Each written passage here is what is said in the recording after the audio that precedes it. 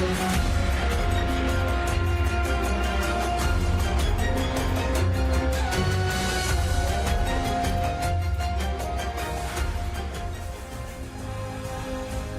afternoon and welcome to the King Abdulaziz racecourse here in Riyadh. My name is Tom Humphreys. Thank you for joining us on the Jcsa English speaking channel, and I am delighted to say that I am joined by Rory Delaghi, and you've been in really good form the last weekend, 15 winners out of 36 races. Well, I thought I had to send Mark Francis home with his tail between his legs after he'd beaten me the previous week.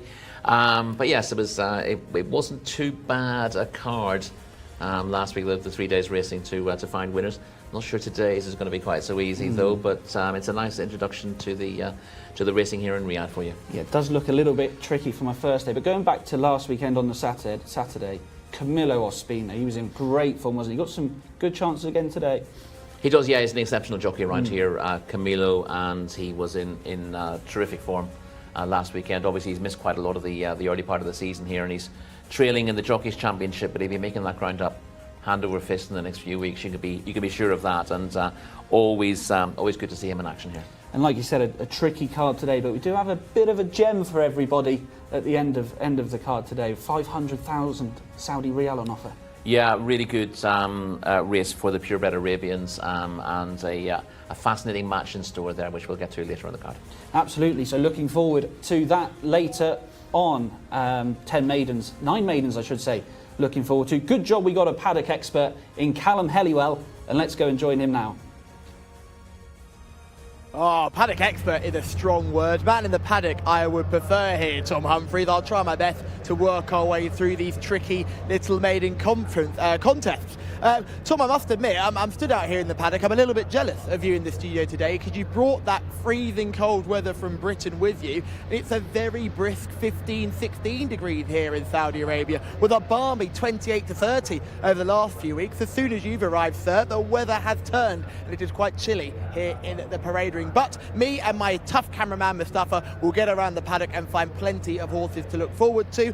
The race I'm actually looking forward to is not that purebred Arabian contest. I'm really looking forward to race number 4, the Fillies Open. You've got Alfis Saleh coming back to racing in Riyadh. She was a star last year, bumped into a few smart fillies in her time, but she certainly is one to keep an eye on. She's an exciting filly going forward, and she's only 4. She was good at 3. Hopefully she'll be even better now. She's getting a little bit older, and I've got plenty to like about her. But Tom, I'm really getting stuck into this card. Tell me, is there anything more you want to talk about? Well, I suppose the first race is a decent looking event with Aid Al Nazar going close last time. And if you are with us, if you're watching from home for the first time, or you're watching plenty of times before, get in touch with your tips, whether you want to ask us any questions or if you just want to say hello on the YouTube channel. So do please get in touch with us. And look, first race coming up. Let's get over to Gareth Topham for the first time today to take us through the runners and riders. Yeah, cheers, Tom. Hi to you, Rory, Callum, and everyone watching. Our first race of 12 is a locally bred horses maiden and a big field, 17. Number 1 is Eid Al Nazar with Fahid Al Faradi. Number 2, Hafid Cheetah, Mohammed Al Nefsi. Number 3 is Kabat with Abdullah Al Credis. Number 4, Majid Saleh, Ali Al Mutib takes the ride. Next is number 6, Mr. Mansour, Tariq Al Mansour on board. 7 is Yasser Al Bal, Mohammed Al Ubail. Number 8 is Al Kaman of the Mount of Camillo Ospina. Number 9 is Mayo Day with Ahmed Al Tayyar. 10 is Moajay Tazom with Khalid Al Mamoni. Number 11 is Noom Najid with Azuz Al Yesh. Number 12, Romanilla, Osama Al Sharani taking the ride. Over the page. Number 13 is Tafe Al Aldareo with Rayan Al Tuesh. Number 14, That Al Sharaf, Abdullah Al Saeed. 15 is Trident, Ayad Al Tarisi. Scratch the 16, Wudhu Al Sham. Number 17 is Wood Kolar with M. Alisa now taking the ride. And 18, Zinata Alafras with Abdullah Al Lorfi. Scratch numbers 19 and 20. A field of 17 then for our opening contest, and it's back to the guys in the studio. Thank you very much, Gareth. As you can see, the horse is just milling around in the pre-parade ring. Big field for our first race of the day here, Rory, and may as well start with the top horse here, Aid Al Nazar, number 1. Good effort last time out and finishing second. Yeah, he's got a rating of 66, Aid Al Nazar, and certainly his best effort, his most eye-catching effort, came last time out. Just missed the break over 1,400 metres from what was a fairly good draw that day, but showed really good speed to lead on the turn, but probably did too much in front and was caught close home over that 1,400 metres. On that evidence, a drop to 1,200 will suit him, but he does need to get away well from the stalls as opposed to how he did last week, because you can't miss the break from stall 15 and get forward to lead.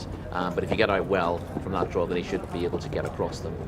So the key is whether he's able to break a little bit more alertly than he did last time out. That's what I was going to ask you. Dropping back to this 1,200 metres of the 6 foot, if he does miss the break out wide here, I know he showed early speed last time, but that would have to be a big worry if he misses it again. Yeah, I mean, you can miss a beat at the start from an inside stall here, and if you see we'll see from the shots of the early part of the races, you usually have a bit of space so you can move forward into. But if you're drawn wide and you don't get away well, you're pretty much lost this proportion. You've got to sit where you are and hope that you get the breaks, because being rushed up out wide from a poor draw, you're using too much energy in the first place, but it's difficult to get past horses there, because horses who've got away well from the inside and the middle are going to be hard to pass into that first bend. So it is absolutely crucial for Aid Al Nazar that he gets away in terms. Yeah. And like we said, finished off strongly last time, but when you do see the last couple of furlongs, yes, he was up there, but he doesn't show the very start. And if he brings that sort of form, here he is just off the home bend, and he shows a nice turn of foot here. I remember when this lad ran, Mark Francis said maybe the cheek piece instead of the blinkers. I think he just was he just getting a bit tired first run for a while? Yeah, he did, but also because he had to use up a bit of petrol in the early stages to get into a good position. He didn't lose a huge amount of ground at the start, but clearly he's a horse who would like to make the running, and he's had to use a little bit of the petrol he needed for the finish in the first 200 metres of the race, and that's just let him a little bit short. To be honest, he gets the 1,400 metre well enough, but given the speed he showed in the middle part of that race, from furlong 1 to furlong 4, this trip should suit. Cool, let's get to Callum in the parade ring.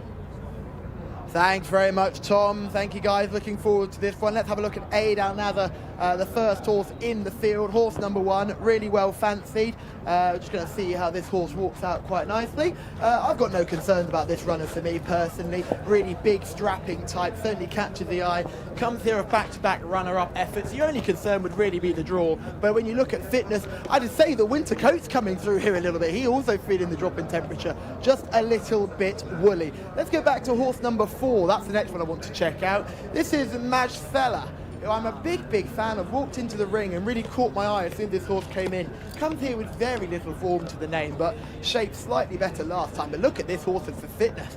Absolutely looks red fit and ready to go here.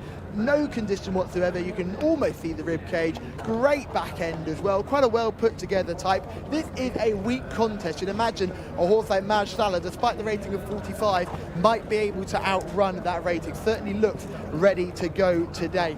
Let's go back to Camillo Ospina's mount. This is Alcon Neuf, horse number 8, immaculately well turned out here. Beautifully platted. The team have done a magnificent job with this runner. Looks really well. Lovely clipping done on this one too. Just if there were the best turned out award, it would go to the 8 here, Alcon Neuf. I've only had the one start and will certainly build on that. This is a fairly simple maiden. It would be no surprise to see this horse come forward. But arguably, I'd say fitness. This horse should step forward a little bit more for fitness. Still carrying a little bit of condition, but looks in really good shape. Looks really well within himself. Looking forward to seeing how he gets on. Finally, we'll go back to horse number 15. This is Trident, a big strapping type of a horse here. Looking forward to seeing how this one gets on. Ed Al Tarisi is doing the steering here. We're just seeing him in the turquoise and black coming towards us now. A real eye catcher. Look how well he stands out in the parade ring. Just a real good looker. Tall, leggy type. Gets a draw in 7 that helps. Comes into this race in a fairly decent amount of form. Looks a well put together type, no doubt. A horse that's clearly taken time to come forward. Just look at the size. But if I had to make a paddock pick, it would be horse number 15. Trident is a pick for me. very much. Callum, interesting thoughts on Alkmaar Noff for Camilo Ospina. 10-1 on the international market. Let's give you a run through on the international market. Your favourite is number 15, Trident, that's 11-4. Aid Al Nazar, who we spoke about earlier, 3-1 second in. 17, Wood Caller at 9-2. 15-2, that Al Sharaf. 10-1 Alkmaar Noff. 10-1 Mojatom.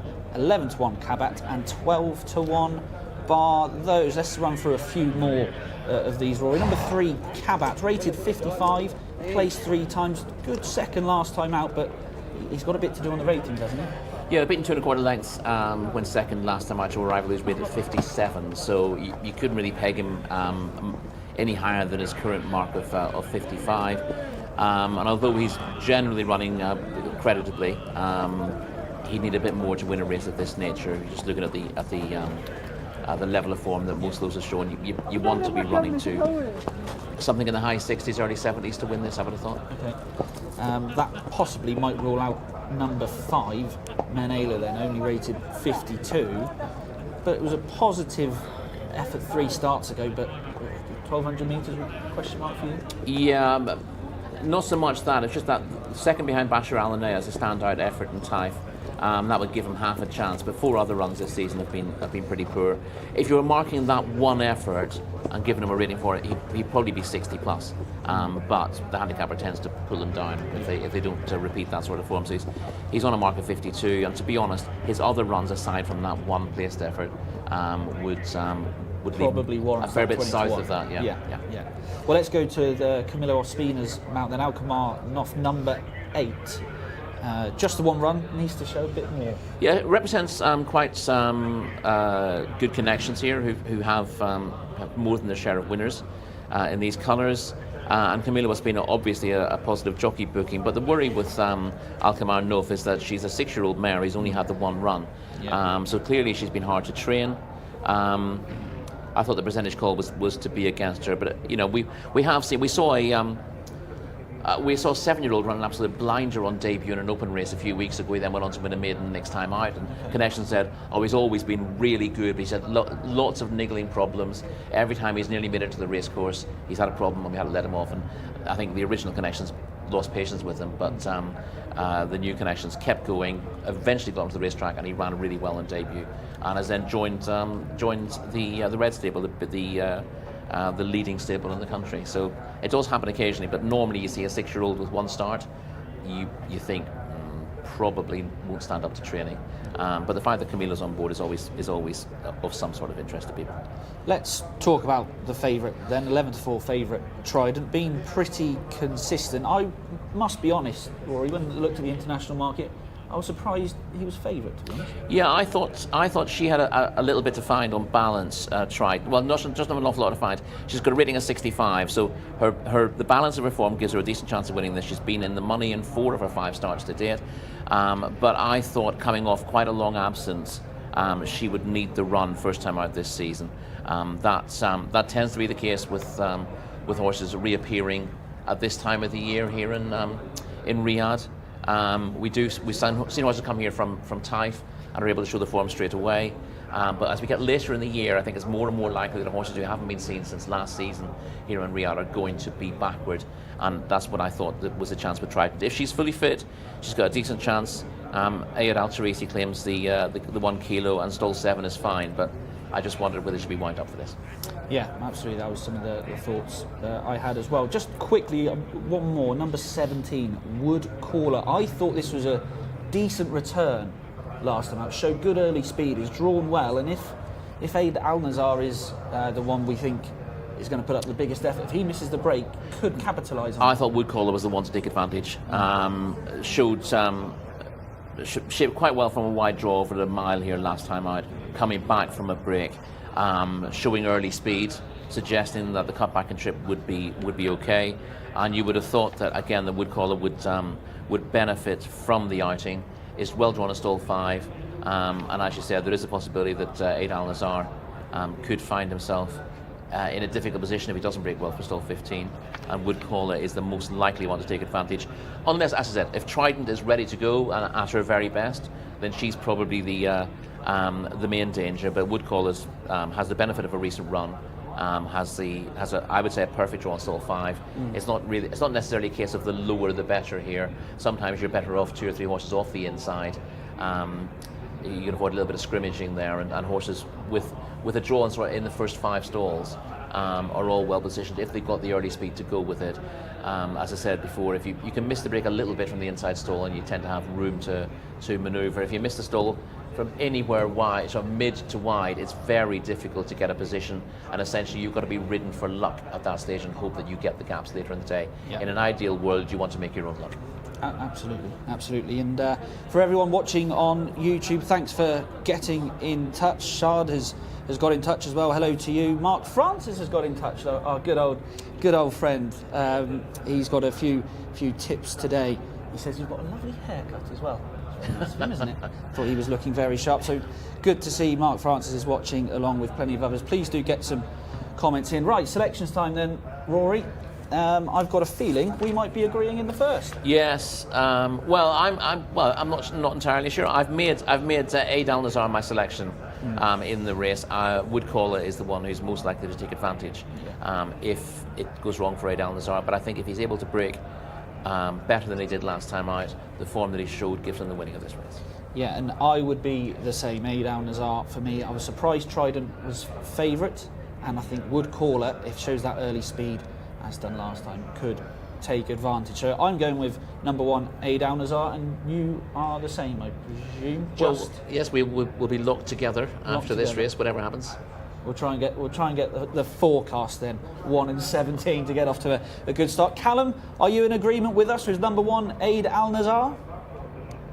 Sorry team, I'm going against you both here. I am going with the returning Trident. I thought she looked in really good shape in the parade ring, not carrying much condition. She looked fit, and we've seen a few of these horses make their first starts and they've struggled, so we don't know whether it will work. But for me, I think Trident had to be the pick of the paddock. I did think Camille's mount, Al Kamanouf, who's only had the 1 star, as Rory alluded to, despite being a 6-year-old now. Remember, 6 rising 7 as well. She'll be 7 years old next month.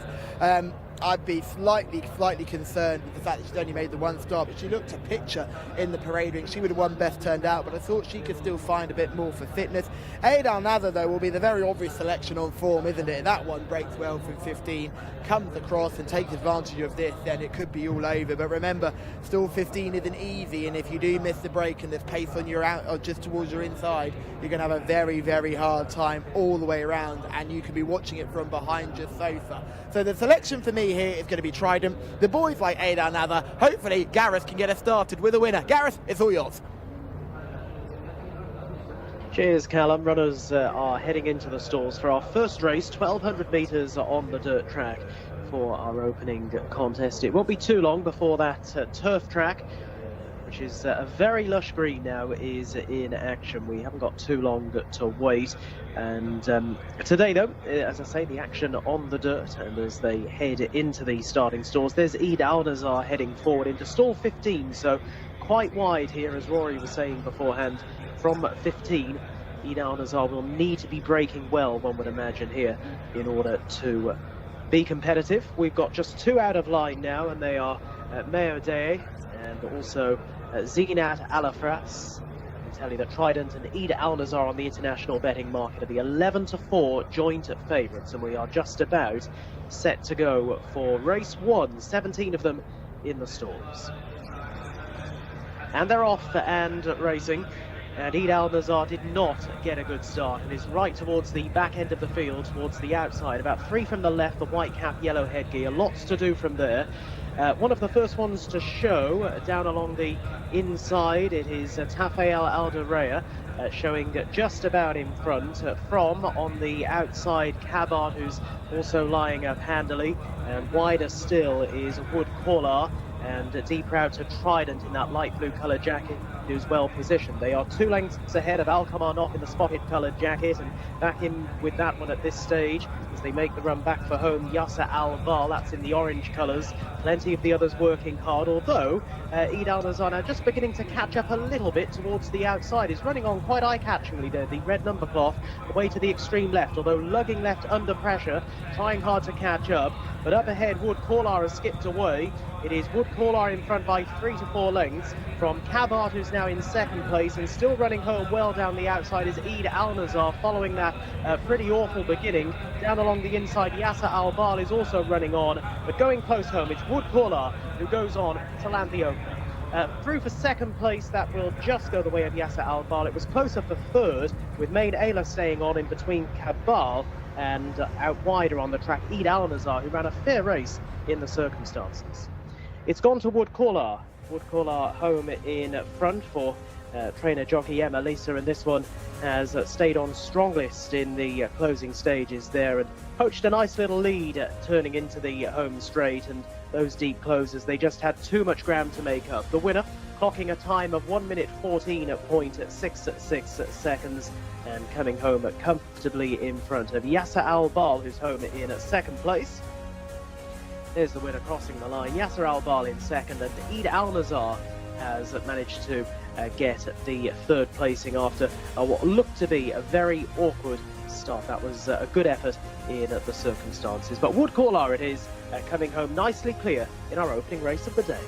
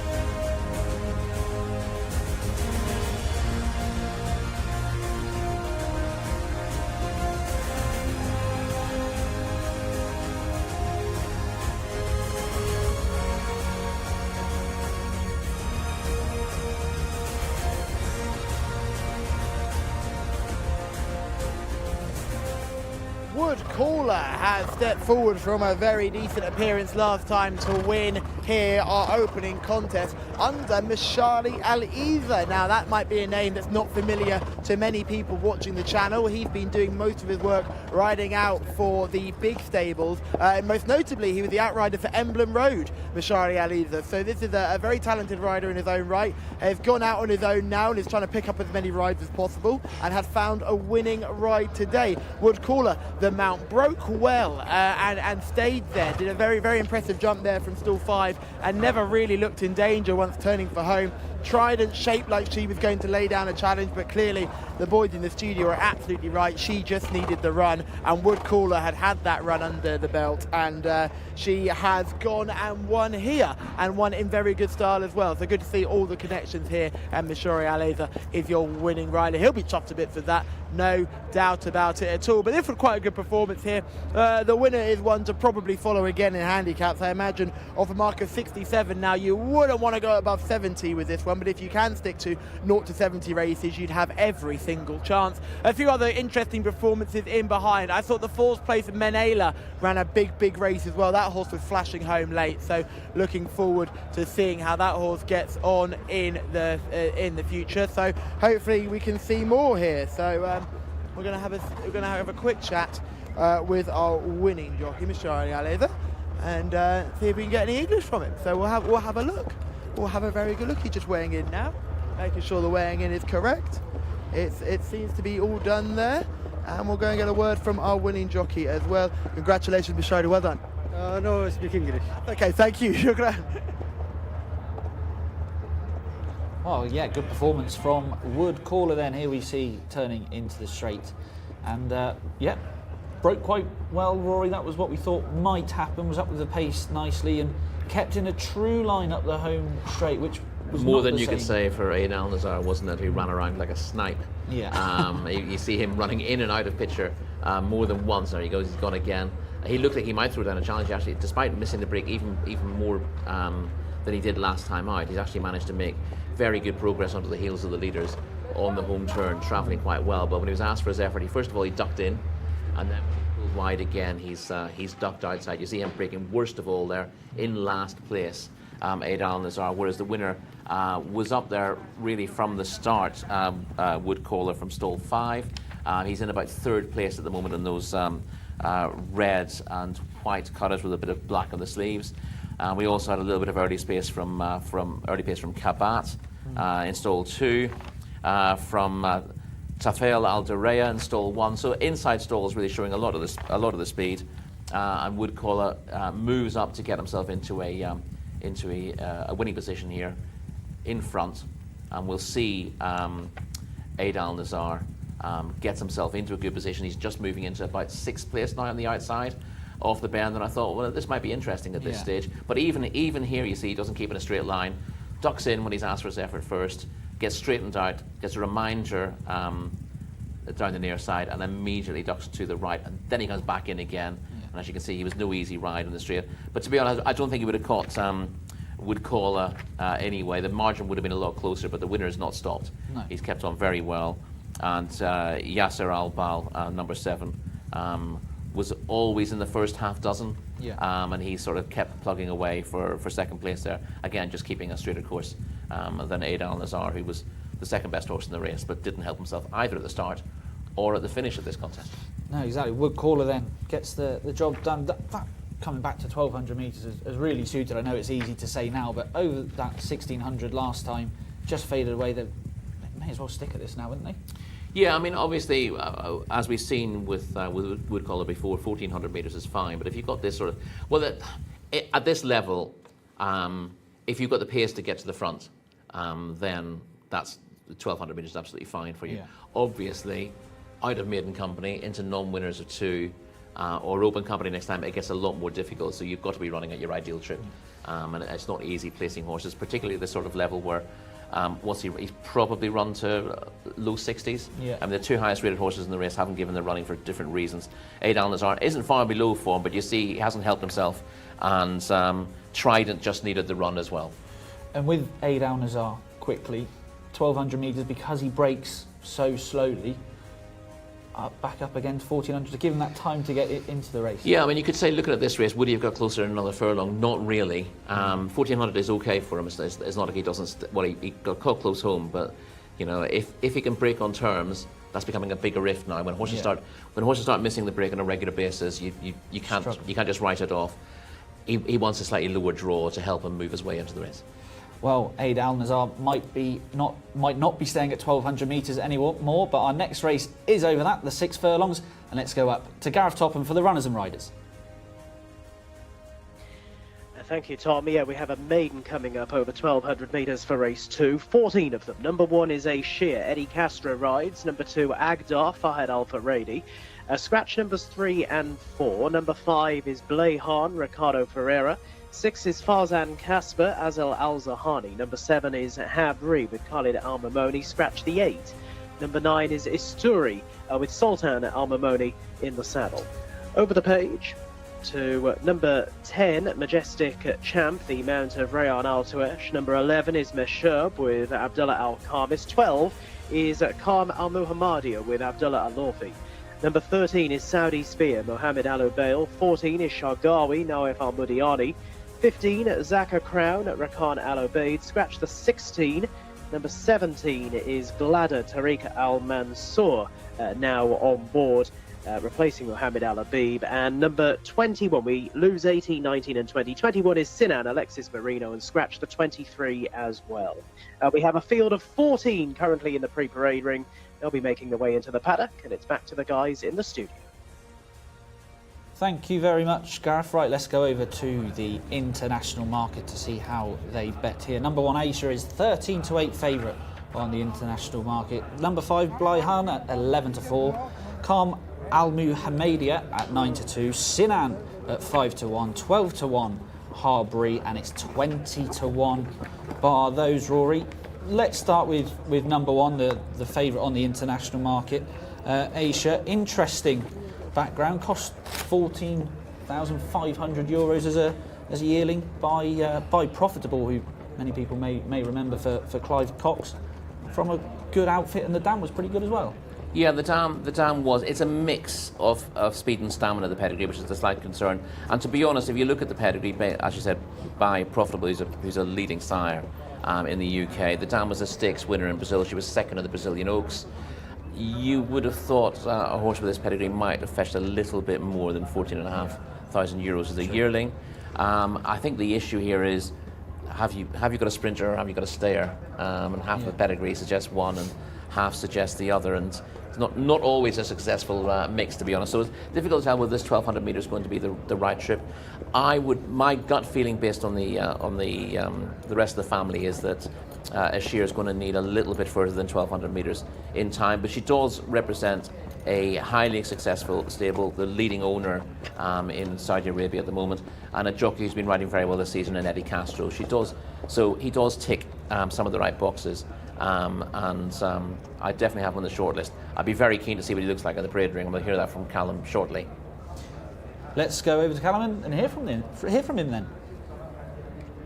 Thank you, team. Yeah, Jcsa, the first horse we're going to look at in the parade ring here, makes debut today, as mentioned by the boys, by Profitable, ridden by Eddie Castro, who had a winner for this stable in the shape of Sayodad over the weekend. So looking forward to seeing how this horse gets on as well. I've got very little negatives to say about this individual, walking out very nicely, taking everything into stride on debut. I say there'd be others that will find this all a bit more daunting, but this horse is taking everything in.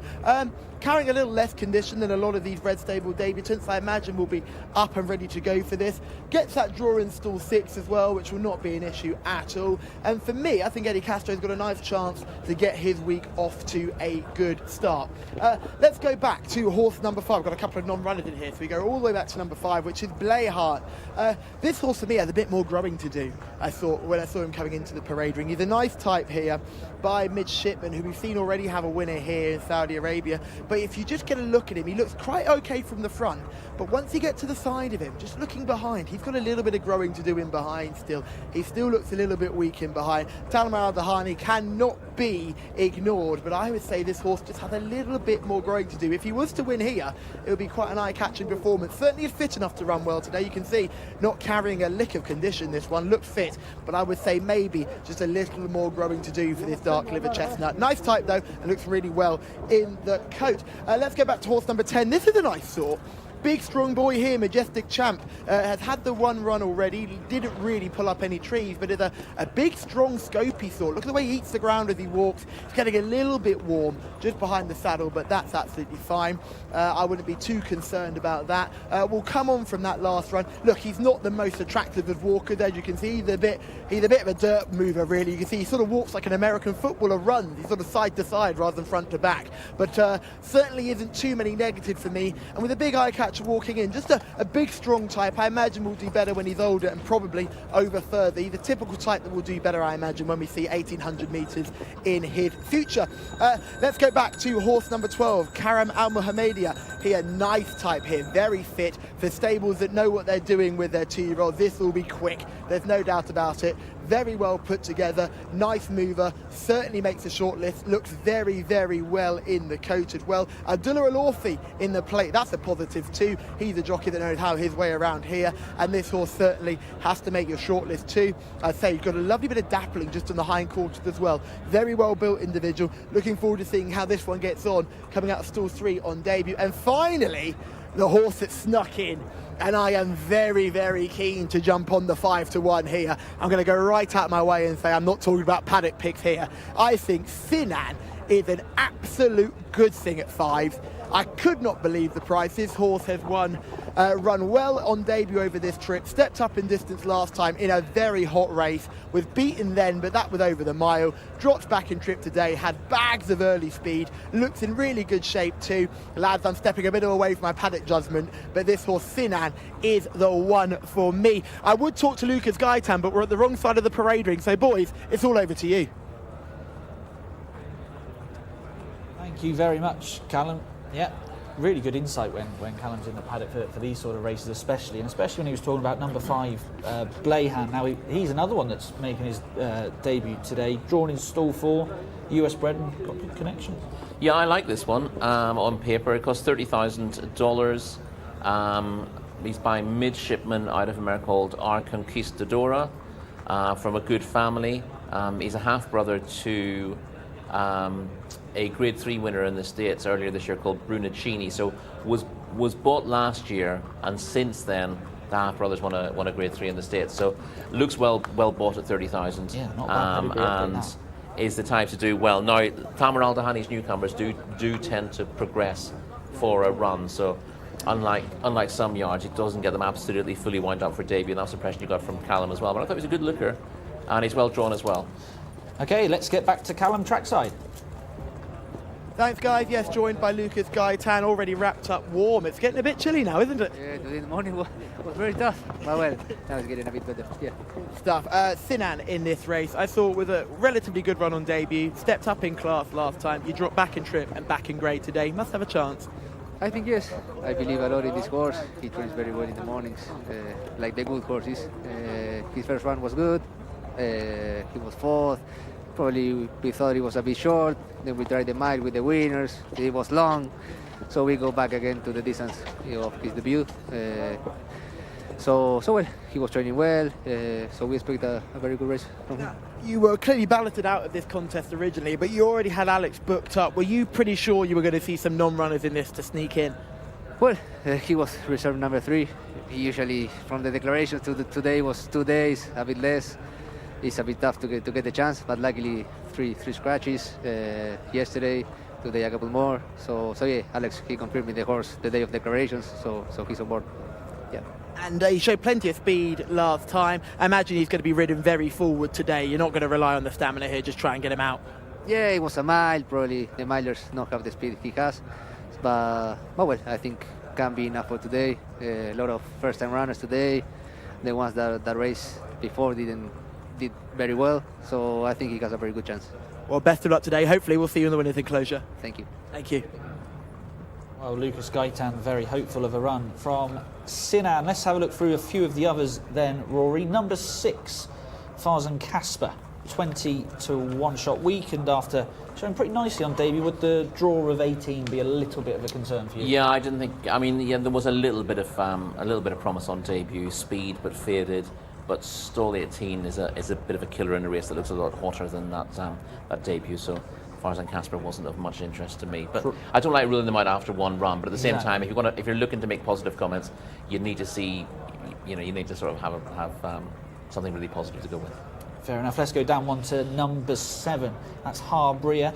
Cost 48,000 from the Doncaster Breeze Up sales. How do you look at these maidens on the dirt, especially if they've come from a European breeze up sale? Is it quite hard to weigh up how they're going to... It is hard to weigh up because I often look at the pedigrees of these and think, well, this is bred to be a fairly precocious 2-year-old, and it's obviously breezed well, and a lot of those who sort of fit the bill, particularly from the US breeze ups, I think, well, this is obviously picked up at Ocala, got a really good pedigree, cost $250,000. This is going to show real speed on debut, and then it'll be tailed off, and you go, okay, yeah, fair enough. Back to square one. Experience counts for an awful lot here, is the bottom line. You often look at a race and go, this doesn't look particularly deep maiden, so something with a good pedigree is liable to win it. But you do have to put a premium on experience at this track. Most horses will adapt to it, but not many adapt straight away. And again, the training regime here means that not many of these horses are drilled to win first time out either. Now, interesting what you say about the US bred side of it. Saudi Spear is US bred. Would you give him much appeal on paper? He is number 13, Saudi Spear. Yeah, so he's to catch the eye a little bit. He's got an interesting pedigree being by Bernardini, out of a maiden who she just ran twice, didn't show an awful lot, and that was sold at the Fasig Tipton sales for $20,000. I thought on pedigree, my gut feeling was that 1200 metres would be sharp for a horse with that kind of pedigree. So liable to need this experience and might be interesting going up to 1600 metres down the line. But again, you are guessing a lot with pedigrees here. And we may as well talk about number 21, Sinan, Lucas Gaitan. Just heard from him, had the 2 runs. Good debut over course and distance, then went up to the mile, and I was surprised they tried a mile, to be honest, last time, Rory. Yeah, he doesn't make many mistakes, Lucas Gaitan. I get the impression from him that this horse has disappointed him a little bit. Okay. Even though it's easy to make. It was in an open race last time, over 1600 metres, ran into a decent horse as well in the shape of Mahalhal, who's well above average. And dropping back into maiden company and to 1200 metres is definitely going to be a plus. But again, reading between the lines with Lucas, he said this works like a good horse in the mornings. I think Lucas is one of those trainers who does expect his horses to win first time out. Yeah. He makes sure that he doesn't just run them when they're 70% fit. He tends to hold off until he's really happy with them, so he gets an idea of exactly where he stands. So when one of his doesn't win or go very close on debut, it's usually a little bit of a negative. It certainly catches the eye in the parade ring. The debut effort gives him a chance as well. I'm just a little concerned about the fact that he's unplaced effectively in 2 runs. Given this is a yard whose horses don't tend to need time, and those horses that have disappointed from the Gaitan yard, they tend to run their best race on debut, run a little bit below that next time out, and then down the field 3rd time, and then they get shipped off somewhere else. So I'm just wondering if he's potentially heading in that mould. But clearly he showed enough that they thought that he was capable of winning a race like this first time out, and Callum's made the case for him. It's easy to make excuses. The only negative I would throw in is the fact that Lucas doesn't usually miss twice with the horses capable of winning a maiden. So we'll see if he gets it right 3rd time of asking. You might have just put me off a little bit there. Or really interesting comments, especially from the Lucas Gaitan yard. Probably down for selection time then, Rory. Which way are you swaying here? Well, I have gone with Blayhan. And again, every time I go with a newcomer, I end up kicking myself and going, must remember to go with these experienced horses. But because I was a little bit negative about Gaitan's horse, I thought Blayhan for Thamar Al-Dahani and the excellent Ricardo Sosa Ferreira. We haven't really mentioned him as a jockey here today yet, but just a tremendous jockey who doesn't ride in Taif because he's committed to ride in France, the flat season there. He was champion jockey in Spain last season as well. They obviously got limited racing there, so he only comes for the Riyadh season. But when he comes here, he lights the place up. He's an excellent judge. Horses run for him, and I always like to have him on side. So Blayhan for Rory, that's number 5, 11-4 shot on the international market. I'm still going to stick with the Lucas Gaitan runner Sinan. I think a return to 1200 metres should suit, but your comments have worried me a touch. There's a really good shot of the horses milling round down at the start. So let's go over and see what Callum Helliwell fancies in race number 2. Thanks, Tom. Yeah, Blayhan, I think, looks really fit. I just think that horse needs to grow a little bit more, so it would be very exciting if he could win on debut. I have to give my shout to Sinan as well, sharing the thoughts of Tom, and Karam Al Muhammadia coming out of stall 3, the horse in the noseband, just coming out of shot now. That is a horse you have to watch out for. That will show blazing early speed. But Sinan is the pick for me. So Tom Humphreys and I teaming up here. Gareth Topham, it's over to you. And the runners heading forward then for this, our second race of the day. Maiden contest over the 1200 metres and the 14 of them. And we're around about halfway through loading. One still to head forward will be Gladder, that one into stall 1. Much wider out. Isturi there went forward into 16.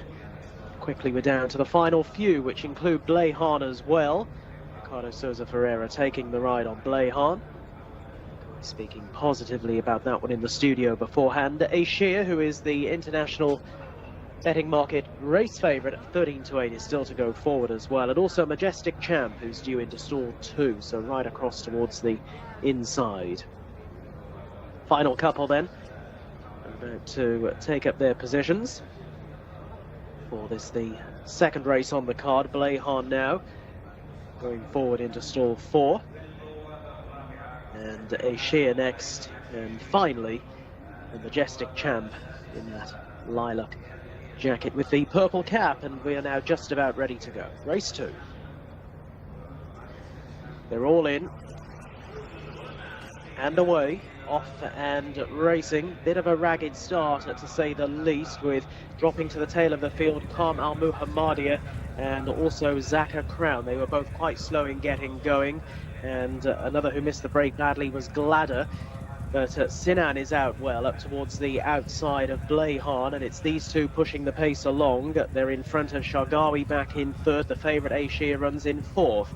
And then another 2 lengths further back off those as they make the turn back for the straight. Mashurb with out a little bit wider is Story racing next, and then comes Farzan Kasper. They make the run back towards the entrance to the home straight. Agdar took a bit of a false step on the home turn and has dropped right away, but Sinan and Alexis Marino lead by 2 lengths, passing the 400-metre marker. Second position, Blayhan is giving chase, but has been for a while. That one in turn is clear. Some green horses in behind. Racing into the concluding stages, Sinan is going to get it right this afternoon, pulling right away in the latter stages. Sinan's going to break his duck in the hands of Alexis Marino, always prominent, scores well with Blayhan home in second. That one in turn nicely away, through for third. That will just go the way of Habria, who ran on. Habria with Mashurb down the outside, but it's a win, a comfortable win there for Sinan and Alexis Marino. This is the reserve that got in. Callum very, very keen on this one beforehand. He threw the paddock eye catchers out of the window, and he gave this one a very, very positive mention on what he had shown, who he was representing. Tom was also keen on Sinan as well. So all in all, a pretty happy result if he followed the guys in there. Scoring in a time of 1 minute 13.62 seconds, and that's a convincing win for this Athbar Racing Stable runner, who gets a well-deserved pat down the neck. 5 lengths is the winning margin from Blayhan, who's home in second place. Ran well, just couldn't keep up with the winner. And Habri has run on from a fairway back to grab third in front of Mashir, who's in fourth. But Sinan turns it into a procession. Race 2.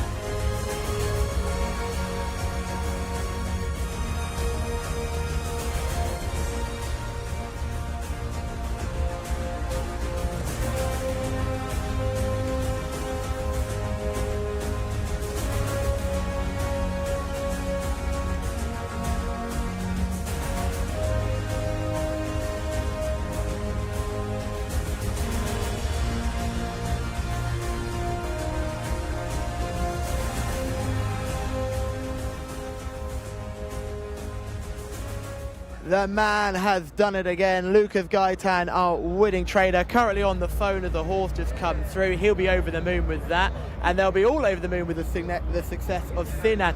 Lucas are clearly on the phone to the big boss there, but that was very impressive. For sure. Yeah, he did very well. He showed the speed he showed last race. It was a bit long, but today, perfect distance for him. I think for the moment, 1-2 or 1-4 is ideal distance. But he showed what we think in the morning, so I'm happy for him. You were very happy. You snuck into the reserve and you got the race win. What would be the targets next time out? Where will you go? Because you've kind of missed the early Riyadh season 2-year-old form. Yeah, he was training very well in time, but we waited for Riyadh. Now we have to see in the distance what we can target.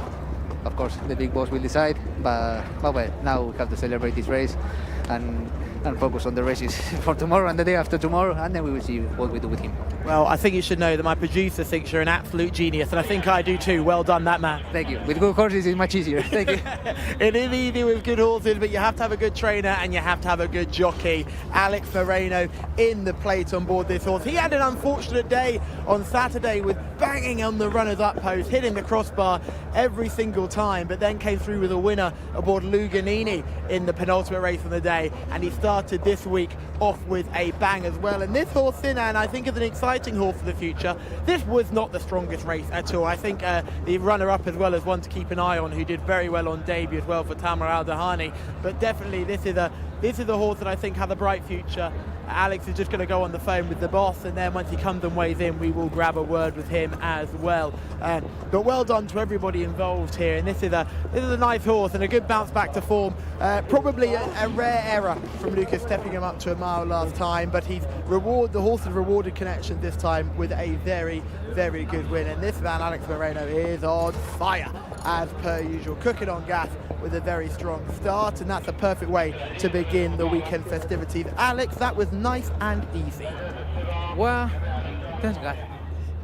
Well, he was good, you know. He finished fourth the first time, 1,200, and then he got mile. He did nothing, but today he wasn't a good performance. So. Were you disappointed with that run over a mile last time? Did you think he'd be better than he actually was? Well, I'm not disappointed in him because I know he's a sprint horse. So I think 1 mile are gonna be a long for him, you know. Well, it does wipe out the Saudi Derby for him, but there are plenty of other options over 1,200, 1,400. There's lots of sprint choices that he could run in. Is he good enough to win those cup races at a shorter trip? Well, the truth now, no, but he can improve. You know, he's a young horse, so we will see what's going on. Well, hopefully you can ride plenty more winners this week. Well done for Luganini last week and a good start this week. Thank you very much. Thank you. Yes, completely different ride here from what Luganini did the other. That was a really good patient ride, but from the front, Sinan, we thought he'd get to the front, but how long he'd stay there for, Rory. But fair play to him. He showed some guts down that home straight. 'Cause on the home turn, I thought, well, here we go. You've got to really see what you're made of here, and he did stick to his task well and ran all the way to the line. He did, yeah. I mean, obviously he's putting his experience to good use. My only concern pre-race is that, you know, under normal circumstances, horses showed what he did on debut and then was in a tough race over a trip. He probably didn't stay a second time. You'd be pretty positive about him. But Lucas's, you know, the good horses do tend to win straight away. There aren't too many late bloomers there, and I was just wondering whether he would show the necessary improvement to win a race like this. But he's done it nicely. Several of these missing the break quite badly in the end. And to be honest, from a very early stage, this boiled down to the main two. Blehan up on the inside, Sinan out wide, and they settled down to battle it out. Shargawi, the horse in third in the orange colours there, a relative outsider who stuck with them for most of the race.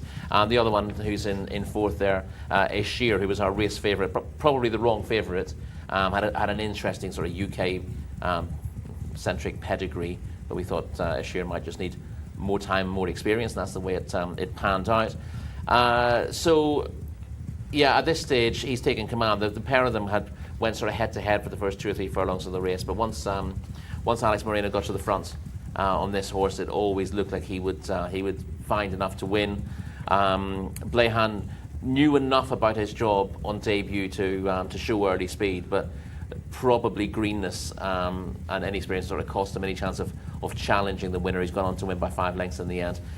We saw late progress from Habri, who wasn't particularly well placed in the early stages of the race from a bad draw, but that one stayed on nicely in the end to finish third. That was an interesting enough one on paper, another of the newcomers with an interesting pedigree. You see him a fair way back in the field at this stage. Right, we can't even see him. He's so far back in the field, but in the yellow colours he runs on to nick a share of the placings. But this is a good performance from the winner, who proved that he's not just a good workhorse by winning this in a half decent time for a race of its nature, and no doubt he'll go on to contest better races than this. It won't necessarily be very easy to place.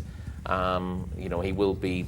The stable do like to have their horses in good contests, so he's liable to be straight up to open company next time out, and he'll need to show a little bit more mettle to win that. But certainly knuckled down well today, and you wouldn't crab anything he's done on the day.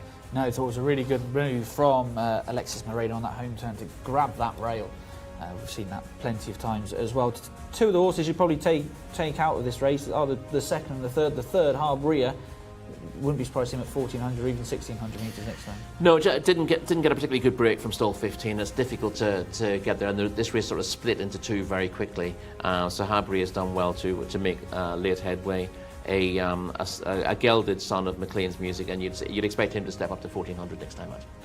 Sinan, the winner then of our second race for Lucas Gaitan and Alexis Moreno. Coming up next is a colts and gelding maiden, again over the 1200 metres, this time for the 3-year-olds. Let's go and rejoin Gareth for the runners and riders. Cheers, Tom. Yeah, we have 18 of them this time. Number 1 is Abu Forzan with Mohamed Al Yami. Number 2 is Ain Al Saheb with Camilo Ospina. Number 3, Al Osam Al Saudi, Tariq Al Mansour. Number 4 is Barhas with Fawaz Wanas. Number 5 is Estala Shana with Ayad Al Tarisi. Number 6 is Ektasasi with partnering this one, Fawaz Wanas on Barhas, Ayad Al Tarisi, Ektasasi, number 6. Number 7 is Faisal Al Saad, Abdulaziz Al Faradi on board. Over the page to number 8, Max Sabi with on board Emal Nefsi. Number 9 is Moatazem, the mount of Fahed Al Faradi. Scratch the 10. Number 11 is Prince of Glory, Abdullah Al Khamis. 12 is Kade with Khalid Al Mamoni. 13 is Saif Al Hijaz with Abdullah Al Credis. Number 14 is Salam Allah with Rakan Al Obeid. Over the page to 15, Sama Al Janar with Yasser Al Bakawi. Number 16 is Taif Al Janoub with Alexis Marino. Eddie Castro on board. Number 17, Fawab. 18 is Yakvek Shara with Muhammad Al Nassar. And 19 is Great News with Al Ferouz taking ride. 20, 21 and 22 are all out, along with the 10, and as runners make their way into the paddock, we'll head down there and join Callum. Thank you very much, Gareth. Pleased to be joined by Prince Abdulaziz, who's taken the time to join us on the English channel. Firstly, sir, how are you? Okay, thank you very much. You have Prince of Glory in this race, one of many good horses in your stable. Yeah, we're trying our best, to get the best out of them, and we'll keep carry on, I hope so. You have a very, very exciting 2-year-old, the fastest 2-year-old in Saudi Arabia so far. That must be a real pleasure to have. I hope he will be the fastest, inshallah. But you have competitions coming, and then we'll see where he run the next time. If he run and win, then he will guarantee to go to the King Abdulaziz Cup. And then they will be delighted, With a horse like him, we know how important a race like the Saudi Derby is over the mile. But with a horse like him, would you be tempted to try and step him up in trip, or are you happy to stay at the sprint? No, I avoid. I'm a kind of trainer. Avoid competitions till when they have to bump ahead. You cannot keep going kill them in the early with the hard races and then they flunk.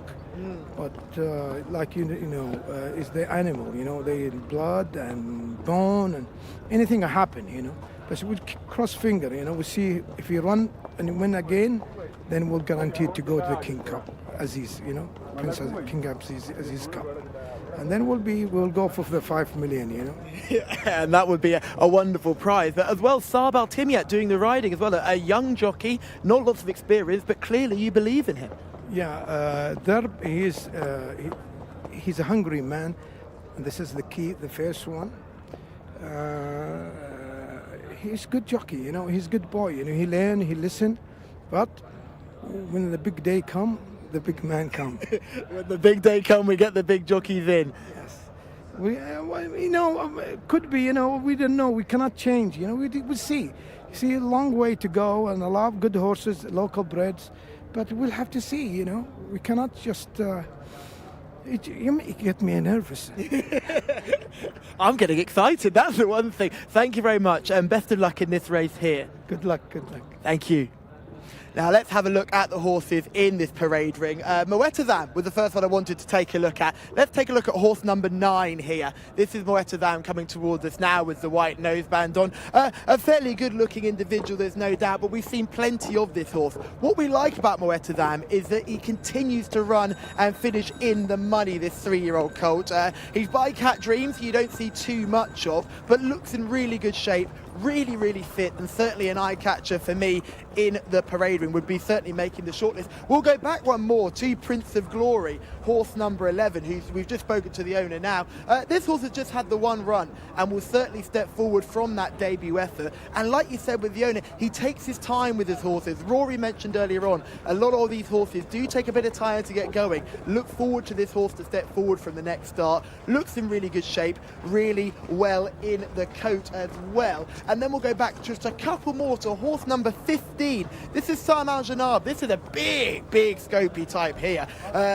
Just coming towards us now. Horse number 15 in front of us. This is on debut. Really scopy, exciting type here. Certainly carrying a little bit of condition. Will do better in the future, but certainly one to keep on the right side of. Maybe put this in your Saudi notebooks for the future. But for me, Moettazam is the paddock pick. Thanks, Callum. Yeah, interesting comments about number 15, Salm Al-Janab. Maybe not today, but did look a cracker in the parade ring. Let's go and have a look at what they're saying on the international market. Number 17, Thawab, is your 13-8 favourite coming out of stall 6. Number 16, Taif Al-Janoub at 9-4. The market is suggesting it's just a 2-horse race. Third in, number 2, Ain Al-Sahab, with that man Camilo Ospina on board at 7-1. Moettazam, the same price, 7-1. He's number 9. Number 7, Faisal Al-Sad, 10-1. The same about number 8, Makasabi, and it's 14-1 bar those, Rory. And let's start with Camilo Ospina's mount, number 2, Ain Al-Sahab. Good second over course and distance last time out. Yes, not the most consistent in the world, Ain Al-Sahab. With a rating of 60 though, is good enough to make an impact here on one of his going days. Was back to his best when second to Amni and of course in distance maiden last time. I did think he was seeing the best effect from a good draw that day, but he's got solid place claims again of putting his best foot forward. I do prefer others for win purposes though. Okay, down to number 7, who's a bit of a 10-1 shot. Faisal Al-Sad, sorry, number 7. He was behind Ain Al-Sahab last time. Any reason why he could overturn that form? Not really. He's got a rating of 57, but he's not from 13, and he rarely gets into the frame. So I thought a mark of 57 was a little flattering to him in terms of what he's done as a whole. He's got an outside. He could get in the money. You know, he's got enough. He's got enough bits and pieces of form to think he could finish 4th or 5th in this race. But I'd be surprised if he was a major player. Number 9, Moettazam, 7-1 shot. He's pretty consistent without getting his head in front. Has he been overlooked in the market, do you think? I think so. He's my second best in this contest. He's fully exposed. Like Callum said, we've seen plenty of him. He's had his chances, but he's been in the money on all 4 starts since his return to racing, and you can't really knock those efforts. As Callum said, you know, he's quite a big horse. He's maybe taken a little bit of time to get fit, but he looks fully fit now. His last 4 runs have been on a similar sort of level. He's got a rating of 54, but you'd much rather have him than Faisal Al-Sad. He's rated £3 higher. There's no, if you look at the balance of their form, there's no doubt you'd say Moettazam has got the better form of late. But again, because he took time to find his form, he started off in a very low mark, and because he's getting beaten in maidens, the handicapper's not putting him up an awful lot. You'd probably see these horses treated slightly differently if they were being campaigned for handicaps, but they don't. That's not the way they tend to race here. So I thought Moettazam was very likely to be placed at least here. Okay, let's go towards the top of the market. Let's go with the market leader, Thawab, at 13-8. This is when we're going to see him finishing 4th at Taif over 1,400 metres in September. What did you make of? Is he the worthy market leader? Yeah, I think he probably is. But I mean, he does have limitations as well, and you'll see it in this race. He swung off the bend looking the likely winner here at Taif, but he wanders around in front, and he definitely flattens out late to finish 4th. This was a little bit underwhelming from him. He's had 7 starts. He's been placed a couple of times. he was entitled to go very close. This was in a 0-70 handicap last time out. So again, he's meeting a slightly better class of horse. They tend to be competitive races. This local bred maiden, where nothing's got a rating higher than 70, is a weaker contest. So Thawab can't have any excuses here. I think he'll be happier on this track rather than the deep surface of Taif, because he didn't look entirely happy striding out in the last furlong there. So track trip should be absolutely fine for him. Stall 6 is also positive. Eddie Castro riding well. It's one of those, everything is aligned for him. If he's not good enough to win this race, then you have to worry about when he will put his head in front. But he's solid. He deserves to be favourite. I thought he was a much more solid proposition than the one who's challenging for favouritism. Taif Al Janoub is the one above him on the race card, number 16. Both of his placings last season came over 1,600 metres. He's been off for a fair while since the last of those runs, and drops back to 1,200 metres for his return. Now, that strikes me as a run to blow away the cobwebs. Yeah. And he might, the best of his form from last season, we'll certainly see him in the frame. But we saw one with a big chance in our first race who again, looked fit in the paddock, raced prominently in the race, but didn't get home. They've got to be hard fit here, and I wonder whether number 16, Taif Al Janoub, will be fit enough to do himself justice on the day. Oh, interesting regarding your comments regarding Moatazem. He's been snipped into 6-1 from 7-1 now. I suppose it's selection time, Rory. Is it between Thawab and Moatazem for you? Yeah, well, listen, if I was having a bet in this race, I'd probably go with Moatazem each way. But when we're picking horses here, it's win only or nothing. No one cares about the price. I heard your stance so on this. Yeah, so Thawab is the one you have to go with in that kind of scenario. Yeah. So hopefully he gets the message today and realises that this is his for the taking.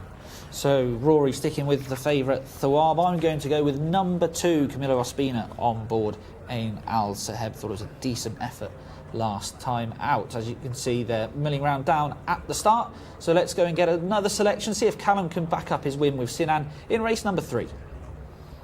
Oh, that would be nice, wouldn't it? That would be very nice. I think you've made a very good point there, Tom. Ain Al Saheb, Camilo Ospina, outside rides, well worth keeping an eye on. So best of luck with that selection. Rory, you're a brave man with Thawab. I thought he looked quite one-paced over in Taif. But again, you say that was a tougher race than this. So I totally understand why you've made your selection, because this is not the strongest race you'll ever see. And it looks like there for the taking if Thawab can run at his absolute best. I just don't quite know what that level is. But Moatazem will be the pick for me, the paddock pick. Clearly always runs well into the money. You'd just be slightly concerned that he's not even threatened to win a race at the moment. But this could be an opportunity. This looks like an easier task. We've got a similar horse in Behaz Al-Bari coming up later on in the card that I know Rory and I absolutely adore here in Saudi Arabia. He's got no ability, but this looks like a race he could win coming up. So very similar here. So if Moatazem can win this, it'll be all aboard the Behaz Al-Bari bus later on in the card. But as they're loading up, I'll go through selections one more time. Moatazem is the pick for me. Thawab is the pick for Rory, and Ain Al Saheb is the pick for Tom. So hopefully one of those will get across the line in front. Gareth Topham, you called me home a winner last time. Can you do it again? I'd like to think so, Callum. Runners are heading behind for this locally bred Colts and Geldings maiden here. 1,200 metres on the dirt once again. The first handful of runners have gone in. Prince of Glory in the spotted jacket will be one of the next to load up. They're heading forward is Great News, the bottom horse here, into stall 7. This is a reserve that got in. Can scratch the 5 here as well, by the way. Itala Shana not with the field. So 5, 10, 2021 and 22 are the absentees here. They continue to load up. It looks like Ain Al Saheb, who's due into stall 11. It's just dismounted 4 stalls entry. The horse went in. Now the jockey back on board. Final few heading forward here, and it looks as if Abu Forzan, the top horse here, will be one of the last to load up and will be set to go. As a bay, this horse looks fairly grey to me, Abu Forzan. We'll go with grey, I think. due into stall 12. 2 duck eggs next to his name so far, so even though this isn't the strongest of races, we'll have to take a step forward. And we're now just about ready to go. Lined up then for the third.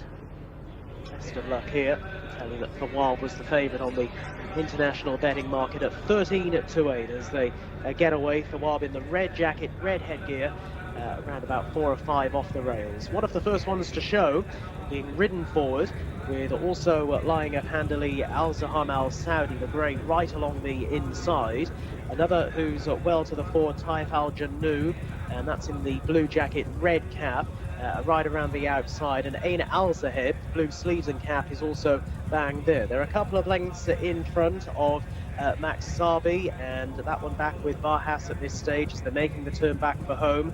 Saif Al-Jahaz is not too far away, and Salam Allah coming around the wide outside, and then Yakfek Sara as they head on in.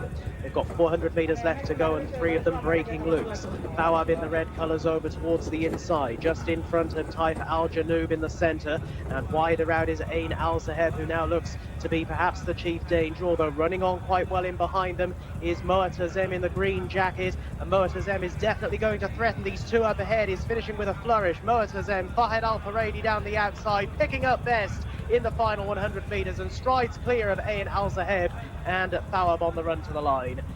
They were a little way in front of Taif Al-Janoub, who finishes in 4th, and then Kade putting in some good late work out wider. Another for Callum Halliwell, well done to Callum here. Mu'tazem, Fahed Al-Faradi staying on strongly down the outside, and in fairness to this son of Cat Dreams, had registered a couple of fairly decent efforts in defeat. It hit the frame on a few numerous occasions prior to today, and that was a nice turn of foot shown to wear down both Fawab and also Ain Al-Zaheb inside the final furlong, and scores in a time just north of 1 minute 14 seconds. 2.5 lengths the gap back to Ain Al-Zaheb at the line, and Fawab, the favourite, has run home in 3rd. But neither of those could resist that strong late run of the winner, who's pulled away in the latter stages. Mu'tazem, another winner for Callum, Lambs Race 3.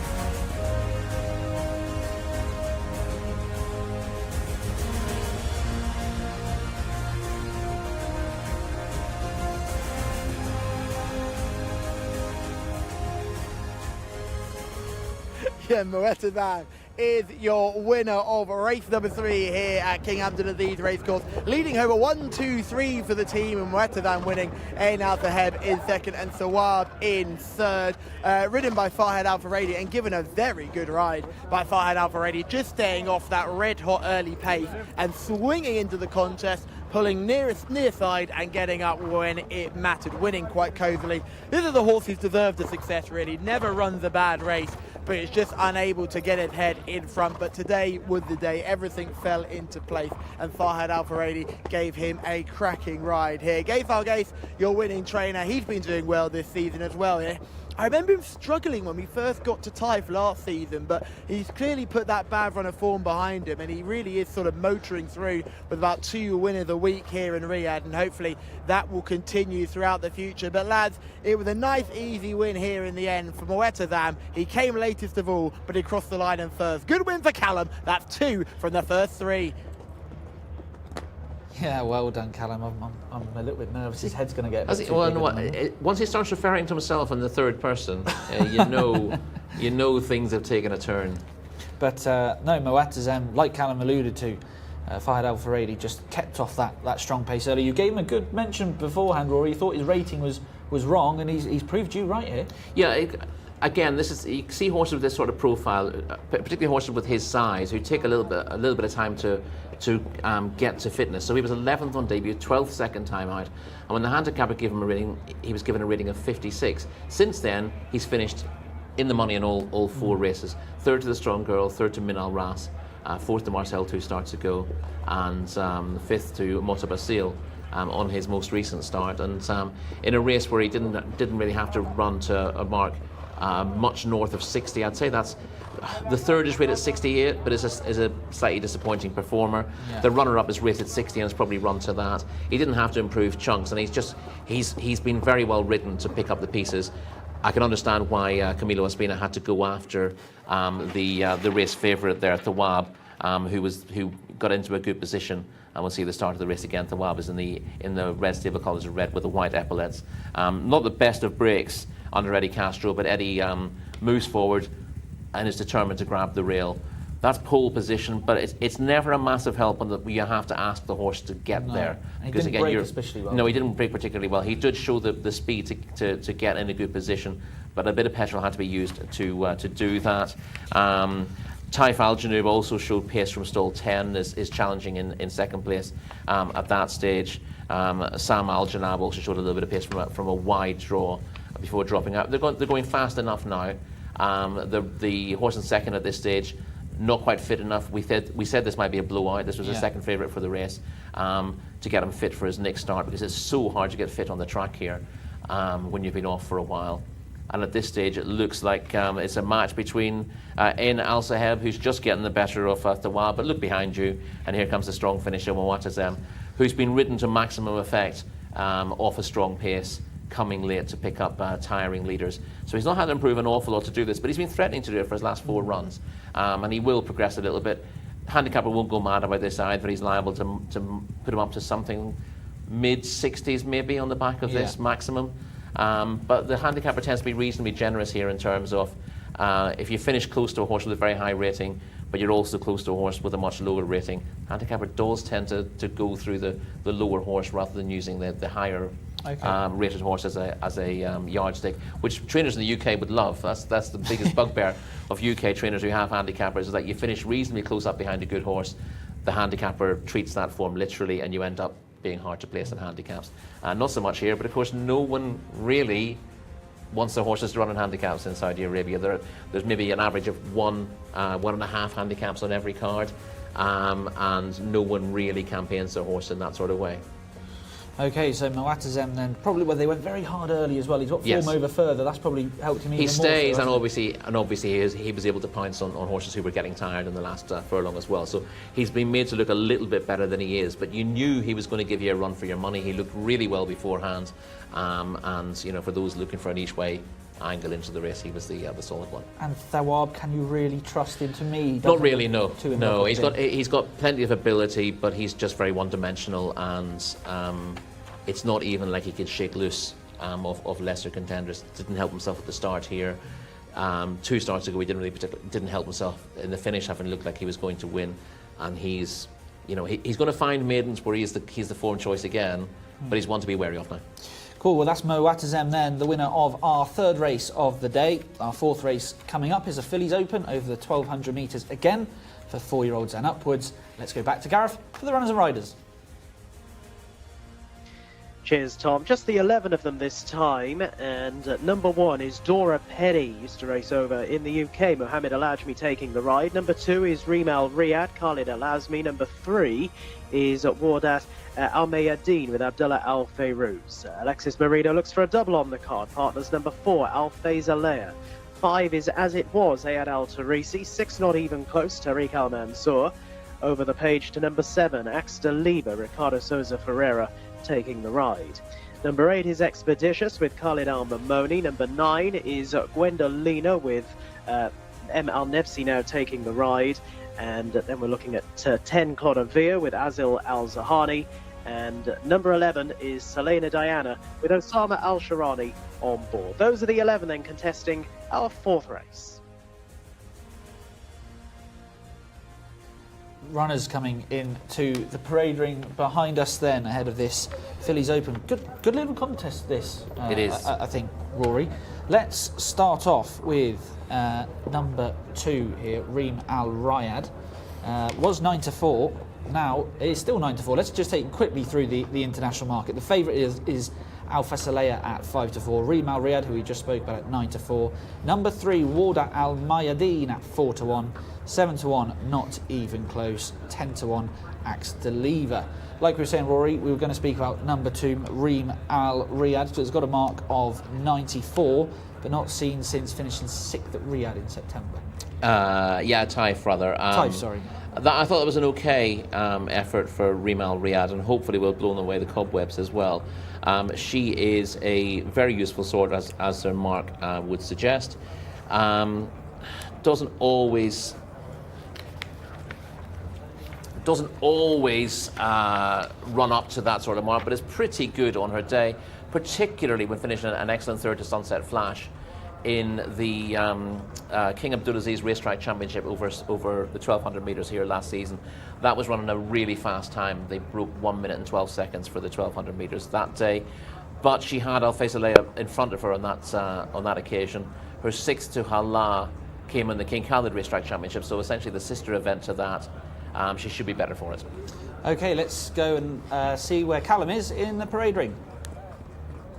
Thank you very much, guys. Yes, this is a corker of a contest. Really looking forward to this. This would probably be my early highlight of the day. Let's start with Reem Al Riyadh, horse number 2. I think the 2 horses in these green colours are really the ones to watch looks-wise. They both looked incredible all the way through. They came down past us as we got going in racing, and in the pre-parade ring, they were also eye-catchers. Reem Al Riyadh comes here with a rating of 94, with a winner on penultimate start, not disgraced last time.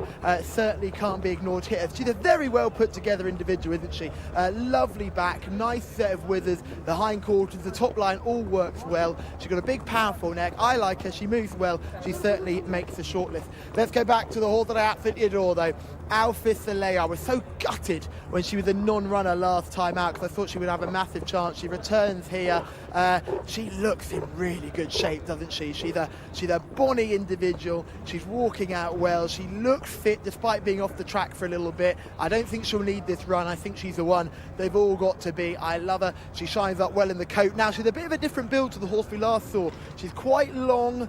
She clearly has a lot to fill that frame, and I think she'll get better the older she gets. So looking forward to seeing how she gets on this season without having to worry about Sunset Flash. Let's go back one more. This is Not Even Close. Horse number 6 coming towards us now. The second of these runners in these green colours. Very different build again. Very similar to the Alpha Saleh build. A lot more of a longer type. Certainly a type that you'd imagine would do better over further than 1200 metres. Doesn't shape to me like a particular sprinter, but looks in really good shape in the coat. Come here off a bit of a losing run as well, but you'd imagine has major place claims here. Then we go back to horse number 8. This is Expeditious. I thought she looked the fittest of all of them in the parade ring. Look at her. She is an absolute ball of muscle. She's a real speedy, sprinty type. She's very, very well put together. She's the type that you'd really, really like just in the visuals. She's a bit jig-joggy, but that's not a concern for me. All the power in the hindquarters. Total dirt type. Look at that poverty line in behind her as well. She's lovely. I do like the look of her. And finally, horse number 10 was one that my good cameraman Mustafa pointed out to me. He said, Clodovea looks fit, and I had to agree with him. Does look fit, looks well in the coat. This might be a bit too tough though. Thank you very much, Callum, and the cameraman for picking out some of the horses. Let's go back to the form. Let's talk about number 3, Rory, Warda Al Mayadeen, rated 87. Finished 9th in the Jcsa Cup last time over the mile of 1,600 metres and was off 4 months. Only try over this trip was a win in a Fillies Open. Yeah, it's gone back a little while. Her last 2 wins have been over 1,400, so she's definitely best short of a mile. This is up against specialist sprinters here, which is a slight question mark. But yeah, it's slightly surprising she's not been raced over 1,200 since that Open win. But yeah, she won an Open over a 1,400 metre last December, a 70 to 86 handicap at Taif in July as well. You can ignore the run last time out. That was a stiff task, and she's got very solid place claims, dropping back in trip here. So I thought she was clear 3rd best, as it were. Well, let's get on to the favourite and let's see her in action. Al Fasalea, number 4 on your race card. This is her finishing 2nd at Taif on September the 28th. Came from quite far back. If you just see, not even close in the green colours, just falling back through the field. What did you make of this effort? Is she the worthy favourite? This is a very strong race. This was the King Khalid Racetrack Championship at Taif. And although she wasn't placed to win, she's run on very strongly through horses to finish 2nd to a smart horse in the shape of Ayadat. She doesn't really want to be giving herself quite so much to do here, but she's got really solid form. And she doesn't normally have to come from this far back either. Again, if you hark back to her best effort last season, that was when finishing a very good 2nd to Sunset Flash in the King Abdulaziz Racetrack Championship over this course and distance. And again, she was close up that day, and that was in a really fast time for the course and distance. If she repeats that form, she wins. Rimal Riyadh was just behind her in 3rd that day. So those two, if they're in the form they showed that day, they should be different class to most of this opposition. And I'd love to see the pair of them at their best, because it'd be good head-to-head between them. 7 to 1 for number 6, not even close. I thought this was quite a big price. I know she probably wasn't seeing the best effect there, but I think going back to this sort of trip might just be eke out some improvement. Yeah, I mean, she's one of 2 in with a solid chance of finishing 3rd, but she has finished behind both Al Faisal and Rimal Riyadh in 3 of her last 5 starts. So she was in that King Khalid Racetrack Championship, the King Abdulaziz Racetrack Championship here last season, and she's run into that pair again in really good races, it has to be said. So I wouldn't knock her too much for finishing behind them, but it does show that she's held by the front 2 on various lines of form, and I think 3rd is probably the best you can do, unless either or of that pair run below form, then she's capable of picking up the pieces. Just going back to the favourite, number 4, Al Fasalaya, would the draw in 9 over this trip be? 9 isn't ideal, but in a smallish field where there's a fair difference between top and bottom, I don't think it'd be a massive problem, as it was, for example, in stall 7. Shouldn't be a massive bother to her. Dear old Dora Penny, who's ideally suited by this trip, she probably hasn't quite got the class for this. I used to work with her breeder and former owner John Babb back in the day as well, so I'm sure he'd be delighted to know that she's still going strong here, but she's not got an easy task from top 1. So I don't think the draw is going to be a massive issue for Al Faisal, but it's always possible. You do want to get close to that rail before the home turn, and if you're parked out wide, even if on paper it looks like you should have a fairly easy path, you just need one horse to stick with you and keep you wide on the track for the first furlong to knock things out of kilter. Well, runners just starting to go down to post. Let's go back to the international market and run you through the market. The favourite, and very strong favourite too, Al Fasalea, 5 to 4. Rimal Riyadh at 9 to 4. Warda Al Mayadeen at 4 to 1. Not even close, 7 to 1. 10 to 1 for Axe de Lever. 12 to 1 Dora Penny. There's As It Was going down to post. Great horsemanship that. We see that a lot here in Saudi, don't we? Yes, yeah. That's As It Was at 25 to 1, and then real big prices the rest. Expeditious, who Callum liked in the paddock, 66 to 1. Gwendolina 66s, as is Clodovere, and Selena Diana at 100 to 1. Let's have a quick talk about number 7, Rory, Axe de Lever. 3 wins from 23 runs, 10 to 1 chance. Got it to do her, hasn't she? On her best form, she's got place claims, Axe de Lever, and she was a pretty useful performer in France. She hasn't quite carried that form forward here. She's shown bits and pieces here, it must be said. And for example, she was she was 7th behind Sail on Silverbird in a good course and distance open last time out, but she's held by As It Was on that form, and that shows that Axteliva, who's rated £9 superior to As It Was, hasn't quite hit the form that she was able to show on turf in France, and that does tend to be the way. Some of these horses just take a year to 18 months to really acclimatise, but mostly you'll just have different levels of ability in 2 different jurisdictions, particularly if you're racing on a different surface and indeed in a different climate. So I think Axteliva is probably best judged in her penultimate race here for the time being, and that means that she's going to struggle here. So we've mentioned the majority here. We'll just do a quick brief of some of the others. As It Was, 25-1, 2 wins from the 22 runs, rated 73. Yeah, obviously, as I said, she was in front of Axteliva in a race won by Sail on Silverbird when she was last seen, but she was well behind Hala in Taif in September, so she's held by Rimal Riyadh on that run.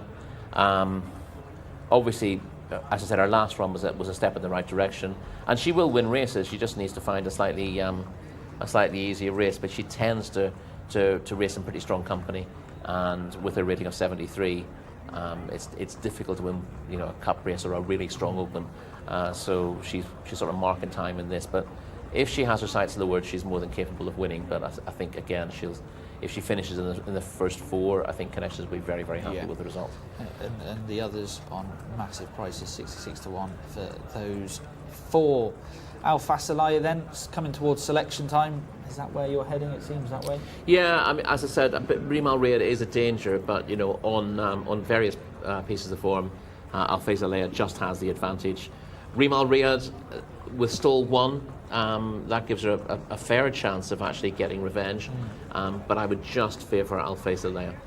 Yeah, I can't make out if 7-1 for Not Even Close is a bit of a price drawn in stall 2. Got out quickly last time. I know was well beaten by Al Fasalaya. I'm going to go with number 3 though. Going to try and get this favourite beat, Warda Al Mayadeen. Think coming back to this sort of trip could be of interest. Runners just circling round down at the start then. Church track looking good from those overhead shots, isn't it? Yeah, really good. Got some really fancy shots in here. If you are just looking at the race card, there is a blue cap on Not Even Close, because they've got the same colours on. Rimal Riyadh in the first colours. Feet out of the irons. I'd really like to see that come into the UK. It really does relax horses when you. Yes, absolutely. It's quite scary to do, and you might have a bit of a squeaky voice by the time you get down to the start. But but again, you see how you basically ride like Fred Archer. Yeah. You have to lean back, and you have to use your pelvis. I'd like to see a little bit more of that, but we seem to be absolutely terrified of it, as if it's a massive negative. But a lot of the jockeys do it here, and horses come out of that parade ring raring to go, and often when they're ridden like that down to the start, very few of them run away, I can tell you that. Yeah, exactly. Really nice to see all the horses relaxed. If you're new to watching racing here, if they're in the middle there, just circling around, it means they're getting their tack readjusted. And if they're behind that white tape, that means the vet's just having a last look at them before they go to post. Let's go down and see what Callum fancies for this race. Thanks, Tom. Yeah, looking forward to this one. It has to be Alfie Falea here. Surprised how fit she looked despite not being seen for a while. So she was a non-runner a few weeks ago. I thought that might have been a bit of a negative for her in the parade ring, but she looked very well to me. Really muscle-bound individual. Expeditious at 66-1 to finish in a place. Would be the sort of stab in the dark if I was going just on looks. May find this all far too tough, having a rating of 61, but looked in absolutely tip-top form. Really just a ball of speed and muscle. Will love being back down at this trip. This will be tough, there's no doubt about it. Comes from 10 as well, which won't help. But yeah, if I was looking at a horse who just really blew me away in the parade ring, who looked fit and ready to do battle today, Expeditious was that one. But the paddock pick, Alfie Falea, has to be the choice there. There was reasons to be concerned, and she's passed all those checks. I've had no concern for me. Rimal Riyadh and Not Even Close, both good-looking runners in their own regard. I'm going to be sticking with Alfie Falea here, boys. Hopefully, she can come home in front. This daughter of the mighty Raja Singh. Gareth Topham, it's over to you. Thank you, Callum. Runners very shortly then will be heading behind the stalls for this Fillies Open. And I can tell you that 5-4 favourite on the international betting market is Al-Faiza Leia, with Rimal Riyadh at 9-4, 4-1 Wardat Al-Mayadeen, with at 7-1, not even close, Axter Lever at 10-1, and it's 12-1 Dora Penny, 25-1 and upwards the other runners as they head behind Axter Lever, the first to slot into the stalls here under Ricardo Souza Ferreira, and heads into stall 3. Also heading in with Axter Lever, the likes of Dora Penny and Rimal Riyadh as well. Do find the loading up process is here very slick indeed, and in the space of just a few seconds, the vast majority of this 11-runner field are in line. Al-Faiza Leia heading forward, then Alexis Marino looking for a double on the card, and now just 2 out of line, and they are Gwendolina and Expeditious, who certainly caught Callum's attention in the paddock beforehand, and a little bit to find on the ratings. We're just about set to go. Al-Faiza Leia a little bit restless in stall 9, but they're ready. And for the 4th race of the day, this Fillies Open, gates crash back, they're off and racing, but blowing the start. Axter Lever will do well to get involved following that beginning, and is some way detached through the opening 200 metres.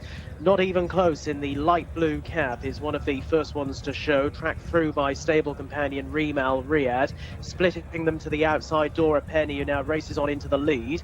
They're followed out a bit wider by Al-Faiza Leia, who gets a toe in just in front of Wardat Al-Mayadeen, and the others headed off on the home turn by Clonavea.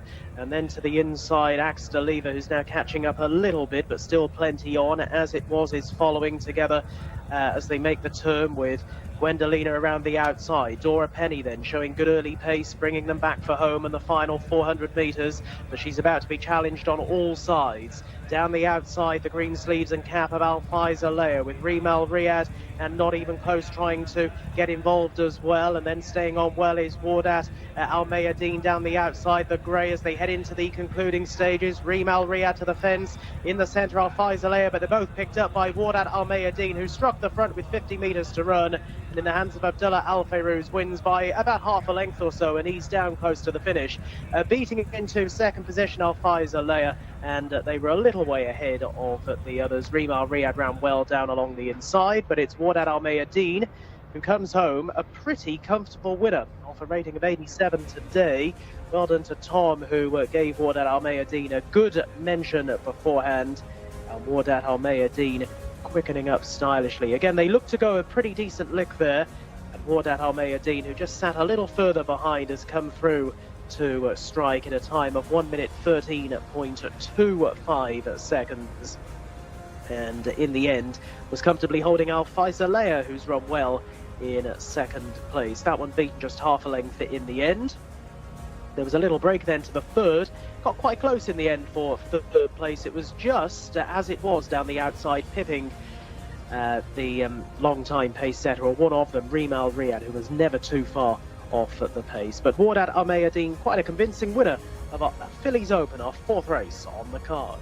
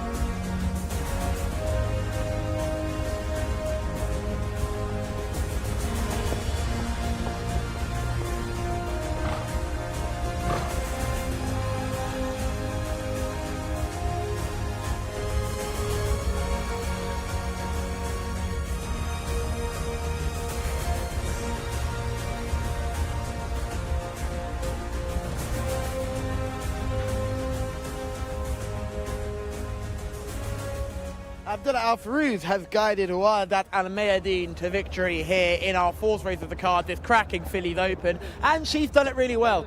Took advantage of a very, very strong pace set by Dora Penny, where all sort of the three market principles in the shape of Alfie Saleh, as it was Rima Riyadh, all looked to lay down that challenge early. And it was the horse that laid it down the final challenge, Wa'adat Al Mayadeen, who gets up to win underneath a very patient Abdullah Al Farouz. Now, he's often seen riding for the White Stable, but as well as all the other White Stable riders will get some outside rides as well, and he's taken full advantage of this outside ride. And well done to Tom Humphries, first day in the chair, that's his second winner of the day, and very well found, knowing that this horse dropping back in trip would suit her, I should say, down to the ground. Tom, it suited you down to the ground. Well done for your winning tip. It did. They went a very strong pace early on, not even close. Got out well. It looked for them at the turning for home. The favourite was going to be there, but no, it wasn't to be. Ran on really strongly, was the winner, and very happy connections there. Getting a hug and a kiss from getting interviewed there as well. But Rory, we thought there would be a strong pace from the outset, and it seemed that way as well. Yeah, they did. They very much joined out. Dora Penny has gone off pretty hard, and as is often the case when you get two runners in the Fayhan Al-Mandil colours, one of them will be ensuring a strong pace for the other. Yeah. And we don't get it. There's not an awful lot of tactical racing here, not an awful lot of sort of team tactics, if you like. We do see a little bit in some of the Pyramid Arabian races, and sometimes you'll see two horses in the Al-Mandil colours, and one will essentially be asked to ensure a strong pace, which is what happened here with Not Even Close. He was in stall 2. In stall 1 was Rimal Riyadh, the stablemate, but Dora Penny is she's really put the pace into the race from stall 5. I thought Al-Faisalea was well enough away from stall 9. I said I wasn't massively concerned about that, so she's not been forced wide in the bend. She is racing a little bit wider than the front two, but I do think Alex Moreno made his bids pretty early here. I thought she was sitting in a good position behind the leaders, but he's asked her to improve on the bend. He's gone out after Dora Penny. Now, for me, lovely mare though she is, Dora Penny, she's not quite up to this class, so when she's going fast, you know she's coming back to you. And I thought maybe the front three really behind her all went out to attack her together, and they've ended up just getting into a battle sooner than they needed to. And as you said off air, Wa'adat Al Mayadeen was off the bridle before that. She just struggled to go the pace a little bit when they'd gone so fast. But it was a big help to her that they actually all went for home early, because she was able to pick them up late and go on nicely. As I said, her last run was a really stiff task for her, and she ran pretty well. She was a winner 2 starts ago, so she didn't have a huge amount to find with the top ones here. I thought she would be the one to finish third, with Al-Faisalea and Rimal Riyadh having very solid form over course and distance, but they haven't helped each other in terms of seeing this race out, and she's taken advantage by running them down late on and producing what will on paper be a career best performance. Wa'adat Al Mayadeen gets the job done then after the really strong pace up ahead, and Abdullah Al Farouz gets the job done there. He is not looking too happy, but I can assure you he is. He's working out what 10% of that is, isn't he? Yeah, exactly. Maybe he's not too happy with the prize money, but Wa'adat Al Mayadeen got the job done, and Al-Faisalea in second. Right, that's on to our race 5 already. God, it's flying. Time flies when you're having fun, Rory. Race 5 up next. It's a local maiden for 4-year-olds and upwards for the Colts and Geldings, this time over the 1400 metres. And let's go back to Gareth Topham.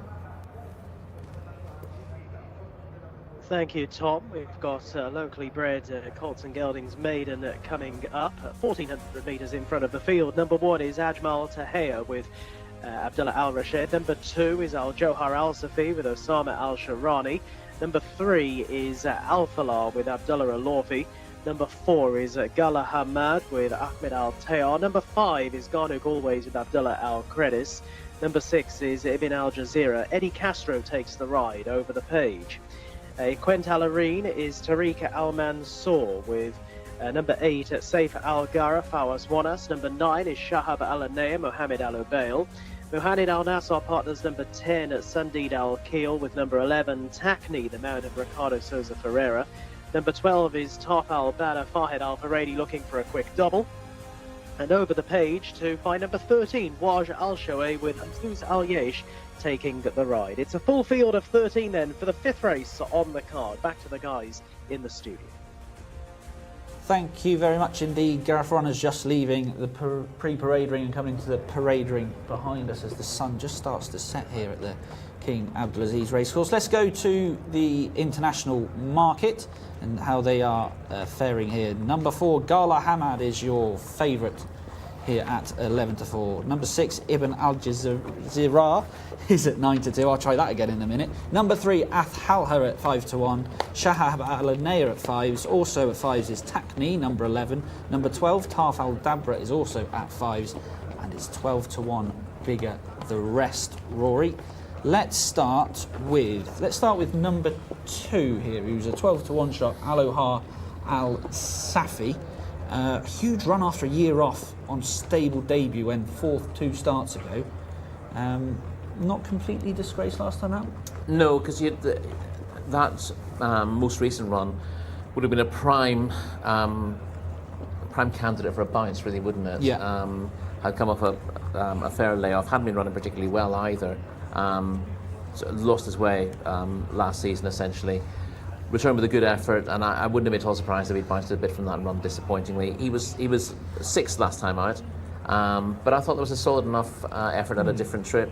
And if he continues in that vein of form, he's got place claims here. He's only got a rating of 49, but I think, again, he dropped to that rating after losing his way a bit last season, and I think his last 2 runs are a little bit better than that. Yeah, since he's come back, he's shown a bit. 12-1, is that a little bit big? 12-1's a little bit big. He's not. I wouldn't say he's rock solid for the frame, but yeah, 12-1's a little bigger than he should be. And there are 1 or 2 in here who should be a little bit bigger than they are. And maybe the next one is one of the better ones in the race. Number 3, Athalha. Rated 53, big improvement on stable debut last time out. Reproduction of that could go close back up to the 1400. Yeah, and was in front of Al Jahar Al Safi in that 1200 metre contest last time. That was leaving a couple of poor efforts behind. So again, has solid place claims if repeating that, and as you said, that was the first run for the new yard. So there are reasons to believe that this horse has turned a bit of a corner and is my second best in the race. Okay, let's go and have a look at them in the paddock with Callum. Thank you, team. Yes, already wishing I brought a coat, a scarf, a hat and everything else. Very jealous of you in the studio here, but the horses are not bothered by the cold. They're walking out very well. Athalha is the first one we'll look at. Horse number 3, big, strong type who ran a career best effort last time out. Looked fit enough to do some damage here, and after a field that didn't really blow me away by looks, this is one of the lookers. Athalha, horse number 3, makes my shortlist. We go back to horse number 7, who is Ekant Al-Reen, who is just coming towards us now in the blue colours with the mustard V on the body. The reason why I like Ekant Al-Reen is because I thought the back end was quite nice. I thought this horse shaped like a horse that potentially had a little bit of toe, a little bit of speed. You'd be concerned with the rating of 31, obviously, but I'm here to pick them on their paddock looks, not their rating, because I can already feel Rory Delaghi's eyes rolling in the studio as I pick out horse number 7. But hopefully this horse will outrun the rating of 31. It's had the 6 starts, so, and a lot of goose eggs in that form, but you can see the hips on show, plenty of fitness on side, but again, has shown very little so far in the career. Hopefully today will be the day this horse can put the best foot forward this gelding. Let's go back now to the horse that's probably going to be the pick here, Takni. Horse number 11, this liver chestnut, now not the biggest individual, so he just looks a bit racy, you know what I mean? He just looks a little bit racy. He tends to run well. He's got a similar profile to a winner we had a couple of starts ago with Moettazam. Always runs well, and they found a very, very weak contest. And I think Takni is going to be the pick for me. Dark liver chestnut, well put together individual, certainly catches the eye in the parade ring and has caught my eye and will be the paddock pick for Callum Helliwell here. So Takni is the pick for me. Thanks, Callum. Is that your pick or Mustafa's pick? I think for the next race, Rory, they should swap roles, see how they get on. I think he's already let it slip that Mustafa's pointing in the direction of the winners. It's always strange when Callum's tipping up more winners than you on a day, and now we know why.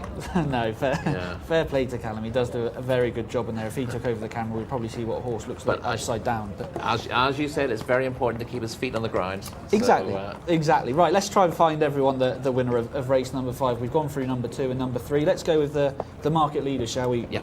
Rory. Gala Hamed rated 57. I thought it was a huge effort last time out after 10 months off. You mentioned the bounce factor earlier. This could be one that falls into that bracket? Yeah, it's a possibility. Although I'd say it's probably less of an issue here than I would see it at home. Okay. And again, we can talk about the bounce factor until the cows come home. Generally speaking, whoever invented the concept of the bounce factor, usually it's a horse who's running like a big career best, and then next time they run, they tend to revert to the mean. Or even slightly below the best before sort of being able to build back up again. And we tend to talk about it as horses running well after a break, which is, doesn't quite fit the same category. I agree with you. It was a good run first time out this season when third to Cafu Kareem. That was over course and distance. Fitness assured after that. Track and trip absolutely fine. Yeah, it ticks a lot of the boxes, and I had Gala Hamed. Having said that, that Al-Hala was my second choice, was second of my alternatives, I should say. First of my alternatives is Gala Hamed, so not my pick in the race. Okay. But a very obvious one after that run. I wouldn't be massively concerned about the bounce, given the way horses tend to run here. As long as the run is solid enough, you can see why there's no fluke about it. It wasn't taking advantage of a good draw when other horses were poorly drawn. Then they should be running to that sort of level again next time. But still isn't my pick in the race. But we'll get to that fairly shortly. You're leaving us on a cliffhanger. Let's go to number 6, a 9-2 shot. Ibn Jcsa, rated 58, but was behind Gala Hamed last time out. Any reason to turn that form? No, I didn't think so. I thought 9-2 was very short about Ibn Jcsa and is of no particular interest to me here. It does have, obviously with a rating of 58, he has shown a bit of ability. Was fourth 4 starts ago, and that's where the rating comes from. Did show early promise early last year, but that's going back a fair while. It's over 18 months ago, the runs that have given him his rating.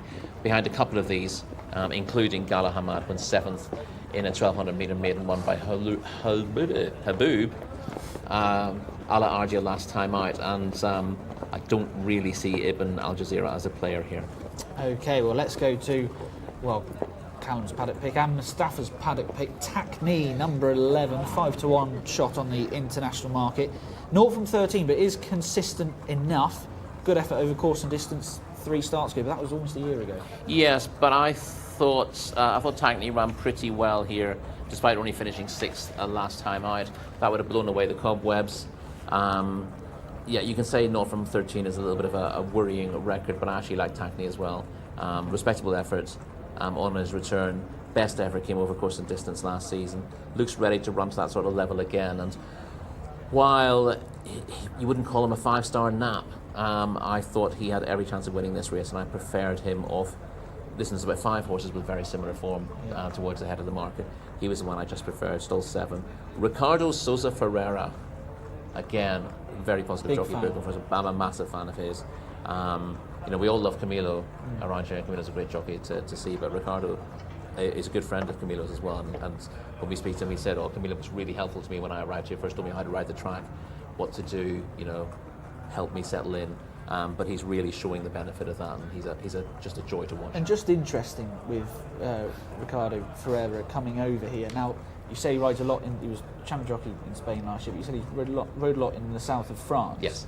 Now, how they ride in the south, in France in general, they're very patient. They come with a long run down the straight. Yes. He tries to get there. Whereas here, you want to be on the pace. I suppose some races can really suit him if he rides like that. Yes, he is one of the few jockeys you'll see riding with real patience in his races. He doesn't get after his horses early. They're not necessarily on the front end. Obviously, if he's on a front runner, absolutely, he doesn't choose not to make the running. But you don't see many horses settled and going well 2/3 of the way down the pack here. And if a horse is 2/3 of the way down the pack, usually the jockey on board is thinking, I need to be in a better position, and it's giving them the hurry up. You don't see Ricardo Sousa Ferreira doing that. He's happy to bide his time.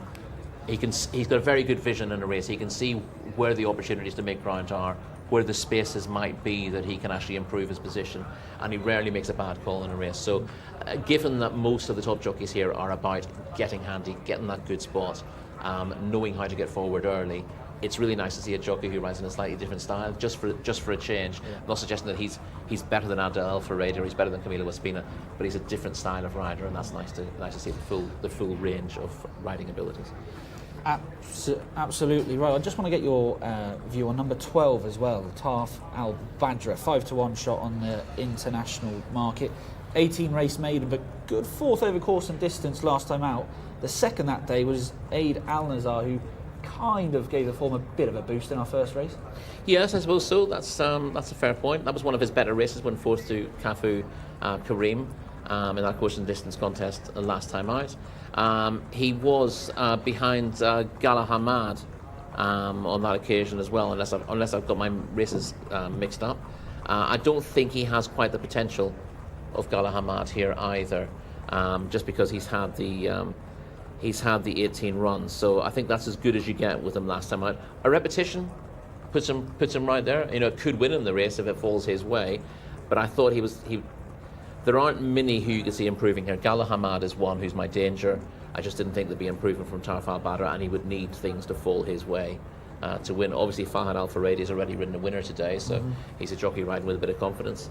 And I wouldn't say for a second he doesn't have a chance. I just thought when you've got 5 or 6 with very similar ratings, something had to give, and I made Tarf Al Badra my 4th choice in the contest. So he's not completely out of the reckoning, but I've chosen ahead of him potentially. Yeah, tricky enough contests coming up. Onto the YouTube page. Please do get in touch if you are watching. Say hello. Any selections you think you might win, or any questions you want to ask me, Rory, or Callum. Adil was obviously very happy with Sinan. Put a big love heart next to him. Yeah. So well done to you, Adil. Mark He's not the only one. That sounds like it's a pseudonym for somebody else. Yeah, yeah, possibly. It was me typing in under a different name. And Mark Francis, I didn't see this earlier. He says Green of Truth hacks up today in the 6:30. Well, that's an interesting one, because Green of Truth could hack up, but it's one of those arguments that Green of Truth is clearly the least exposed runner in the race. Won easily last time out, but in an absolutely awful contest. So a really difficult one for the handicapper to guess how good Green of Truth is. I think starts off on a mark of 70. Is a 3-year-old against older horses, so does get the allowance. It's a hands and heels race, which won't be an issue for Green of Truth. But yeah, was beaten horses rated sort of in the 40s last time out, so really hard to know exactly what the horse achieves. But 70 does look a fair mark. You could have gone higher than that, but it's one of those, absolutely trouncing bad opposition in one race to then racing against a different kind of class animal second time out. Well, I will be going against Mark Francis. I really do fancy another one, but that's it in the 6:30. If anyone else has got any selections for that, do get in touch. Adil, you like Sinan? Tell us who else you fancy. You've obviously got a very good eye for what we should be selecting. Right. Just before we hire, I'm trying to work out for the price I've gotten the horses right. Is Shahab Al-Anea 5-1 shot? Shahab. Yes. Yes.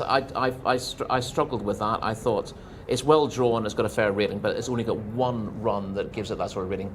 I refer to the rest of its races as a sea of mediocrity, so I'll be embarrassed if number 9 goes and wins this race. Okay, so Rory will be hoping number 9 doesn't win, but selection time, what do you hope will win? I hope number 11 will win. Tackney, it won't get me any closer to Callum, but hopefully it'll give me a boost. Okay, so number 11, Tackney for Rory. I'm going to go with number 3, Athalha. I thought this was a tricky contest, but it was a decent effort last time out. And hopefully, rated 53, it's not going to be a superstar to win this. The horses have already started to go into the stall, so unfortunately we can't speak to Callum, so we're going to go straight over to Gareth Topham for the commentary. Thank you, Tom. Runners are about to head into the starting stalls, and the first few have already gone forward. And yeah, the favourite on the international betting market, Gala Hamad, who's in at 11-4. Ahmed Al-Tayar taking the ride. We'll be coming out of stall 9, just going forward there, the grey Gala Hamad. Down to the final 5 here, with Al-Falah heading forward now, Garnick always as well. And also Ibn Al-Jazeera, the 11-horse Takni, well talked up beforehand, and Al-Johar Al-Safi as well. And then we'll just about be ready to go for this locally bred Colts and Geldings maiden over the 1400-metre trip, the start to the race at the entrance to the back straight. And they're all in line for race 5. Best of luck here as we see them from bird's eye view.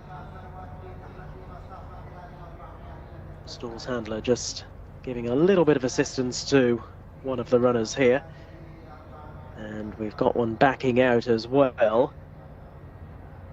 This is Saif Al Gara, horse number 8. Faris Wanas in the saddle. And hopefully we'll be heading back in shortly, but just being led away for the time being. All of the others have remained in the stalls, I can tell you, so just taken Saif Al Gara out and are now leading him back in the direction of the starting stalls at just a slow trot, and back on in now to stall number 4. Maybe just checking soundness there for Saif Al Gara. We are ready, lined up. Gates crash back and they're off and racing. Very sluggish beginning from Sundid Al Keel from an inside stall over along the rails there right at the back end early on, but one of the first ones to show, well, Gala Hamad in the blue headgear is out alertly, with Saif Al Gara as well in the blue jacket, and they're being followed out a bit wider by Takni, who races in 3rd, and then out a bit wider Ibn Al Jazeera as they press on towards the end of the back straight. Tarf Al Badr in the green colours is not too far away. Ajmal Tahir is following those, with Al-Falah a little wider out, 2 lengths back off those as they're making the run back towards the straight. Garnick always in company with Shabab Al-Anaya, but they're heading back towards the straight, and as they do so, 2 of them breaking away here. Takni in the light yellow sleeves on the outside appears to be cantering along. Gala Hamad trying to stick with Takni as they race into the final 400 metres. Takni has gone on now by 3 parts of a length to Gala Hamad in 2nd. Maybe Tarf Al Badr could have a say, has got 300 metres to try and close the gap, but that's going to be a big task because Takni has really opened up, showing a nice turn of speed there inside the final furlong, and has now readily scooted about 6 or 7 lengths ahead. Well, time will tell how strong this race was, but Takni has blown them apart. Ricardo Souza Ferreira and Takni all on their own at the line, beating into 2nd position Gala Hamad, who held on well from Tarf Al Badr back in 3rd. They, however, no match whatsoever for a very easy winner. Takni has gone on to land the prize. Both Callum and Rory keen on Takni's chances, although I don't think either of them expected to see Takni win in that manner. Takni has absolutely surged clear. It looked quite an open race beforehand. The betting told you that as well. Some of these were racing off similar sort of marks, but yeah, Takni in splendid isolation crossing the line. The scores in a time of 1 minute 26.75 seconds. Takni home in front. The battle in the end was for 2nd and 3rd positions. Gala Hamad kept to the task well to hold on for the runners-up spot in front of Tarf Al Badr back in 3rd. Takni wins officially by 11 lengths in our 5th race. It's a rout. Takni home in front.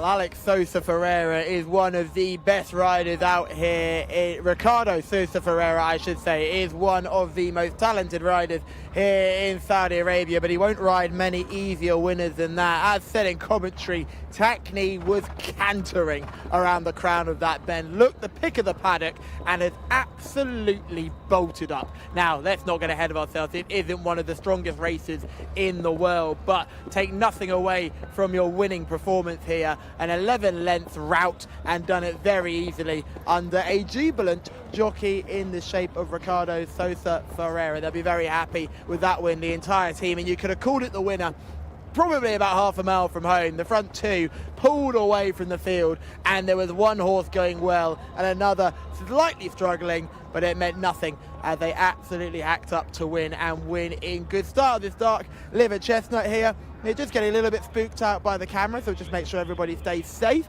and Ricardo Sosa Ferreira will whack off the saddle, revealing the shape of this horse underneath. He'll be very happy with that. We'll talk to him about his cup win as well. He had a cup win at the end of Saturday, which was very good last week. A cup win which he told us about on Friday night, which was lovely to see. So it was great all round, and clearly everyone's over the moon with that, and it just mind us back there. Because remember, the front end bites, but the back end kicks. And now Ricardo will go and weigh himself in, and we'll have a quick catch up with him as well, because like me, he was slightly complaining about the cold as well. This is colder than the south of France, I tell you that for nothing. But he'll be very happy with that. That's all gone well. Ricardo, very, very easy winner. Yes, before the race, I speak with the trainer and the owner.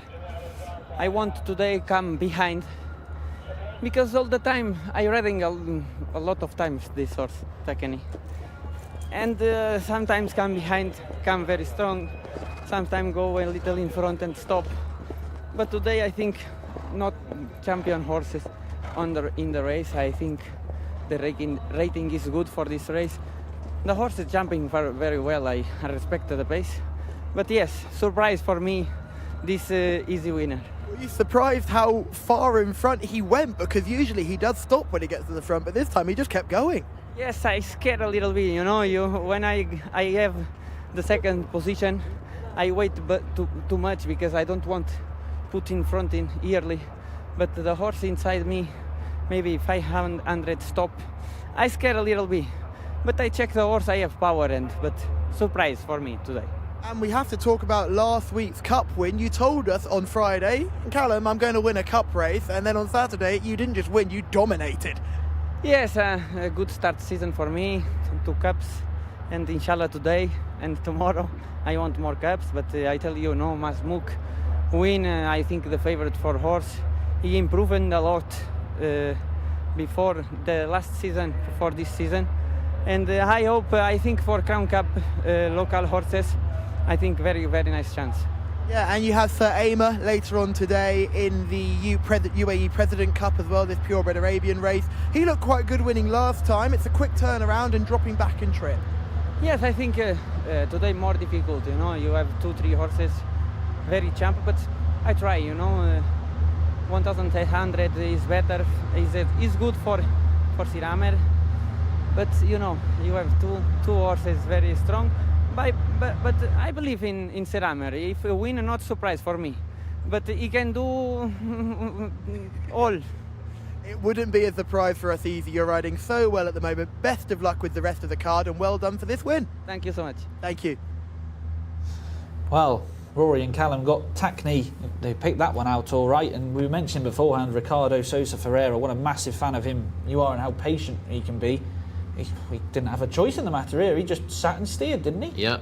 He just shakes him up after he's hit the front to remind him not to down tools, which the horse has arguably done in the past. He does idle in front, but actually he's kept going very well here.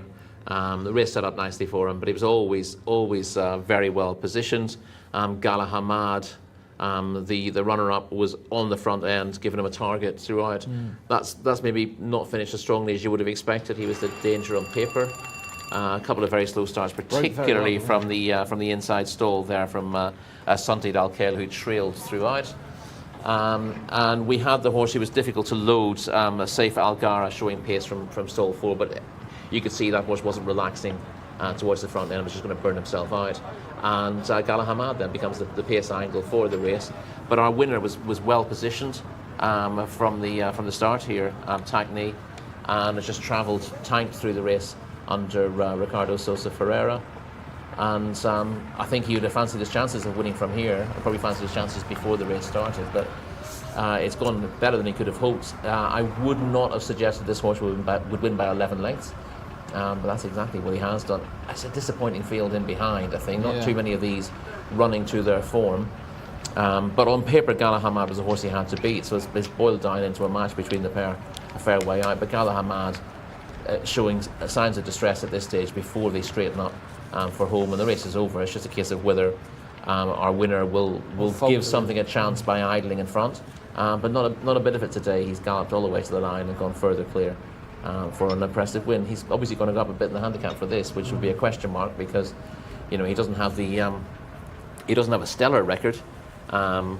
Obviously, he'd have been easy enough to place off his off the mark you'd have expected him to get for winning this, but he's going to go a lot higher. But clearly, he's got the ability to run well in better races, and now that he's put his head in front, it might give him a bit of confidence to kick on. Well, he's been a pretty consistent horse, hasn't he? And now finally got his head in front.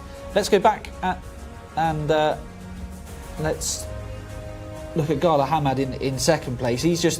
Has he paid the price for going too hard? Yeah, he didn't seem to be going a million miles an hour, but he did get clear of the field, so he must have gone a reasonable gallop.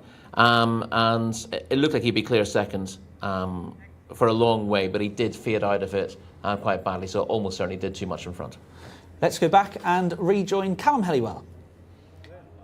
Now, you may have remembered, if you're a viewer of our channel last season, that Shamila, our intrepid paddock reporter, would often be seen next to these heaters. Now, when I was in the studio, I would laugh at Shamila and say, what are you doing? Grow some tough skin and remember that you can stay warm in a coat. Well, she was absolutely right, because this is the single nicest part of today's racing. A proper gas heater, it's beautifully warm. Myself and a few spectators are here gathering around enjoying the heat. The great thing about it is they are fully gas contained, so they don't get turned on until about halfway through the card, because the members of the staff know that the gas isn't going to last for the entire race day, so you have to hold back just a little bit until you get the heat. It is absolutely freezing here in Riyadh today, and I need to make it clear, when I came to Saudi Arabia, when I signed this contract, I thought I'll be leaving British winter for some Saudi sunshine, and all I've got is a British winter here in Saudi Arabia. The temperature has dropped about 17 degrees from about the last week. There was a horse sale here over the last 4 days, and people that were selling horses yesterday said it was Baltic by the end of the sale. It was getting really cold, and these temperatures are set to stay with us all the way through. Remember, we're in the northern hemisphere here, so we're experiencing winter just like everyone else in the northern hemisphere. At this point, boys, I wish I was in Australia, New Zealand, or anywhere in the southern hemisphere enjoying some sunshine.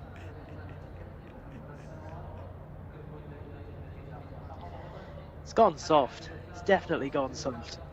The Arabian Horses Maiden coming up for race 6. Number 1 is Ajaj Al-Bari with Khalid Al-Shra. Number 2 is Kidar with Mohammed Al-Ubail. Number 3, Awam Al-Quld with Ayad Al-Tarisi. Scratch the 4.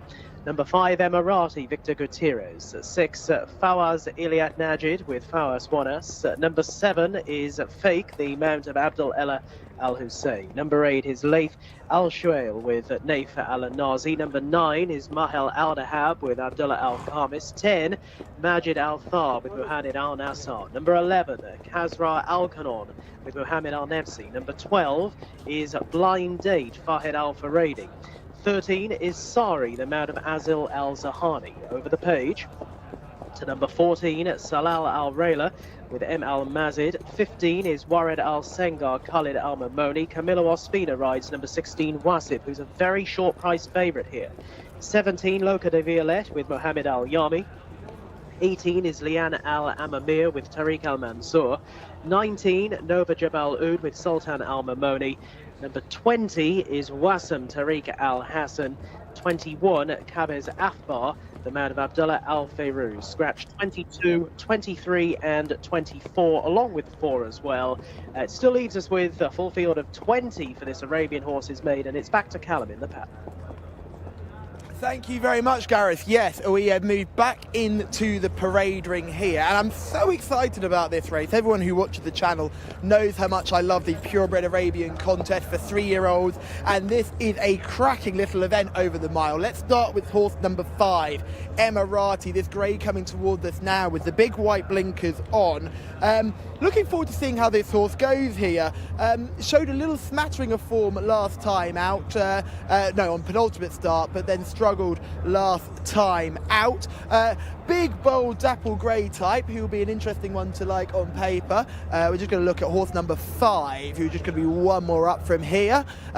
He's just walking away from us now. Now he's got excited because he's managed to find me a horse, and now he picked the wrong one. But here we go. This is number 5, Emirati, just walking towards us now. I'd say this one is much more precocious than a lot of these others. It'll be really interesting because I know Tom has just arrived here showing these races. He's a man who knows his bloodstock and his pedigrees and his breeding. And these horses, I always think they look an awful lot like yearlings. And this one is certainly more forward than plenty of the others. There's a few horses in here who look very, very babyish, and Emirati would make the shortlist. Let's go back to horse number 7. This horse is well worth a look. This is Fayek, who was last seen finishing 8th, but comes here with a rating that means you have to pay it some attention. Carrying very little condition here, Fayek looks like a little thoroughbred, doesn't he? So looking forward to seeing how this colt gets on.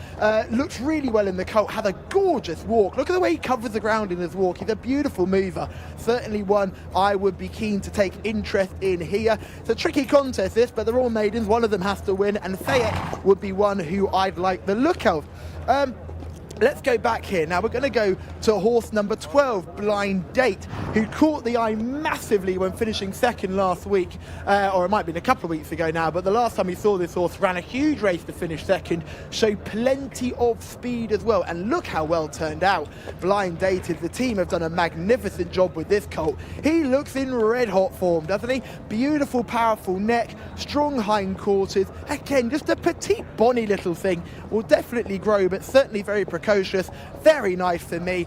Probably the pick so far for me, and we'll have a look at Waseeb in a second, but this is certainly the paddock pick so far. Giving us a little shout, clearly just a bit babyish, but really enjoy looking at this horse with the ring bit on. An interesting type here, horse number 12, Blind Date. Now we go back to the talking horse of the day. This is Waseeb.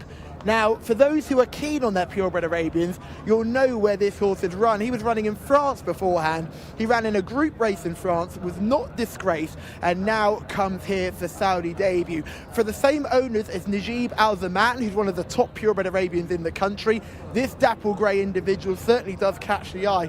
I would say, fitness-wise, I'd be looking more like a horse like Blind Date, to be honest. If I had to make a choice in the paddock, Blind Date's the pick for me, boys. Nothing wrong with Waseeb, but I think Blind Date looks a little further ahead physically than this runner, who's coming from France. Interesting comments there from Callum, Rory, regarding the number 16 horse. We'll just quickly go to the international market just to show how well fancied this horse. Number 16, Waseeb, the 1-4. Yes, that's right, 1-4 favourite on his Saudi Arabia debut today. Number 8, Laith Ashuel at 10-1, as is Blind Date. Fake at 12s, Warid Al Sengar at 12s, Emirati at 16s, and it's 20-1 bar those.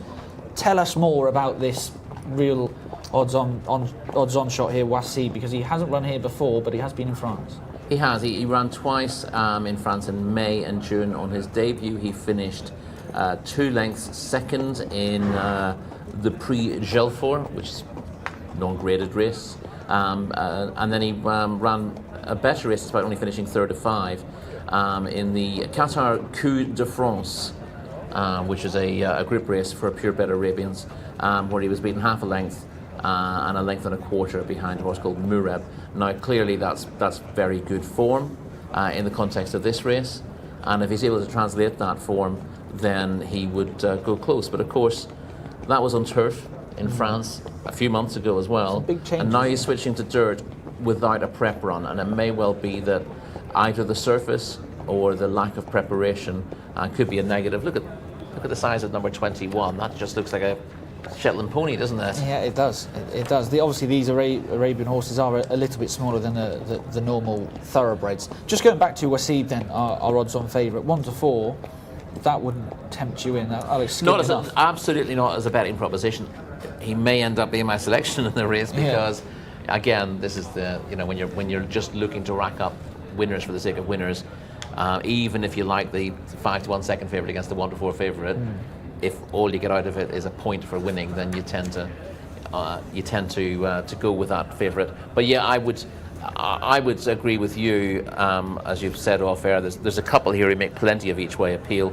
Number 7, Fake, being one of them, and our old friend Blind. I say old friend Blind. I've only seen him twice. Who ran very, very well to be second last time out, just getting caught late in the day. That pair would make plenty of each way appeal. Again, Callum's given. I think he's given both of them a bit of a thumbs up on the parade ring as well. Well, just interesting what you were saying about Wasib, because he did look like he had a bit of condition. Now, he's obviously got an awful lot of ability, and he could get away with it here, but that's a very short price about a horse having his first start. Why don't we have a talk about Blind Date, because that's the one we were talking off air about. That's 10-1 joint second favourite. Good effort last time, bumped into a horse that's probably on the improve. Yes, I mean, he's been behind the same horse on both starts to date. This is number 12 we're looking at here. Behind Al Nasrallah on debut, and then got closer to that filly when second in an open here a couple of weeks ago. She was very impressive first time out, but she took a little bit of time to find top stride in this race we're about to see. And I thought for a long way Blind Date looked like he was going to win. He showed the early pace. He hung on well in front, but her class eventually told. She sneaked up the inside and got the better of him. But you get the impression if he'd stuck to the rail, he might have actually held her off. He's in front at the moment. She's the grey in third place, Al Nasrallah. She's a little bit of an awkward ride here. She wants to hang towards the inside. Just here he pulls. And there's just a gap here. I don't think he could have got her wide of the leader because she was hanging so intently towards the rail. But now there's a gap for a horse to come through there, and they do tend to get, when they tire here, they do tend to sort of roll off the inside rail, and she has got through Al Nasrallah and has eventually ended up being reasonably impressive. But if you watch the whole race, it did look like Blind Date was going to win that for a long way, and that's still a half decent piece of form. No, absolutely. It's in a better class of race than this as well, and I'd be a little surprised if he's out of the frame here. So yes, from a betting perspective, backing him each way. And if there are fitness issues regarding Wasib, Blind Date will find them out today, won't he? No doubt about it. So interesting what Callum says about him.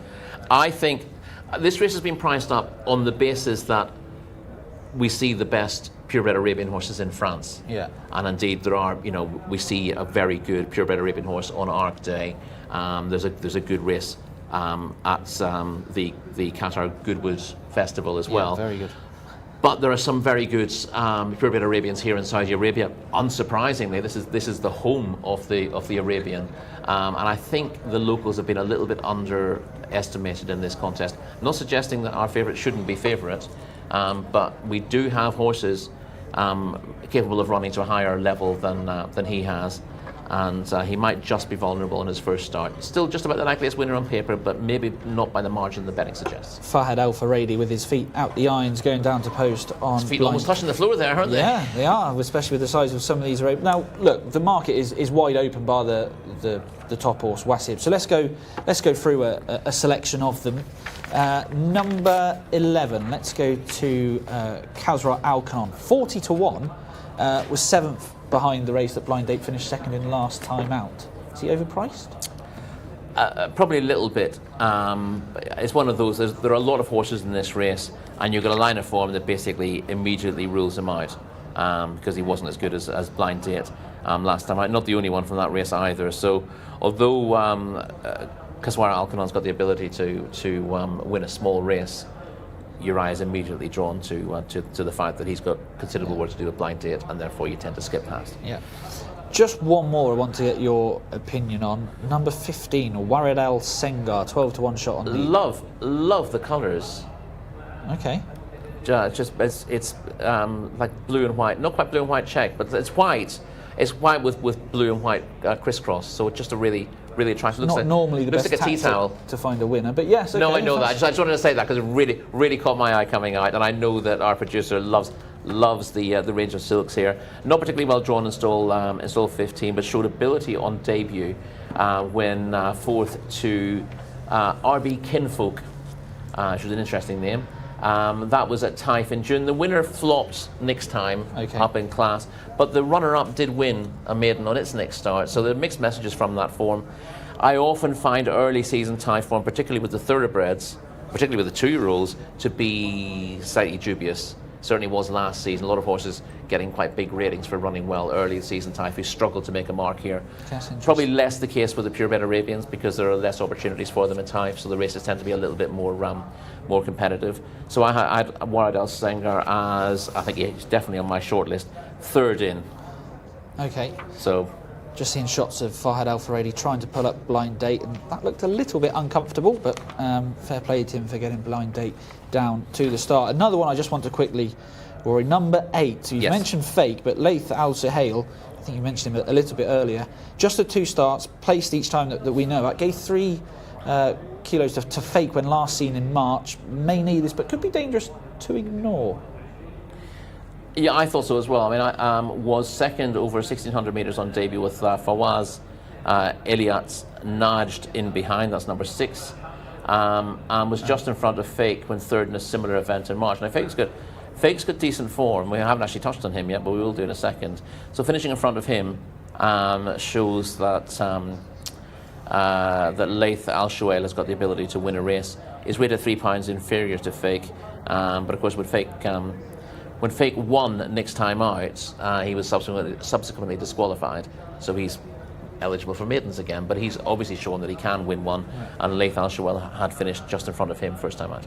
Okay, so Fake a big positive for you as well on well, I wouldn't say a big positive, because this season has been a little bit iffy. Ran first time out at Typh, and he was favourite for a similar race, obviously back in a maiden, having been subsequently disqualified after winning, and he ran a stinker. He was tailed off by the bend and ended up pulling up. Right. Ran just a terrible race. He ran better last time out, though, showed the benefit of that run when finishing 8th in the King Faisal Prep at Typh last time out. So down the field, but in a much stronger race than his reappearance run. So he seems to be running himself into form. He showed last season that this track suited him. So I'm inclined to maybe put a line through what he's done in Typh.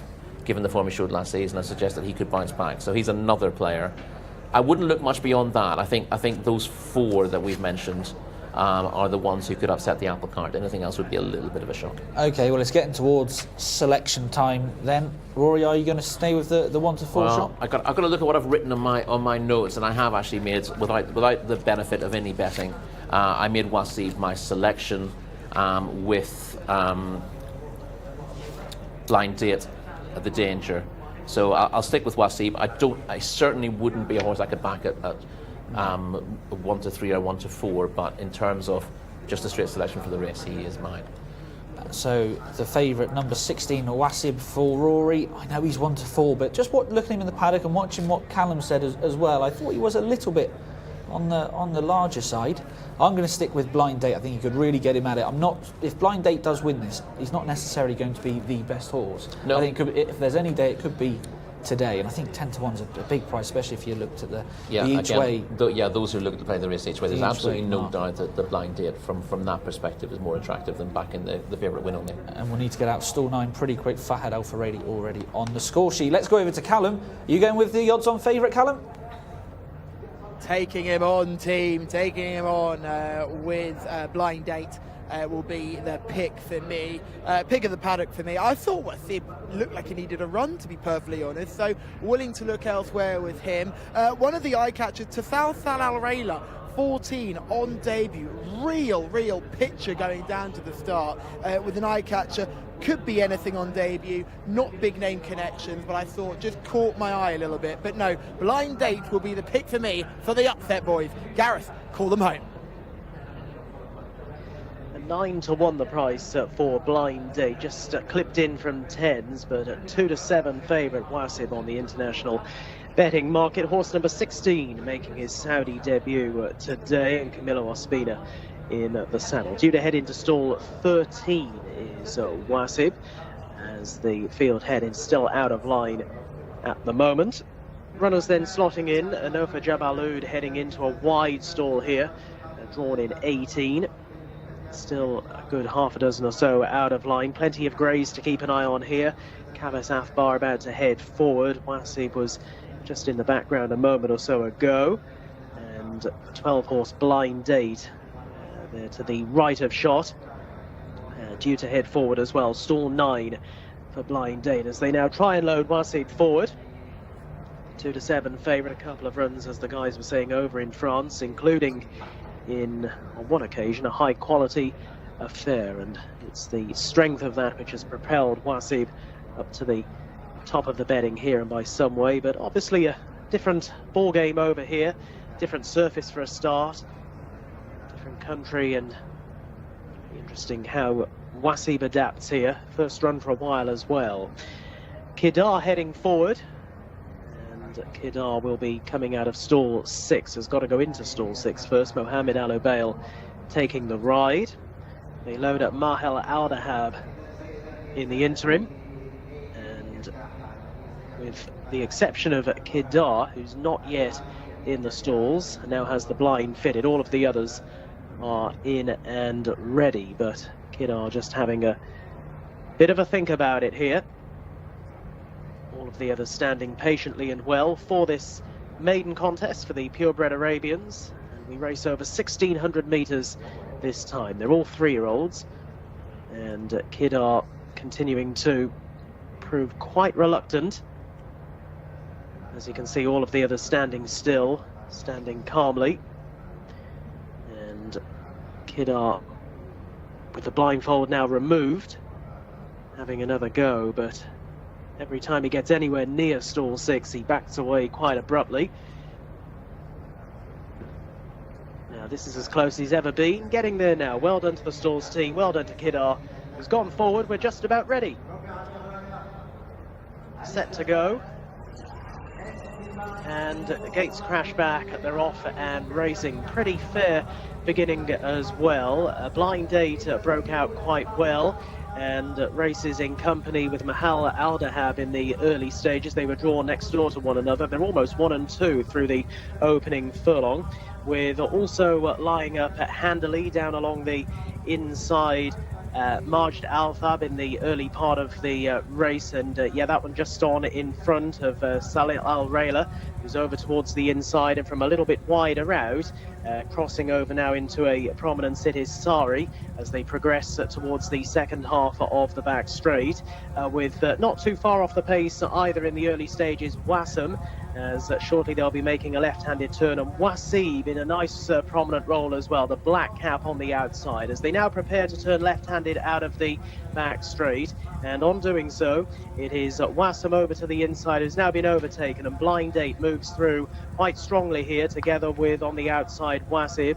They are the leading pair as they gallop back towards the straight. Up into third is Wared Al Sengar, who's trying to run on, and then over towards the inside Sari as they're making the turn back towards home. And at this stage it looks to be a 2-horse race. Blind Date by half a length, maybe going a bit better than Wasib, who's now being driven along in fact, trying to mount a challenge. 350 metres left to go. Blind Date is now shaken up along the inside by Fahed Al Faradi, a hard-fought half-length ahead of Wasib. They've got racing a long way from home, and that's allowing Salah Al Rayla to try and run them both down, and I think he's going to do so. Salah Al Rayla down the wide outside, picking up strongest here, gets past Wasib, gets past Blind Date, and in the end wins going away.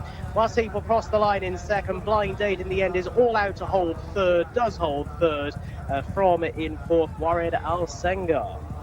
A race which developed a long way from home, and Salah Al Rayla has come through strongest in the latter stages to prevail.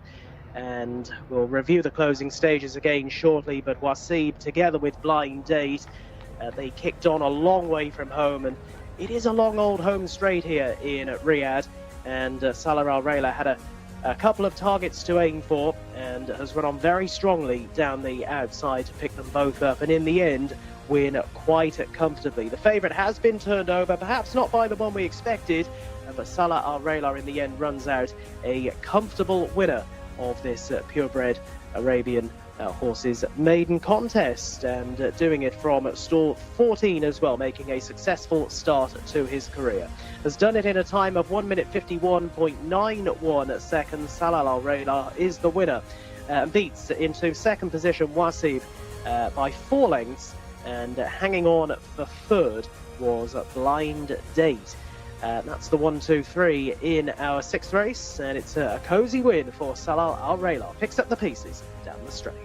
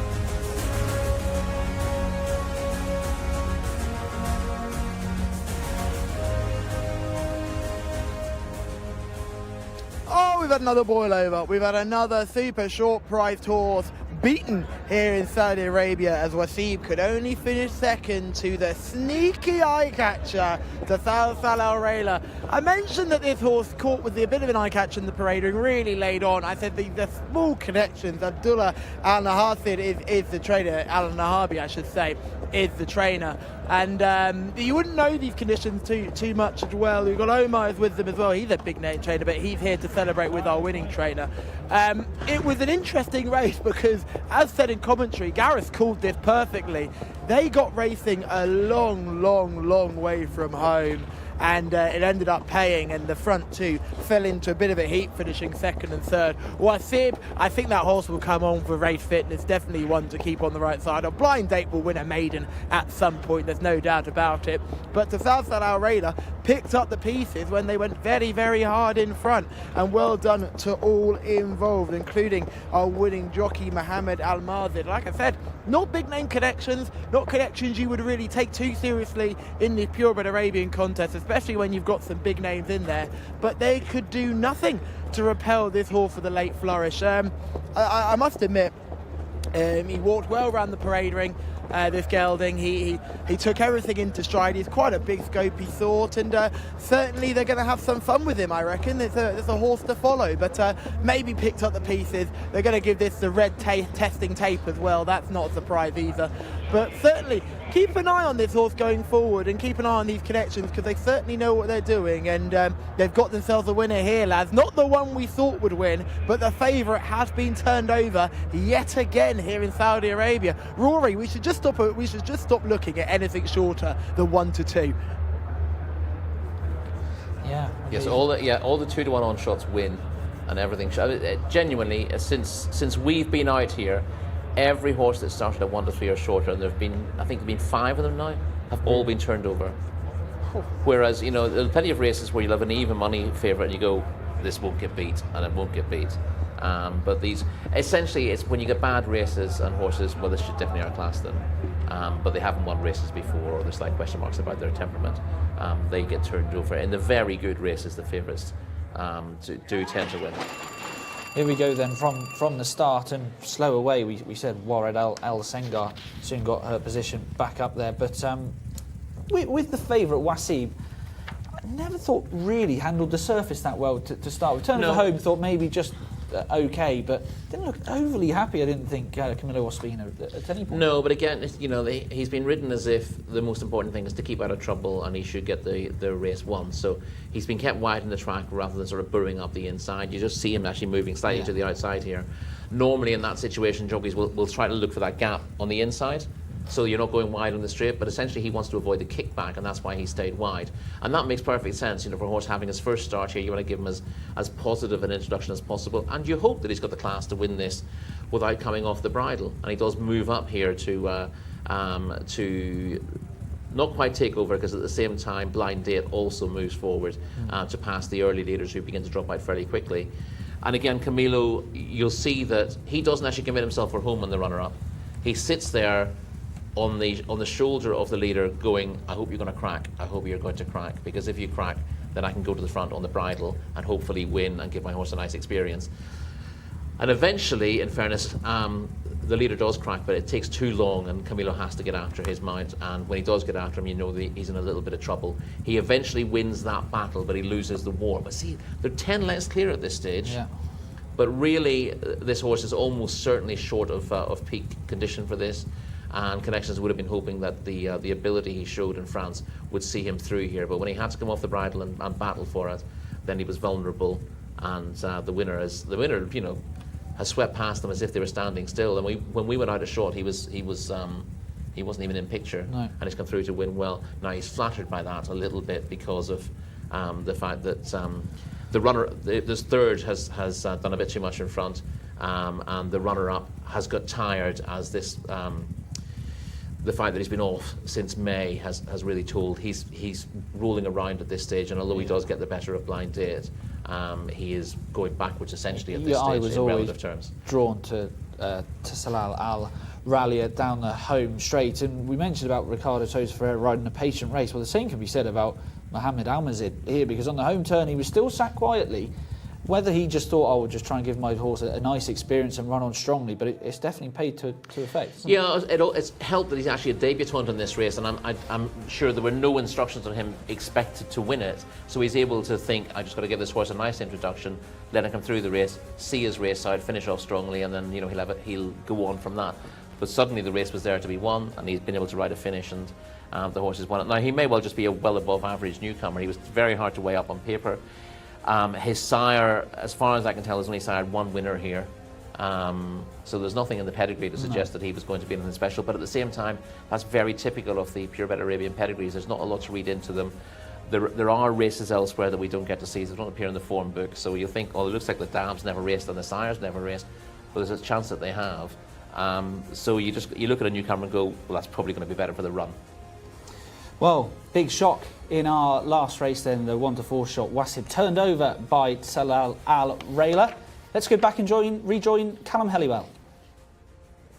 Thank you very much, guys. Yes, just seen a purebred Arabian contest, and as all our viewers will know, that every single race day we have 2 purebred Arabian contests. And the race day today is quite special because our final race on the card, race 12, will be the UAE President's Cup, which is part of the Arabian Classic Series, a very prestigious series, as mentioned. I just thought I'd show you our new Winning Connections area, because this is gorgeous. All the way around here, this is where the winners of our final race will be able to enjoy this moment and take it all in. Very much brought in with the Saudi Cup last year, the whole idea to get people to really enjoy this moment. And when we do get to Saudi Cup weekend, the horse will be brought to the winners enclosure that we normally see, but the Winning Connections will get their prize here. They'll get an announcement in English and Arabic, really, really bigging up this moment and giving them something to enjoy and a real special moment that the crowd can take it all in as well, which will be lovely. Let me show you what they're racing for as well, because as per usual, here in King Abdulaziz Racecourse, we do not do things by halves. Firstly, you've got your own bespoke made blanket here, rug, that will be given to the winning horse. But then look at these trophies. 1, 2, 3 trophies for Winning Connections. And my goodness, how good do they look? These are, again, all part of our Arabian Purebred Classic Series. This is to encourage good purebred Arabians to run here in Saudi Arabia. And I think it's massive, so important to continue to boost the strength of purebred Arabian racing here in Saudi Arabia, because even since we've been here commenting on racing in Saudi, the standard has improved markedly. Obviously, you have your big stables, the Al Khaladir stables. They are obviously such a force to be reckoned with, but so many other owners are now coming into the game and really invested in purebred Arabian racing. Now, obviously, for a lot of our viewers in Europe and America, if you're used to thoroughbred racing, it's not easy to follow, and it is quite easy to dismiss. But if you do pay it some attention, the form line is spread not only all over the Middle East, but all over the world. And that's what the Arabian Classic Series is all about. It's all about building the breed, building the recognition, building the name, and eventually creating these clashes where we'll see good purebred Arabians of all ages lock horns here at King Abdulaziz Racecourse.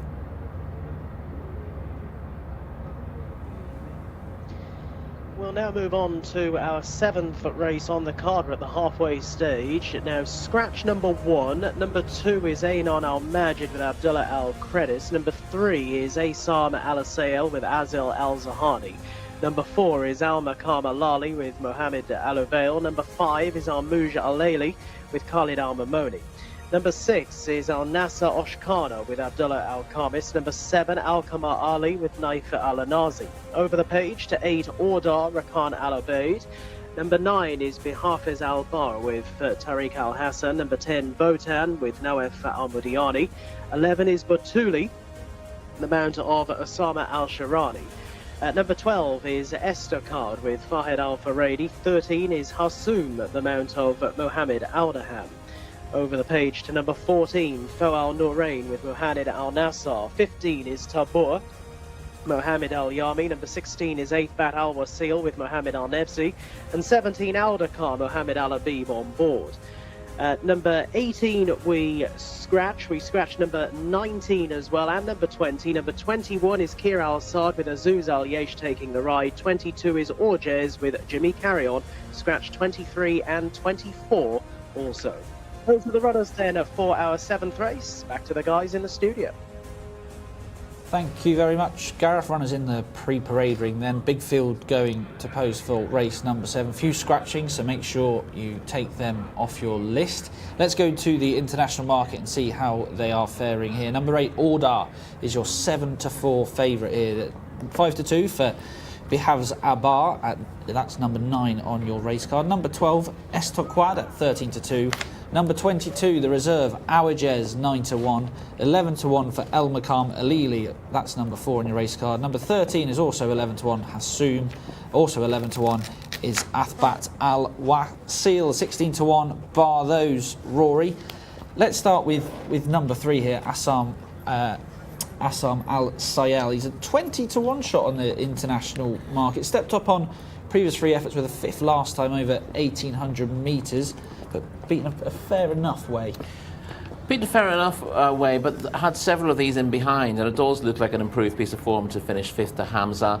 The front 2 in that race would have been different class to anything in here, I would say. So I would be reasonably positive about Asam Al Sayal's improved form last time out.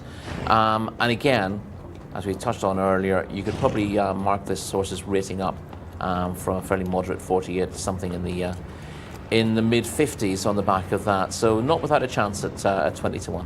Another horse rated in the mid-50s and pretty up there on the international market is number 4, Al Makam Alili. Hasn't found the winner's podium in 16 runs though. Yeah, that's the concern. Does have the form to win a race of this nature, but recent efforts haven't been so good, and the losing run has now mounted up to 16. Also drawn a stall 15, which is not ideal either. So a few negatives there, but if he can find his best form, he would have a chance. I just question how much ability he retains on the back of a couple of disappointing runs recently. Let's go to Callum in the parade ring. Thanks very much, team. Let's focus on some horses in here. We'll start with horse number 7. Now, Finn, right there, he's got him. There we go. Horse number 7 is Alkama Ale here, just walking towards us now. Again, this is very much like the Tackney race. I'm seeing plenty of horses that don't catch my eye and very few that do, which hopefully, if we continue the same way we did with Tackney, will be good enough for us to find a winner here in this contest. The horse we're currently looking at is horse number 7. This is Al LA. Walking around nicely. I thought quite well put together. I'd argue again, at this point, when they haven't quite filled in their frame in behind, you've got to really start giving up on them. So that would be my only concern. Horse 5 and 6 are both late into the parade ring, but they're both in fighting now. We'll give you a catch up with them once the jockeys are aboard. But horse number 7, this horse doesn't look too bad at all. Shining up well in the coat, walking out nicely, and certainly one for the shortlist. Let's go back only one more to horse number 8. This is Ordar. I thought Ordar looked very well put together. For me, lovely top line on Ordar, nice head and neck, just a really, really nice head on Ordar, quite a pretty individual. Walking out fine, there's no concerns about that. Has had the one run, and that was a good second place effort. Rakan Al Abeid in the plate, he gets to claim 2 kilos and is well worth that claim. This horse looks really well in the coat. We've seen a couple looking a little bit fluffy. No concerns here for Ordar. Certainly makes the shortlist. Now we go back to horse number 12. This is another who with an eye catcher. Very much in the frame of Tackney. This runner, this is Estocad, has had plenty of starts here. This is start number 19, but a real ball of energy, revved up and ready to go, but not sweating up. The handlers are doing a great job with this one. Looks really well in the coat, looks really, really fit.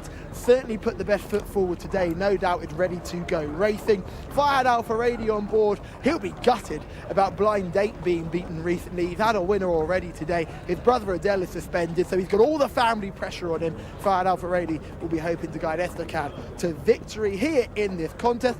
And then we go back to the paddock pick for me. This is the 17. Al Dokar has had plenty of starts without much success, but for me was an absolute picture in the parade ring. Just coming towards us now. Take a look at horse 17, Aldakar. This is a real good looking type, shining up in the coat. I'd admit, carrying a little bit of condition. It would be hard for this horse to win a race here today. You know, the form isn't great, but I just thought, looking at this horse, eats the ground as he walks, lovely shine to the coat. Al-Qadar is the pick for me. She, I should say, is the one I'm going to pick in this contest. Thank you very much, Callum. Al-Qadar looking very well, 25-1 on the international market. But let's look at some towards the top of the market, Rory. Number 8, Ordar.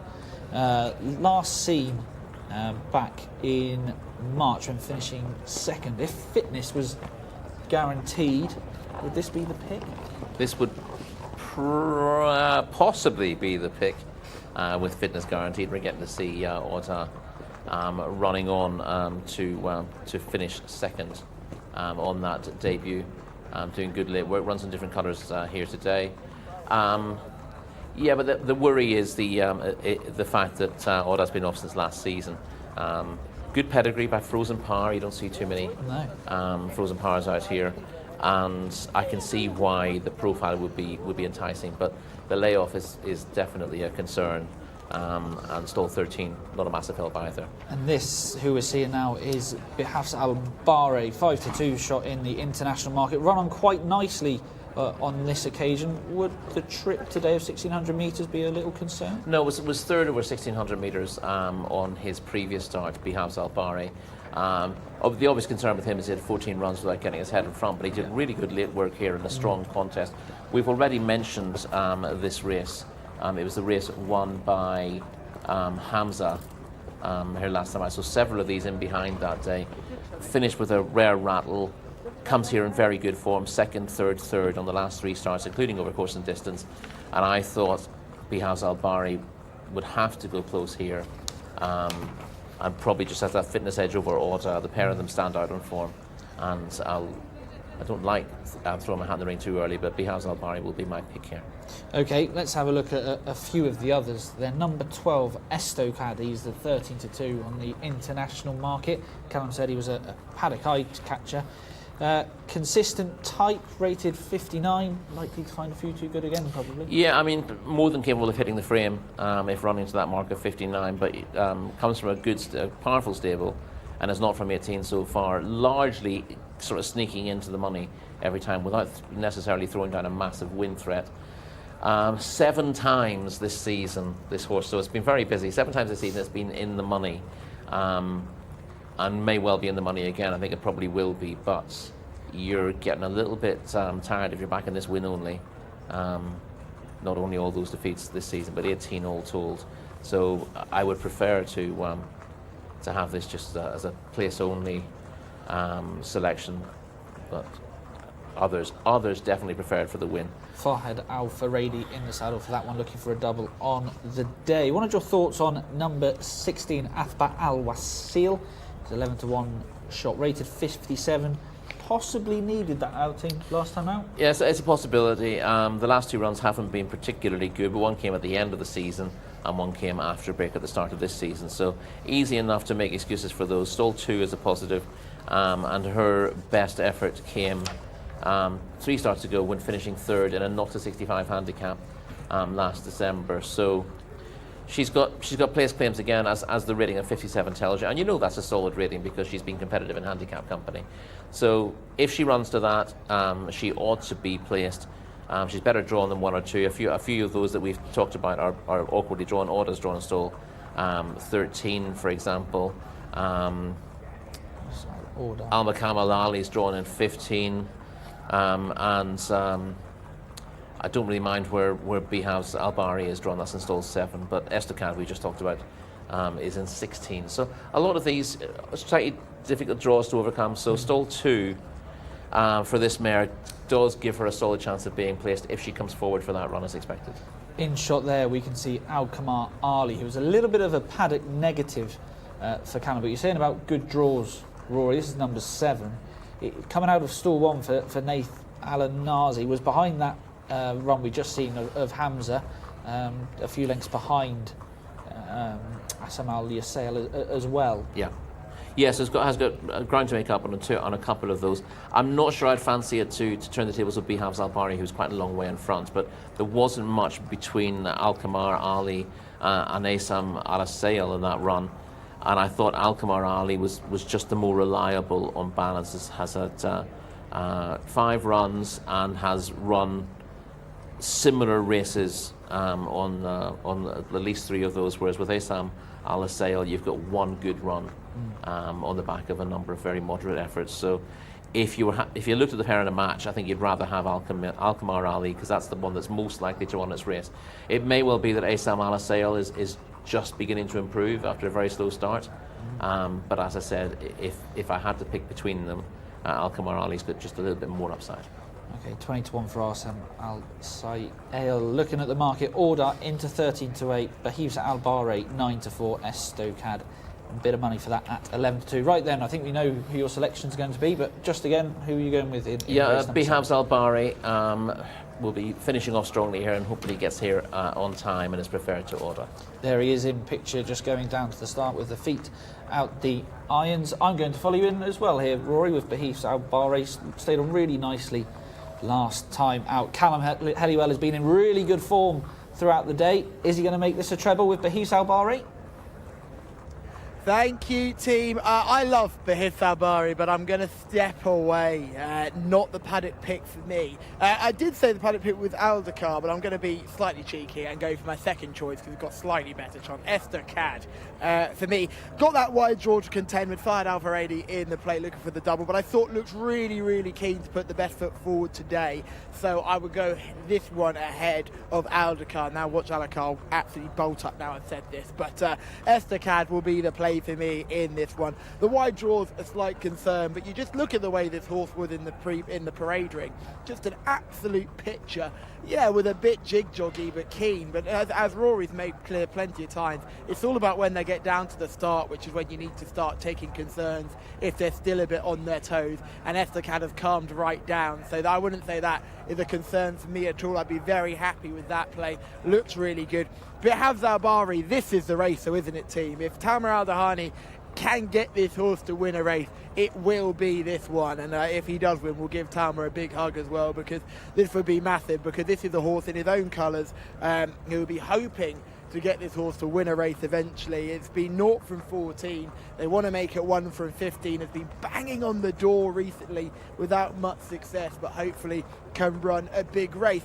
You may notice the best looking horse in the field, Jcsa, who runs yet again. The horse that is definitely in a head and shoulders advert in his spare time. He runs for the Green Stable runners here. It's interesting to see that he's been turned out so quickly, having shown nothing on his previous 2 starts, but he comes here again, sneaks into the reserve. Lovely looking horse, but probably very little chance. The pick for me is Estocad. They're already loading, so Gareth Topham, you can call them home. Thanks, Callum. Runners about halfway through loading here for this locally bred horses maiden contest, and once again for one of them, destiny awaits today in a first career win. Aldakar heading forward, still out of line, Almouj Aleli, along with the Jcsa, who we've just been talking about, and also Estocad about to head in, and Thoal Norain as well. So almost set to go, 18 of them in total here. Once again, a slick loading process, and they're all in line. Race 7 then here in Riyadh. They're lined up and they're away. Off and racing. Not a bad start either. Maybe Aldakar, one of the slowest to break away, but has already overtaken a couple of them. Make that a few. Heading through the early stages, and Batuli is racing prominently in yellow sleeves and cap. Thoal Norain in a very pale jacket is on the wide outside, is on the extreme left now, with Einan Al-Majid in maroon also racing prominently, and not too far away either, Almouj Al-Leili. And they're being followed towards the end of the back straight by Botan, who's hunting up the pace, and Jcsa, who's now right down along the inside in the green with the red epaulets, as they run towards the left-handed turn, which will bring them on towards home. Einan Al-Majid up towards the outside of Asam Al-Sayela, now the leading 2. They're followed back towards home by Thoal Norain, who runs in 3rd. That one just in front of Ordar, who's now gone into 4th. And then in behind that one is Behafiz Al-Bari, with back in behind runners Jcsa now just beginning to slip back a little bit along the inside as they're making the run back towards the straight. Al-Kamar Ali is starting to pick up in red headgear, a green coloured jacket, up into around about 4th place now and taking aim for the leading line. Less than 400 metres to go, quite a wide open contest, and Thoal Norain, the grey sleeves, now strikes the front. On the outside is Al-Kamar Ali, who's finishing off strongly. Estocad is also trying to get a seam in between the pair and does so. Estocad taking it up now as they race into the final 75 metres. Estocad drawing on by a length and a half, a win and a double on the card for Fahed Al Faradi. The race will be on for second. Thoal Norain probably just getting that from on the outside, Al-Kamar Ali, and Ordal wasn't too far behind those. It's a double for Fahed Al Faradi. Estocad has come home in front. Another happy result for our team. Estocad from stall 16, showing a nice turn of speed there inside the final 300 metres. Needed that gap to open between the 2 front runners, and it did. And Estocad needed no second invitation and pulls on in the closing stages to strike in a time of 1 minute 42.56 seconds. Estocad, who has suffered 1 or 2 near misses in recent weeks, has been knocking on the door, and today improves a fair chunk, I'd suggest, to win that going away by 2 1/4 lengths over Thoal Norain, who hangs on for second. Al-Kamar Ali was back in 3rd, and Ordar, best of the remainder, in 4th place. They bunched up for the places, but a couple of lengths adrift of this winner, Estocad, and Fahed Al Faradi making the most of these opportunities.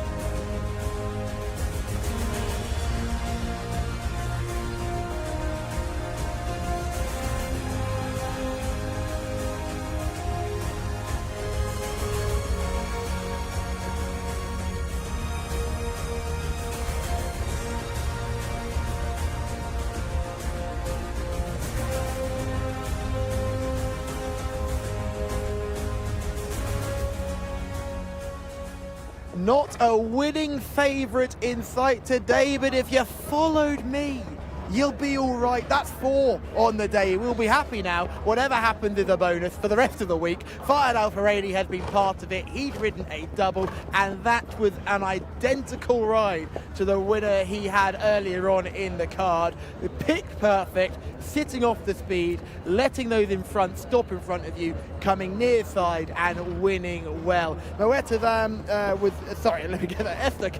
was not involved in that race at all in the early skirmishes, but just crept into the race like a thief in the night and won quite well in the end. I was just talking to my producer here about the paddock picks in these weaker maidens.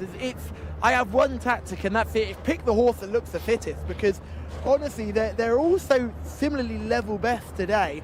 It's not so much to do with how they're rated, and that in the races like the handicaps that we've got coming up, that's important, and the form is massively important. But with these maidens, it's almost I'm just picking a horse that looks the best in the parade ring, fitness-wise. So that's why I went away from Aldakar, who was a lovely looker, a horse I'd like to take home, but certainly not up there for fitness. And Fayed Al Farady has got the double. He'll be over the moon. The best smile in Saudi Arabia. He's landed another winner. 2 for Fahad. Well done to him. Boys, we've still not had a winning favourite, but Fayed Al Farady is having a very good day.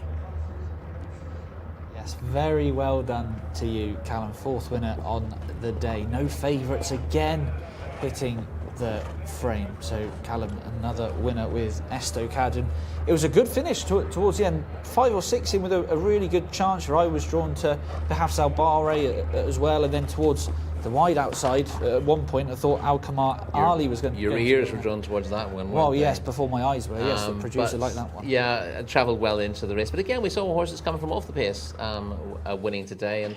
And we talk about how important speed is on dirt. But this is... I was talking about this last week with Mark about how this is a much kinder surface than US dirt tracks, which are really all about speed and just being able to maintain speed. Whereas here, jockeys will tell you that if a horse has got a turn of foot, they can utilise a turn of foot on this track more than they could in Thai, for example, and more than they would be able to on a US dirt track as well. And you can see from this shot, he's riding a very patient race. He's just got in shot now, he's just got 2 behind him, hasn't he? He does, yeah. He's perfectly happy where he is, though, and he's just, again, just looking to angle towards the inside. He doesn't want to get caught up in any traffic problems. And the front 6 or 7 are all pushing forward at this stage. So, you know, you see the winner and the eventual third. He just sort of comes into his path there briefly. Alkamar Ali just drifts off the rail. Didn't panic though, did he? He didn't panic, no, and he's just waited for his opportunity and comes a little bit later. So again, it shows that the later you're coming in this race, the better. It's a double on the day for Fayed Al. It's a very similar ride that he gave to Moatazine. It was, yeah. Early on. Yeah. And clearly he's seen that's worked today, and he's not panicking. He's only getting after the horse just as they turn into the home straight. Still has 6 horses in front of him at this stage. You don't see many horses coming from 7th to win here, but the riding was on the wall, and once he angles between horses here, it's particularly interesting to see where he's come from in relation to the third, Alkamar Ali, who sort of came out from underneath him. They were in a similar place with 3 furlongs to run. He's allowed that horse to get past him and make a big run earlier, knowing that the longer he holds on to this, the further he wins by. Yeah, really good ride again from Fayed Al Farady. Turning in here, he's in, where is he? 1 to 6th position? Yeah. 7th position, 7th even, almost. So, yeah, I was drawn a bit to Behiv's Al Bahrain on the inside, but did he really want to go through the effort? I'm not sure he did, and again, this is the issue with horses with this kind of record. He's happy to sort of aim at something and run close to it. And last time out, he had 2 very good horses in front of him, and he's ended up coming past several of these in that race to get close. But in a race where that wasn't falling apart to that kind of extent, he got close to the front with a furlong to go, and then was happy that he just latched on. Yeah. So maybe stay clear from him when you're becoming a professional loser like that. But then again, saying that, Estocad was not from 18 before today. Yeah, well, this is the thing. Yeah, it's all very well saying you should learn a lesson and not back horse with that profile, and then you look at the winner and he's got the same sort of profile. Sometimes you've got to have the patience just to wait a little bit longer, and when you do that, you know, these horses who are a little bit tricky to win with, they don't want to be in front.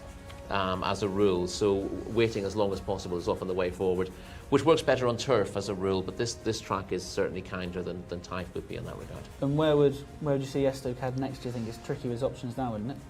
Yeah, well, again, with this level of race, I'd have thought handicaps would be the obvious place, but those handicaps tend to be fairly heavily subscribed. Non-winners of two, they're just much hotter races. You are lucky to find one where the winner's not rated 80 plus.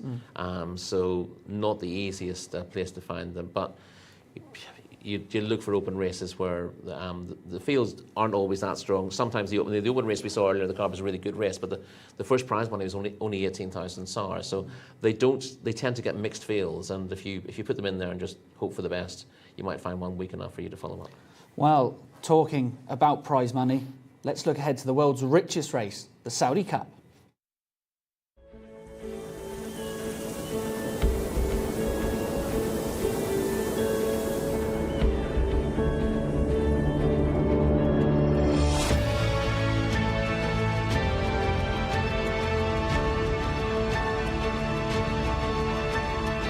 Senor Buscador, the lead is taken by Esposito, but right on the line, Senor Buscador might have tipped him out.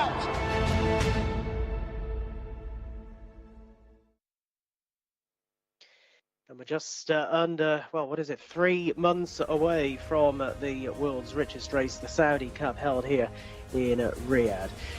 Looking forward to it. Looking forward to race 8 as well, this locally bred horses handicap. This is part of the Apprentice Jockeys Hands and Heels race series. Number 1 is Ardal, Sultan Al Mamoni. Number 2 is Akko Noof, Mohammed Al Yami. 3, Hamdi, Abdullah Al Credis. 4, Sawa, Ayad Al Tarisi. 5 is Shibal Al Anaya, Tariq Al Mansour. 6 is Tandu with Ziad Al Jabri in the saddle. Over the page to number 7, our Moateza with Azuz Al Yesh. 8 is Amtarat Hamza Saad. 9 is Motasame with Hussein Al Makram, with number 10 Ahmadi Abdul Ella Al Hussein. Number 11 is Hakwat with Feras Al Sunaitan. 12 Najm Kafia with Al Tuala taking the ride. 13 is Green of Truth, Abdullah Al Khamis. 14 Racine Osama Al Sharani.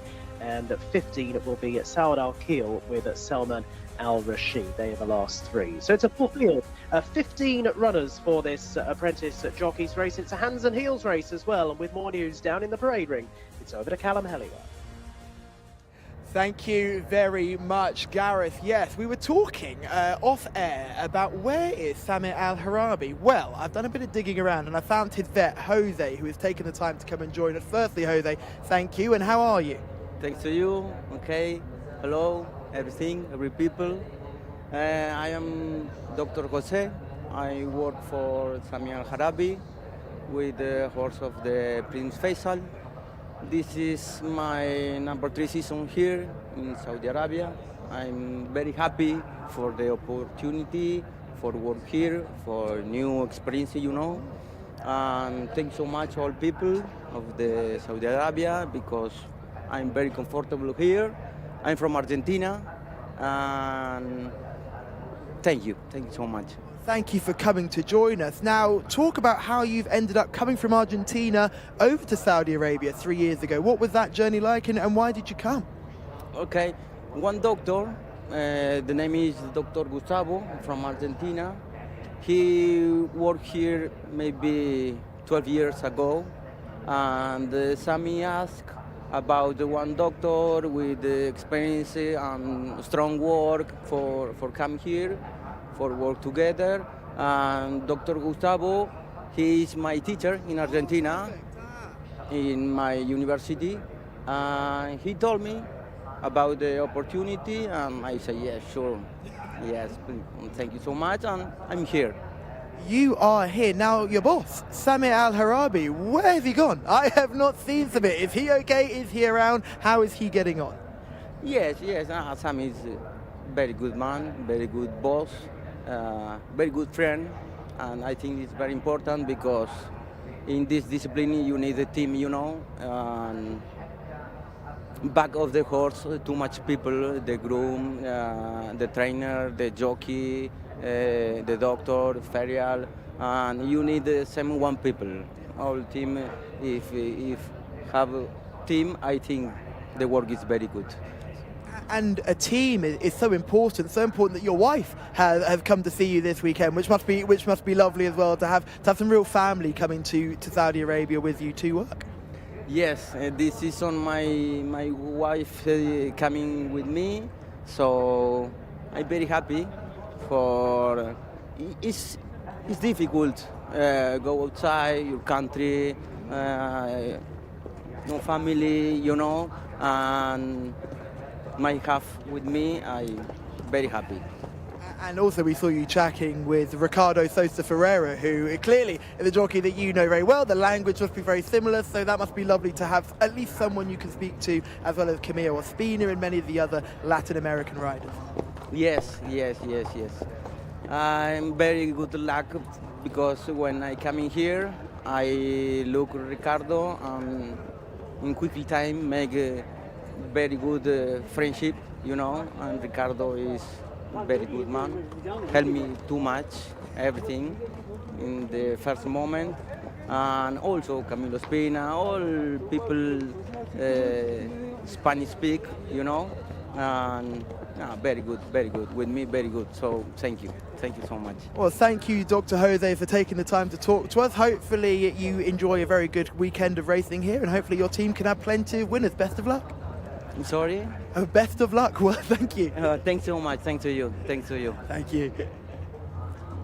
Well, Callum is hard to understand at the best of times. Well done, Callum. Really interesting interview there. Now, ahead of our next race, Hands and Heels contest. Really good initiative for these apprentices. It's a 0 to 70. Let's see how they are on the international market. You may remember Mark Francis, who was sat in this seat for the last couple of weeks, really fancies Green of Truth, and he's our 100 to 30 favourite.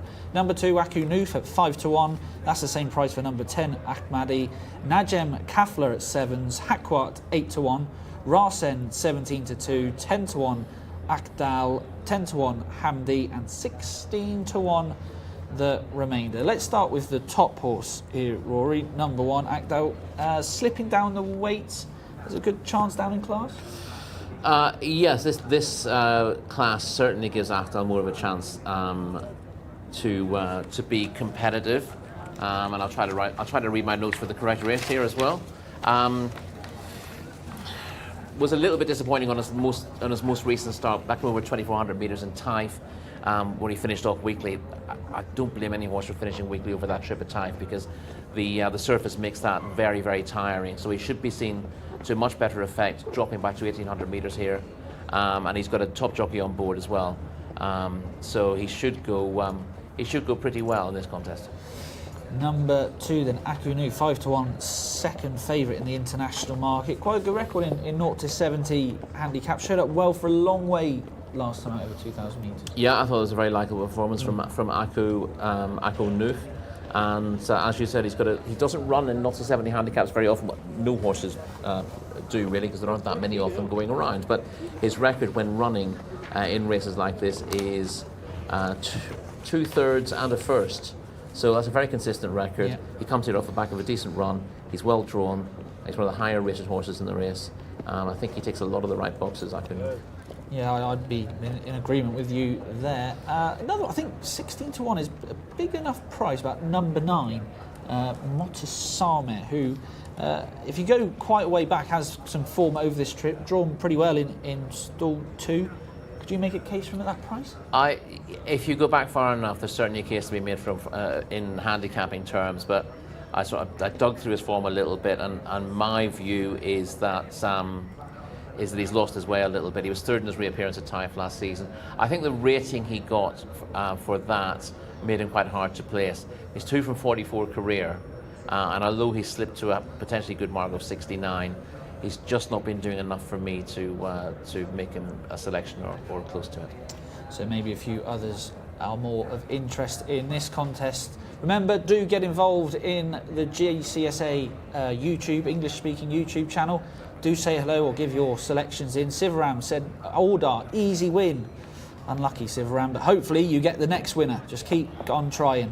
Nice to hear from you as well. Glad you're enjoying the programme today. Now, let's go back to this race. Number 10, Ahmadi, 5 to 1. Do you think that's a fair enough price about that one? Always seems to to give his run, and he's capable of this mark, isn't he? Winner 2 starts ago. The current mark is not harsh either. Was a good fourth in a 0 to 75 over 1600 metres last time out. So this is a slight ease in grade. Also still relatively unexposed compared to some of these, and certainly in handicapping terms. This trip promises to suit as well, so yeah, he's shortlisted. Well, Callum's eye hasn't let him down today, so let's go and see what he thinks of these in the paddock for race 8. Thanks, team. Yeah, starting with horse number 2, Aku Noose, looking really well in the coat. Not the biggest, quite a strange looking individual. Sort of head, neck and back end seems to be quite leggy, but then the middle seems to sort of sag. But looking really well in the coat, and certainly a horse that caught my eye immediately. Let's go back to horse number 4. This is Sawa, who's coming towards us now. Very, very good looking individual here. Certainly has fitness on side too. Look at the hip as well. Plenty to see about that. Lovely to see in the hip. Good mover as well. Certainly the one to pick so far. Horse number 4. Like that a lot. We then go all the way back to just a nice run of horses here. Horse 9, 10 and 11 are all worth a shout. So let's see them as they all come through here. Just saying hello to a few of the jockeys coming past me. Horse number 9, this is Motazma, who's coming towards us now. Looks well in the coat, good mover. For me, probably just a little bit on the small side maybe, and carrying just a little bit of condition, but looked really well in that coat and couldn't be missed. The big thing in behind here, this is a Mardi. I think this horse has got to go down the pick of the paddock, doesn't it? Look at this thing. Absolute beast, but not chunky. Just a big, powerful individual, a winner on penultimate start, 4th last time out. Amadi is certainly a big wow factor in the parade ring, and you cannot ignore the White Stable now. They're back in form, and they saddle Hakit in this Hakwat. I should say not Hakit. If they saddled Hakit, it would hack up. It wouldn't go backwards. This is Hakwat. Not worth being ignored at all, this liver chestnut. Good looking individual, shining up well in the coat. The form has been poor recently, but in a race like this, with a jockey being able to claim 3 kilos, you'd have to give this a chance. But the pick of the yard, Amadi, horse number 10, is the one for me. Callum's pick then, 5 to 1. If you have been following Callum's picks of the paddock, you wouldn't have gone too far wrong today. Rory had just spoken about him. Let's get to a few of the others. Rory, we've just seen the White Stable runner there. Number 11, Hakwat, 8 to 1 shot, down to a mark of 68, possibly starting to look well treated. Yeah, I mean, and has very good chance on the pick of her form, Hakwat. You go back 2 starts ago when she was 5th. She had several of these, well, she had a couple of these in behind her, and went 5th to Saab and not to 75. That's a solid piece of form. It was very disappointing last time out and been unplaced on previous effort as well. So. She's looking a risky proposition. You don't know if she's going to put her best foot forward or not. She's perfectly well drawn, but I have my doubts about her consistency. Let's say. Let's have a word on the international market favourite then, and the pick of Mark Francis. Green of Truth overcame a wide draw last time. Is our 100 to 30 favourite? Yeah, the draw was a sort of secondary issue last time out. Green of Truth looked different class to her rivals in winning what has to be said was a very weak 2,000 metre maiden 3 weeks ago, but she won by 11 1/4 lengths and she wasn't pushed out to the line, so it's a very, very easy win. She's completely unexposed. She improved a lot from debut and second on her previous start and then stepped up to win that, but it's hard finding any. I'd rather she won that by a length and a half from something rated 60. But she was absolutely stuffing horses rated sort of 30s and 40s, right. Really weak behind her. But she could not have been more impressive, and everything about her that day oozed relative class. She's obviously taken a big step up in class to not to 70 class now, and she's on the mark of 70. I mean, there aren't many who aren't. The first 6 are rated 70, and of course, as a 3-year-old, she appears at the bottom of the page, but she's still on a mark of 70, as is Racine, another 3-year-old in the race. So it's a very tightly graded handicap. So difficult to know what sort of rating to give her. You could easily go £5 higher than what she did. You could go £5 lower. Yeah. But she made a big impression. She's one of those, if you were getting bonus points for the distance you won by, you kind of take a gamble that she'll take another step forward and win this easily. Yeah. But she could easily just find it a little bit too much stepping up in grade. But it's worth accentuating the positives. physically and visually, she was very impressive last time out. Now, obviously, this is the race for the apprentices, hands and heels, so no sticks to be used.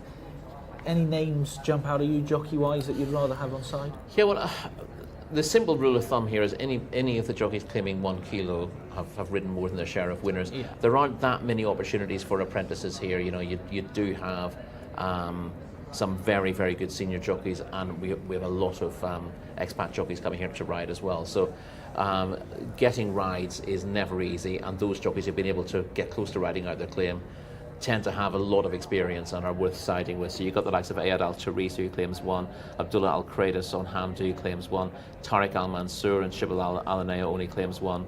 Ali Al-Yesh is a much improved jockey as well. Hamza Saad.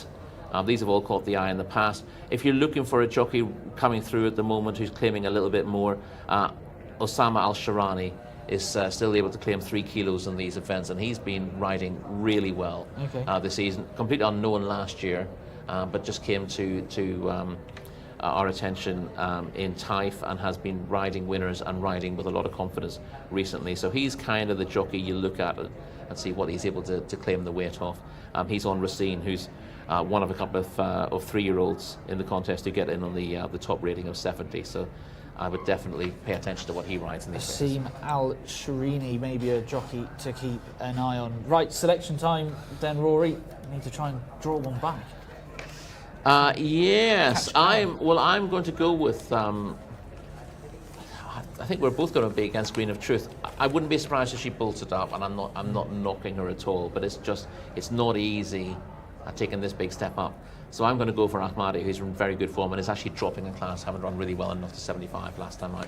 So number 10 will be my pick. That might not be a bad way to go, considering it was Callum's eye catcher in the paddock. Hasn't done too badly. I'm going to go against you, and I'm not going to go with the favourite either. I'm going to go with Aku Noof. I thought how this horse went through the race last time. This sort of race, a hands and heels race, you won't have to do much on him. He'll go from the front, drawn in 6, not too bad. I really fancy this horse today. I do worry with Green of Truth. Now, like you say, she could be thrown in, but because it's a hands and heels race, it's only a 4th start? Yeah, so her lack of experience. She might just be a little bit green, and if you just want to grab hold of it, just even a slap down the shoulder, you can't do that. So I thought that might be these are great races for those sort of old handy, experienced exactly, handicappers who know exactly what the game's about. Yeah, and sometimes they can take the mickey out of the jockeys. The horse can then run for them, and they're not feeling like they're being told what to do. Now, not saying Aku Noof is like that, but Ahmadi's had the 15 runs. It might just benefit from that. You haven't made much of an issue of this, but you'll have ridden in a few hands and heels races as a conditional jockey yourself.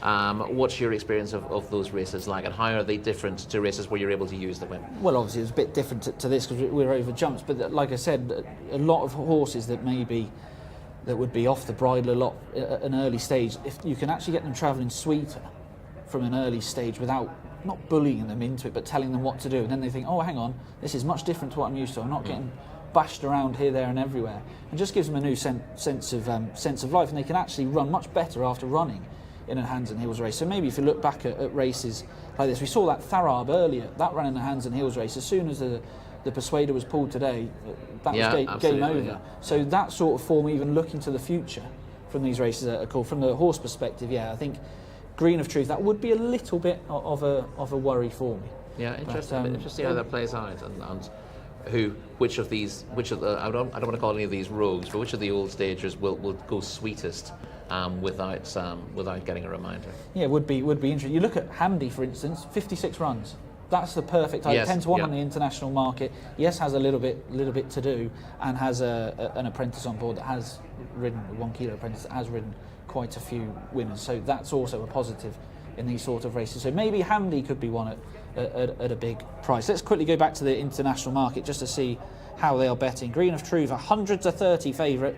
Aku Noof still at 5-1. Ahmadi now coming in for support. 4-1 now, actually. Ahmadi now the second favourite. And Najm Kafla at 7-1. Let's go back to Callum. Who do you fancy, Callum? Thanks, guys. Nice and quick. Ahmadi is the pick for me, but the vibes were very strong of Green of Truth. Spoke to the owner, like I spoke to him before. He was very confident about Green of Truth. The owner's vibes are strong. Gareth Topham, it's all yours. 130 favourite on the international betting market. Green of Truth with Akko Noof at 5-1, with Armadi 7-1, Najem Kafla, and it's 17-2 and upwards the other runners. Heading into the stalls then, we're down to the final 3 or 4 to head on in. Armadi is one of those. Also out of line is Hamdi, Green of Truth as well, and also the 2-horse here, Akko Noof, as you can see, just about to slot forward. Green of Truth will be coming out of stall number 7. We have a 15-runner field here, whips carried but not used in this hands and heels race for the apprentice jockeys. Part of a series, good initiative, and Green of Truth will be the last one to head into line, and we're just about ready for what is already our 8th race on the card. Best of luck. Lined up, flags are raised, and they're off, jumping away and out well towards the inside. Well, Hakwat is showing good early speed in a green cap and is racing in company with Akko Noof in the light blue sleeves. A little wider out is Green of Truth in the yellow noseband, well positioned as well. Over towards the inside, as they settle themselves down not too far off the speed, is Hamdi at this stage in company with Tandoof. Ardal is right towards the back end of the field. That's the early trailer as they make the journey through the opening 600 metres or so. And it's Akko Noof over towards the inside of Green of Truth. They are the leading pair, with not too far behind them. Over towards the inside now is Saud Al Keel. And out wider in the red-coloured jacket, Racine also moving forward as they make their progress towards the end of the back straight. Hakwat is now just on their tails and racing a further length and a half or so in front of Shibal Alanea as they're on the home turn. They're being followed back towards the straight by Amtarad, who's trying to make some ground, and all of the others with work to do as they now gallop back towards the straight. Armadi to be played late, still plenty more in front than behind, but appears to travel okay, and they're now around about 600 metres from the judge. And Racine comes through to take it up under Osama Al-Sharani, moves on by a length to in second Green of Truth, who's now being ridden along, and down the outside Hakwat is now launching a strong bid. So Hakwat now serving it up to Racine as they enter the final 200 metres. They pull away from Green of Truth, who's a beaten horse. Down the outside is Akko Noof, who's trying to stick to the task, but into the final 100 yards they go. It is Hakwat and Racine battling out a good finish. Hakwat just about with the head in front, draws on by a neck to a half. Hakwat is the winner. Second position is Racine. It's very tight for third. Akko Noof and Hamdi were the two involved, and Al-Mu'taza was following those in. But it's a win, a gutsy win in the end for the filly Hakwat in the hands of Feras Al-Sunaitan, and coming home in front and just out battling Racine and Osama Al-Sharani in the latter stages. And they pulled nicely clear of their rivals, serving us up with a good finish there to that hands and heels race for the apprentice jockeys. So Hakwat, the green cap, prevailing. Hasn't won by very far, but has managed to get the job done, and in a time of 1 minute 55.44 seconds. Jockey absolutely delighted as well. Well done to Feras Al-Sunaitan for getting Hakwat home ahead. Wins by 3/4 of a length over Racine in second, and we're hearing that Hamdi got the verdict in that tight photo finish for third place. We see the first two across the line. It was very much a heads-up, heads-down case, wasn't it, for third position. And as I say, Hamdi got the verdict there, but it's Hakwat who comes home in front. Plenty of duck eggs next to this one's name, but today gets the all-important number 1 on the race record.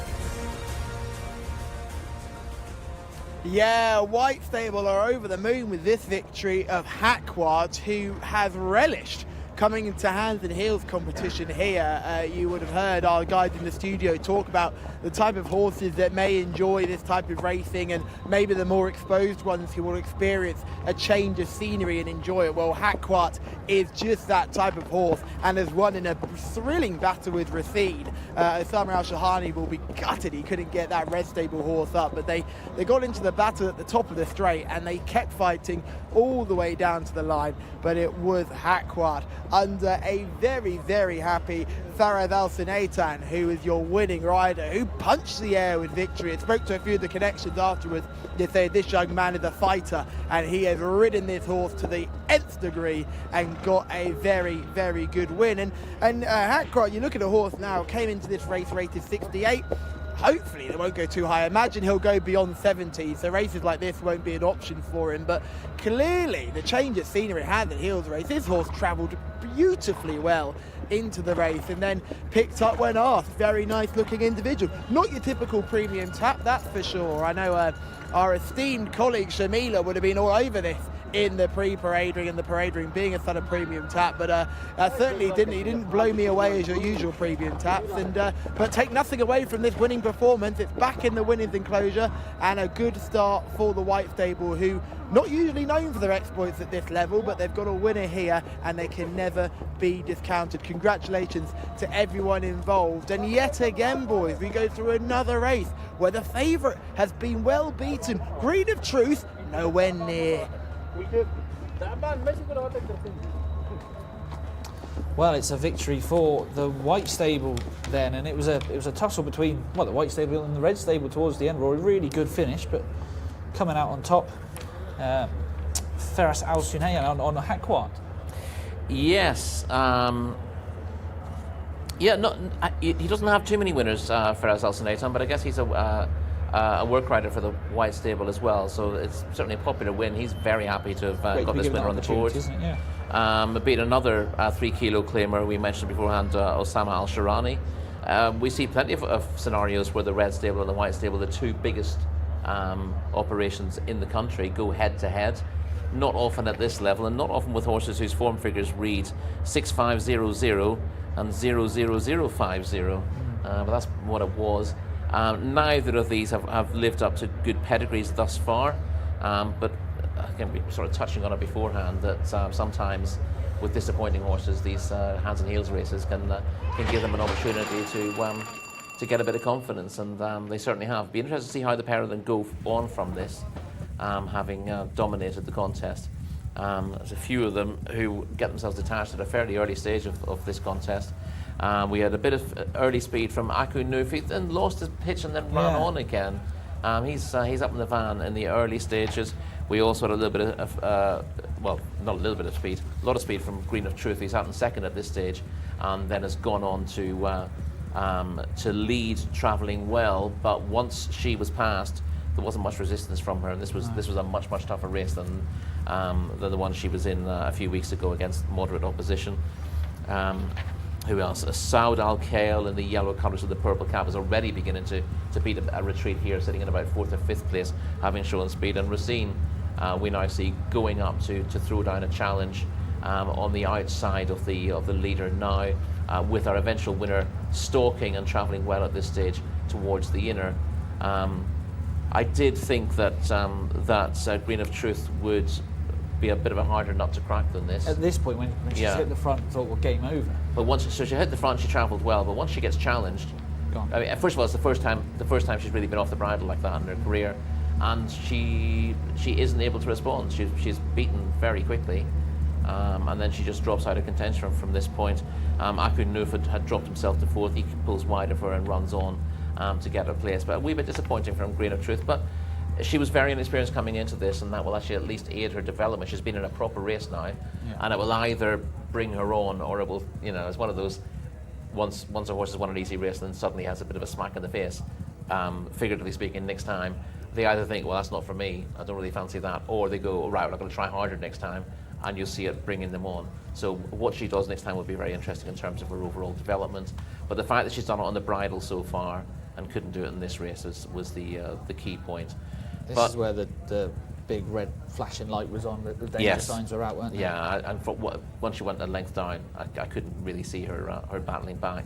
And any situation like that where a horse, if you're on the rail and something comes a length past you, the one thing that gives you half a chance, if they come across the rail and you pull out and get wide of them again, that is a sort of signal for horses to rally. But generally speaking, you won't see horses go a length down and rally in that situation to get back up again unless the horse's past them is very soft or they're exceptionally game. Well, Hakwat then gets the job done in that hands and heels contest. Really good finish to the end with the white stable and the red stable battling it out. Right, it's back to maiden company again. The 3-year-olds and upwards over the 2,000 metres. Could be good tactically. Let's go over to Gareth Topham for the runners and riders. Yeah, cheers, Tom. This is the 9th race of the day. Number 1 is Al Warak with Mohammed Al Obeil on board. Number 2, Bebe Azuz Al Yesh. Number 3, Cute Boy Abdulaziz Al Faradi. Number 4 is Dubawi Delight Alexis Marino. Number 5 is Fast Start Ali Al Mutib. 6 is Kateb Abdullah Al Credis. Over the page to number 7, Sabil Al Kir, the mount of Osama Al Sharani. Number 8, Union Strength with Khalid Al Mamoni. Number 9 is Vitabu with Mohammed Saeed. Number 10 is Waj Al Dareya, the mount of Abdullah Al Fayrouz. Feras Al Sunaitan, who's just ridden our previous winner, is on board number 11, Yarab. Number 12 is Nahez. Nawaf Al Mudiani takes the ride. And over the page to 13, Sayek Al Kir Ayad Al Tarisi. 13 runners here in the absence of numbers 14 and 15 for this 9th race maiden contest. Back to Callum. Thank you, Gareth. As you may have noticed, the temperature has continued to plummet, so the layers have continued to be added. And myself and Jimmy Jerkins are both rocking various designs of coats here. But firstly, Jimmy, happy Thanksgiving. Yeah, thank you. Missing the family back home. But what can you do? I tell you what, it's very much like a New York getting winter here at the moment. It's getting quite chilly. Yeah, drop down quick. But the horses seem to be. I don't know. Some of them seem to like it. Perk them up a little bit. But yeah, you got to watch it because it gets. It didn't even warm up during the day. Which is unusual. Well, actually, it was overcast, so the sun. I'm sure if the sun was able to come out, it would have warmed them up. But we never saw much of it. Does this change sort of training practices? I remember we saw there was a racecourse gallop last year, and you were quite frustrated that they didn't put the rug straight on the horses afterwards. Would that be something that you'd be looking to do? Well, yeah. I mean, it's a long walk home. It's a long walk home from here to the barn in a cold wind after you've run and got warm. When it's the horse catch a chill and stiffen up. You don't want that. But yeah, we brought them with them. Now the next step is getting it on them. It's getting brought down, but still not getting put on. It's probably nowhere near as important as I think it is, but it looks like it just seems like the right thing to do. And I noticed in the washdown areas, in the wash bays, the water's not freezing cold. They've actually got warm water in the wash bays that they use all year round, which was a big surprise to me. Yeah, you don't see any really cold water here, to be honest with you. I don't know if that's how it's, it's just the way it is. But yeah, I mean, it's a right temperature for that, for the bath. Certainly is. You've got Nahez in this race, a horse making the 4th career start today. It's been a tricky card all the way through. We've not had a single winning favourite today. Nahez is going to be well fancied. Is that a kiss of death there? I don't know on what he's well fancied on the basis of what. I don't know. You're trading him, Jimmy. He did run very well first time in Taif. I got to admit, he got stopped 1,000 times and when he got in the clear, he came running. But he hasn't really showed much life since then. I don't know if the races were tougher, or I don't know. Like I said, with no past performances like we have back home, it's really hard to gauge the horses unless you know them by memory. These horses, the young horses, you don't really learn them till a little more from now. But we're hoping the added distance helps him. He seems to be methodical. Doesn't drop back, but doesn't accelerate much either. But we're just going to have to get Nawaf's going to have to pull out his genius and see what he can do here. You're not the only one in this field who's making a bit of a step up in trip. There's a few of these that are trying this distance for the first time. Tactically, this is going to be a fascinating contest. Well, yeah. I mean, everybody you just keep keep stretching them out if they, if they can't get going at the shorter distances. But yeah, I mean, at least it's a way out, when. The long, this far race with a long run down the backstretch, that it plays into some horses' favor and doesn't play into others. Some horses that would run better, would settle nicer if they had a turn to run into right away, and so the whole ticket is for them to go nice and even all the way to get the trip. I've just seen him going around the paddock here, this son of Zoffany, and I can't take my eye. Looks really, really well. He's doing good. He was a little light eater most of the time, and he seemed like he picked it up eating wise, and he's got good weight and muscle in his hindquarters. So I'm happy enough with how he's doing. He's just, he's got to show up. Well, they're going to be heading out into the parade ring soon, so I'll let you go and see him. But thank you for taking the time to join us. No problem. Thank you. Best of luck. Thanks. Thoughts ahead of Nahez in our next one. Wasn't particularly that confident. Let's see what the international market makes of him then. The favourite though is Dubai Delight, number 4, 13-8. Fast start, second in at 15-8. Then it's Nahez, who we were just talking about. He's at 7-1, 10-1 Union Strength. That's number 8 on your race card. Number 10, Waj Al Deria. He's 10-1, like I said, and 12-1 for Ya Arab. Let's have a look, firstly, Rory, at Fast Start. Now, this is he's trying a new trick today.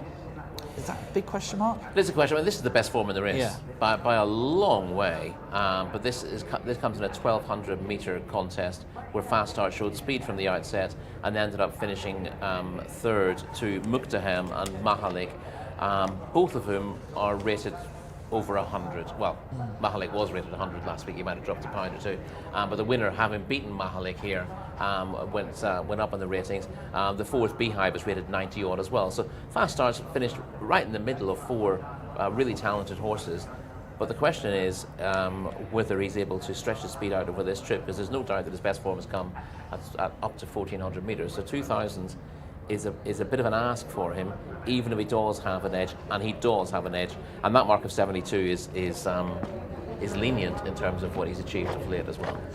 Yeah, absolutely. And like you said, he was unlucky not to win last time as well. So that form has been boosted massively.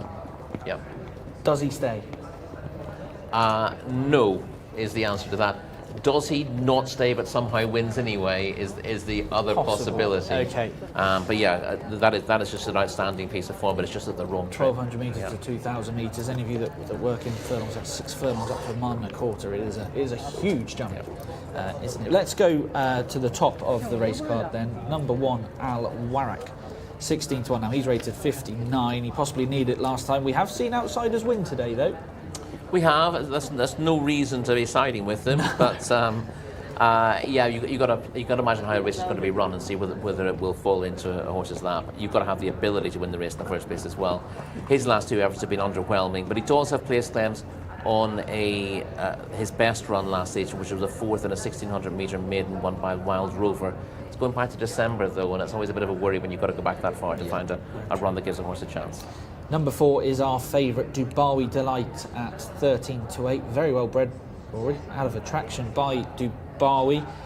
Rated 71. He's been pitched in some high enough races. This is more like it, isn't it? This is a lot more like it. The draw is not particularly kind in 14, but there's a big disparity between the very best of these and the worst of them. So I think this is a race where you'd like to think they get away with it, especially over 2,000 metres. Jessica Harrington back in Ireland. 2 solid efforts here from 4 starts since leaving that stable. Easy to forgive his latest defeat behind Jack Red Cloud, another ex-Irish horse, who looks an absolute top-notcher here. He's been very impressive in races like the Jcsa Cup over 2,400 metres. This is a big drop in class for Dubai Delight. He's got a similar rating to Fast Start, but unlike Fast Start, Dubai Delight definitely wants this trip. Well, let's go over to Callum in the parade ring. Thank you, team. Al Warak is the first one we'll look at. I'm excited by this race because they're typical 2,000 metre types. There's some long, leggy, interesting individuals in this page. And we'll start with Al Warak, who you could sit a family of 4 on this one's back. He is very, very long, this son of Make Believe. He's 4 now. He looks very fit. He's not carrying a lick of condition. This could be a big day for him. I saw another one that was a bit of a paddock eye catcher with horse number 3. This is Cute Boy, who is living up to the name. A very cute individual in his own right here, this 4-year-old colt. Looking forward to seeing how he gets on. You can see with these greys, it's often hard to see how fit they are, but you can see through the dappling on his hind quarters that he's got plenty of muscle definition, not carrying too much condition, has got the tongue strap in, and he hasn't quite figured out that he can put his tongue back in his mouth, but hopefully he'll work that out when we get racing. Also got a cross noseband on. Clearly a horse that pulls. It'll be interesting to see how he gets on at this trip. Needs to bounce back from a couple of below par runs. Let's look at your favourite, Dabawi Delight, already mentioned by Dabawi, out of Attraction. Beautiful pedigree. Walks a lot better than Attraction, doesn't he? Moves a lot better than his mother, who was famous for not being the best of lookers. For me, he's not massively a paddock positive. I would say he's not particularly shining up in the coat. There's very little condition on him, but he's a bit plain. He's a bit plain and not really for me, but over 2,000 metres, that could be all you need. Let's drop back to horse number 5. This is Fast Start. I wanted to have a good look at this one. This is a horse where stamina queries are really to the fore. Was running over really short trips as a youngster here. Now we're seeing, not running over as a youngster, we're running over shorter trips last season. Steps up in trip today. Doesn't shape like a horse that wants to step up dramatically in trip. Looks very much like a big, powerful sprinting type, stocky. He looks well in the coat, but I probably would be looking a little bit elsewhere as well. Where I'd be looking is at horse number 7. This is Sabil Al-Khair. The form is pretty much useless, just banging around in the top 10 in races. But I thought Sabil Al-Khair looked in marvellous form in the parade ring. Lovely quarter marks by the stable, really well turned out. The hip is on show. He's a good mover. Looks nice for me, and I think Sabil Al-Khair certainly has to make your shortlist, and is probably the paddock eye catcher for me. And we'll get one more look at horse number 12 as well, Nahez. This is the Jimmy Jerkins runner. Let's have a look at the 12 right at the back in the red stable colours, second from the end. Like we mentioned, this son is off and he looks really well in the parade ring, but Jimmy's slightly concerned that this horse has shown very little in a couple of starts so far. Obviously, it will be a wonderful Thanksgiving present for Jimmy if this horse could win, and I see no reason why it couldn't. Looks in great shape, shining up in the coat. Jimmy mentioned he'd be eating well. He's got a good shape to the hind quarters. Certainly no negatives here for horse number 12, Nahez, but the paddock pick for me will be the 7, Sabil Al-Khair. Thank you very much, Callum. Sabil Al-Khair, 20-1 if you want to follow Callum's eye catcher. And obviously you can follow the action live on the Jcsa English speaking channel on YouTube. And Life is Blessed has given us a few comments, so very good afternoon to you too, or could be good morning wherever you're watching it in the world. Right, Rory, let's get back to the this race here. Let's talk about number 6, Karteb. Ran on well over 1,800 metres last time. Obviously has it to do on ratings, but it did take a pretty good step up on reappearance effort. Yeah, that was a career best effort last time out, having looked reasonably exposed prior to that, and with horses like that who suddenly reaches a career best effort, you always ask yourself the question, is that as good as it looked, or is there a reason to believe this horse might suddenly improve? Or is this run just a little bit flattering? It needs to improve again to get involved here, but that's certainly a much more encouraging effort when third to Nowhere. But I struggled to put him on a short list, I have to say.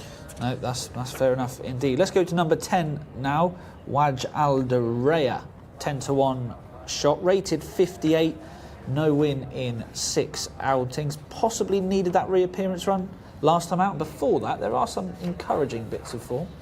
Yeah, it was unplaced in the race won by Nowhere last time out, so behind the horse that we've just talked about, Karteb, and that's a disappointing effort on balance for for Waj Alderea. Has shown a little bit of ability, but not, 4-3 starts ago was the best effort there. I just didn't think there was enough to really get your teeth into in terms of what the ideal conditions were for this horse, or whether you could trust the form. It just hasn't really found his level yet. Just see in shot Bebe getting tack readjusting, but just putting the overgirth back on. All looks well, and back into the saddle, so not to worry about that one. May just go off a little bit late this race by the time Bebe gets down to start. Let's go and talk to Callum. Thank you, team. Yeah, just an update on Bebe, whose colours are a lot lighter than you might see in your race card. The jockey got on and felt that the saddle was moving all over the place. I'm sure Tom would know far more than me about overgirth, but that was the first thing they wanted to change. I think he just felt the saddle was slipping and wanted to do an adjustment. No other concerns here, just an adjustment. The jockey didn't feel fully in control or secure, and now they going down to post. Absolutely fine, being ponied down by Faisal. Well done, best of luck to everybody. Yeah, you definitely don't want a loose saddle going around here. That is for sure. One more I'd like to touch on here, Rory, is the Jimmy Jenkins horse, number 12, Nahez. Now, I thought that last run was pretty encouraging, although it was a weak enough maiden. I thought this trip might bring out some improvement. I thought so too. So I was a bit disappointed that Jimmy seemed surprised that this was prominent in the betting. And I got an idea there was a bit of a plan with this horse to give him experience over shorter trips, then step him up. But I didn't really get that impression on that interview with Jimmy. Now, it's worth pointing out why I thought that. This is a full brother to a horse called Christoph, who was a close fifth in the Prince Khalid Abdullah Cup here, over 2,100 metres on turf last season. And that horse is clearly best at 1.25 miles. So I thought stepping up to 2,000 metres could unlock a fair bit of improvement from Nahez, and I had him down as my danger, but you wouldn't be massively encouraged. I mean, he's not. Jimmy Jerkins isn't really the kind of guy to fill you with confidence the way he talks about his horses, because he is fundamentally a guy who likes to dot the I's and cross the T's, and he always lets you know what can possibly go wrong. So he doesn't tend to get ahead of himself, and that's what makes him a very good trainer, because he doesn't take anything for granted. He makes no assumptions. But when you talk to him, he tends to be quite low-key about that. But I thought he was even more negative than he might normally be about this horse, which is a shame, because I did think he had potential upside. But the impression you get is maybe he's not as good as his pedigree suggests he should be. But the pedigree does suggest that this is his trip and it's his first try at it. So I wanted to have him on the short list. Yeah, I did as well, but it's just, like you said, I know he can be a little bit like that, but it was a bit off-putting. Let's go back to the international market then. Number 4, Dubawi Delight, is your 13-8 favourite. Pretty strong as well. Fast start, 15-8. Big stamina doubts. Will he stay? 7-1 Nahez, 10-1 Waj Alderea, 11-1 Union Strength from 11-1 as well. Just want to talk to you about this race tactically, Rory, because I thought this could be very interesting from a jockey's perspective. Alex Moreno, do you think he'll try and go really hard up the front end on Dubawi Delight because he does stay further and fast start, or will that suit fast start? It's a little. I think it would almost certainly suit him to get out in front and then try to put the brakes on in front to conserve his stamina. Okay, selections time then, Rory. Where are you siding? I go with Dubawi Delight, but not with an awful lot of confidence now, having seen him in the parade ring. But he's my pick. I'm going to go with Carteb at a massive price. I like Dubawi Delight, I liked Nahez, don't think Fast Start will stay, but I didn't like Dubawi Delight in the paddock, and I didn't like Jimmy Jerkins' interview. So I'm going with number 6, Carteb, in that one. So you're with the favourite Dubawi Delight, number 4? Yes, that's right, yeah. Number 4, Dubawi Delight. Number 6, Carteb for me. More comments coming in. MGGTA they think 2 wins, 3 is second, 5 is third, and 7 is fourth. If that is right, we wish you the best of luck. And Anonymous has said, any tips this racing? So any tips later on, if you stick around. Well, you've just heard our tips for this race, and I'm sure you'll hear from Callum. It can only get better, put it that way. Exactly. Let's go and see and hear what Callum has to say. Is he going with the favourite for the first favourite of the evening? Oh, I don't know, team. I don't know. I'm sticking with Sabir Al-Khair here. It's a bit of a stab in the dark with a horse who has been just banging on the door without kicking it open, but I'm just intrigued. I thought he looked really well in the parade ring. Dubai Delight for me was just very, I cannot stress how plain Dubai Delight is. And you can imagine if you bred Dubai Delight, he'd have been just a little bit of a meh. There's not really much to like about him, despite his beautiful pedigree. But yeah, he did nothing for me in the pre-parade or in the parade ring. But what was interesting is you talked about the tactics of this race. It's going to be fascinating to see. Dubai Delight comes out of 14, Fast Start comes out of 7. Will they be able to put the brakes on Fast Start in order to get him to settle over this longer trip? Because if they can, then he'd be very, very dangerous. But for me, the best of the paddock was Sabir Al-Khair, and that is who I'm sticking with. Lads, they are already loading up. It's not the biggest field. Gareth, it's all yours. Oh, we won't moan about that, Callum, either, in this maiden contest up and coming here. We've got the 13 of them. We're back to, I think we've got 20 in the next.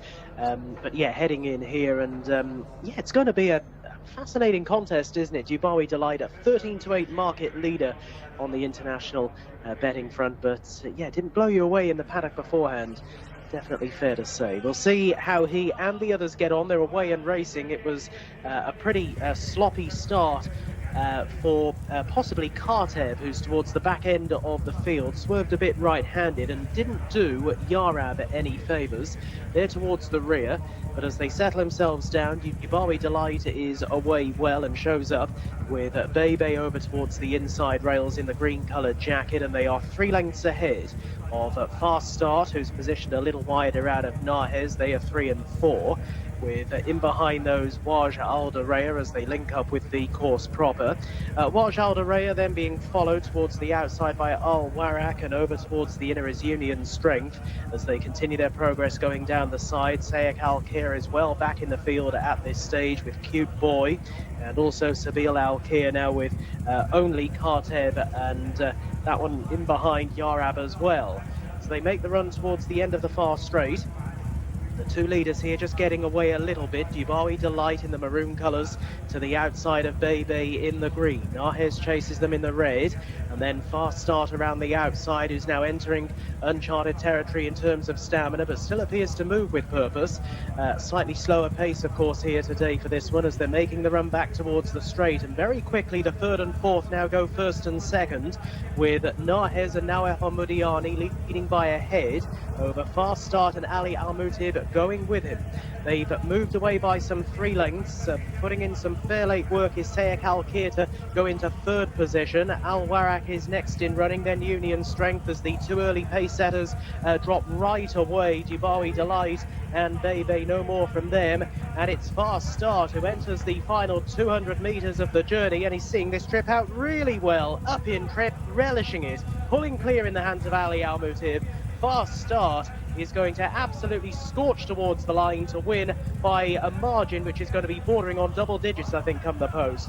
Fast Start, it's a new lease of life for Fast Start. Very tight in the end for 2nd, with over towards the inside Nahez and Sayek Al-Khair, who was running on well down the outer. But, well, would you believe it, Fast Start has gone on to absolutely take them apart in this maiden contest. Off the mark, finally.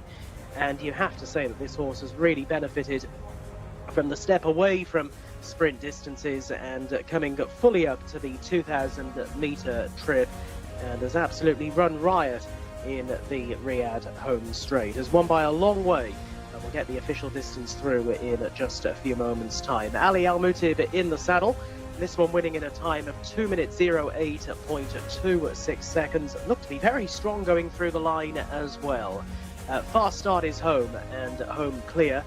2nd position, beaten 10 1/4 lengths, was Nahez, just in front of Sayek Al-Khair, who was a further neck behind in 3rd. I think we'll see a bit more of Fast Start over these sorts of trips. That was a terrific start going up in distance, and has routed them in what was our 9th race of the day.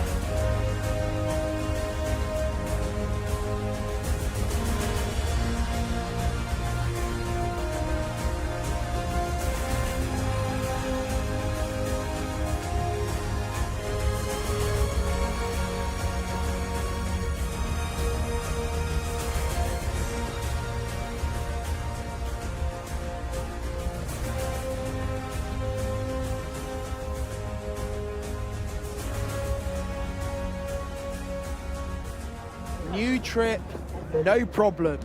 At fast start under Ali Al-Matib, absolutely relishes stepping up in distance to fairly destroy them in this maiden contest, which opened up a whole new range of options for this son of Dabawi, who has stepped up massively from what we've seen previously. Looked fairly exposed at the shorter trips, but is certainly looking like a much better prospect with 2,000 metres.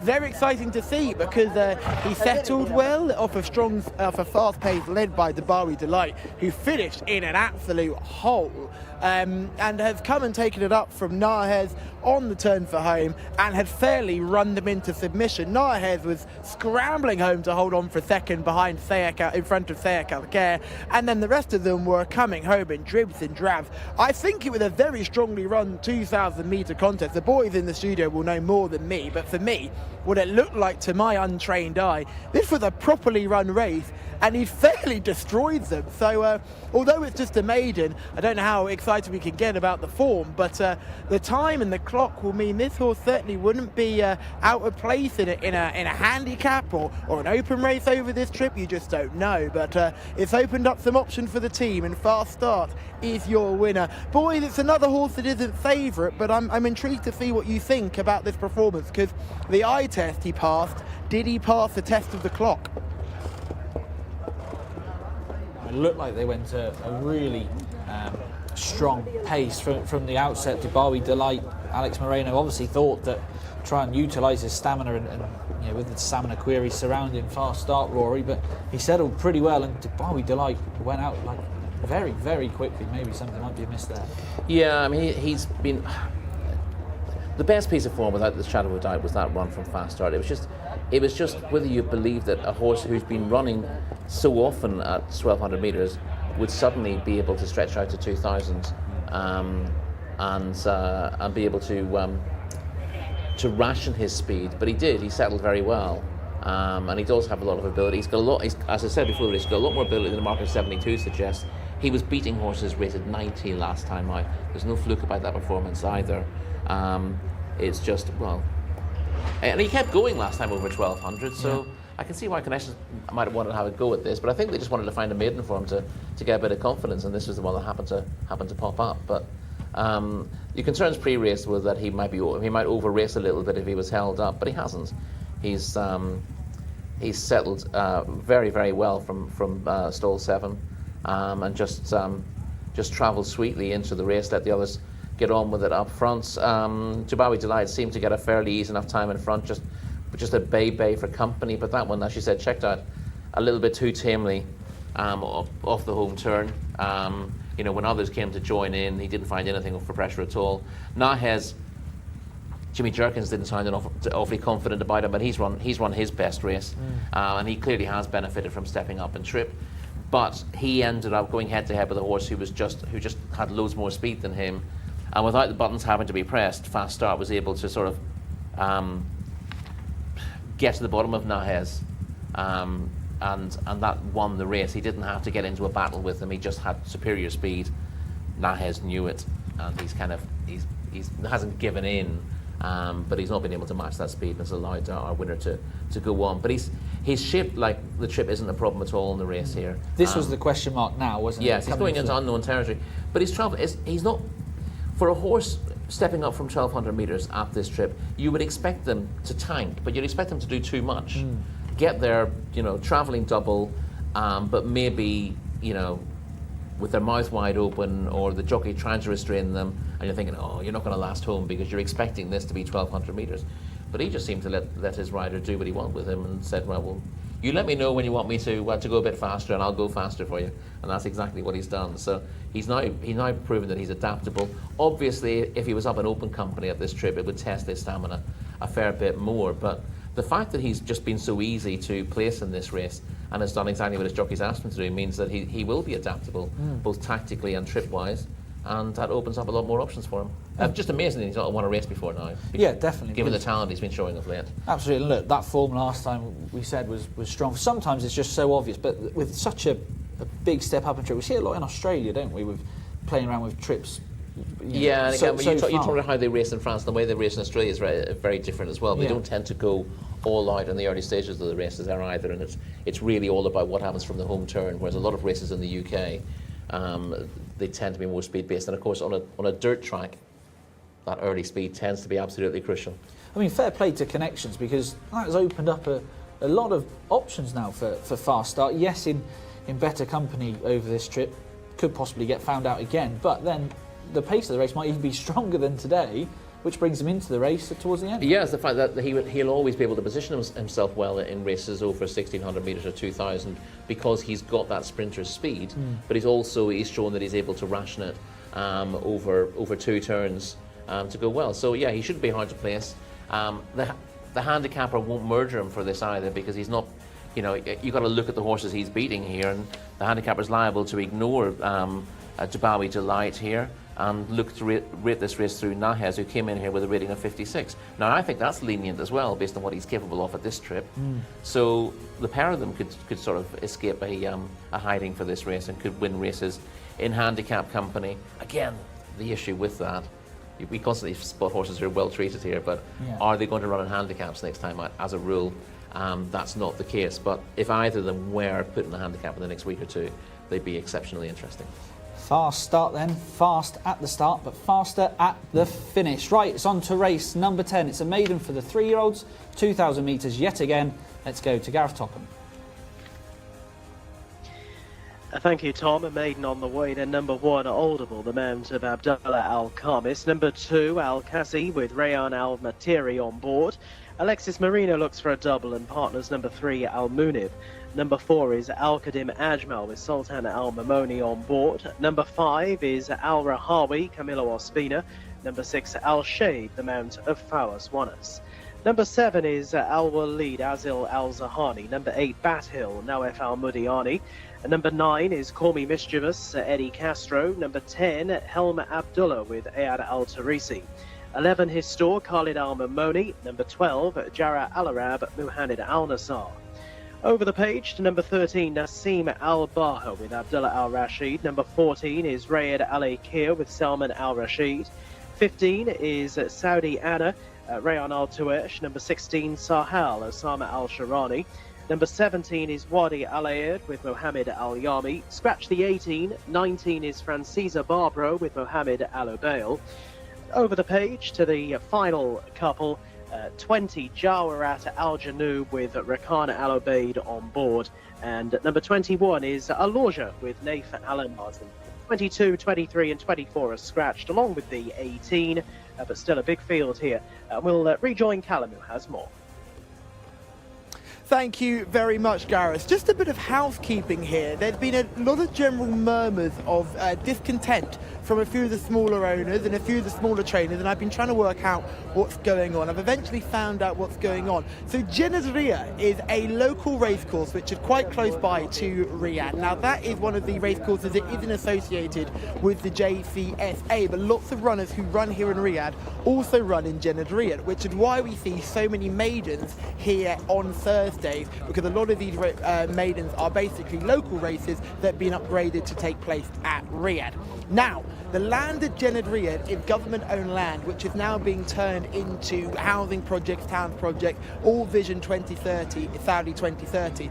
What has happened is those trainers at Jcsa, who have had plenty of warning about that land changing, have not moved their horses over because it's been cheaper to stable your horses in Jcsa. Now that land has swiftly now been taken and they are building on it, the stabling is now being taken away. So the electricity has been cut and other issues. So there are horses that are now being moved all over the country to get into places where they can be stabled, including as far away as Taif. There are trainers that have had to move their horses to Taif, so they'll basically miss the rest of the Riyadh season and start running in Taif. Now that would seem like a solution, racing in Taif. However, Taif racing is only 3 months a year, and from what I'm gathering here from connections, the stable rent is so high, it's proving very, very difficult to be able to keep those horses in training while being stabled in Taif. So it's a fascinating story, and it will only grow here, and I will let you know what happens going forward in the future. Let's focus though on this race you've got in hand, because we've got a few I really want to have a look at. We're going to loop around behind us, and we'll start on horse number 4, who is Al-Qadim Ajmal.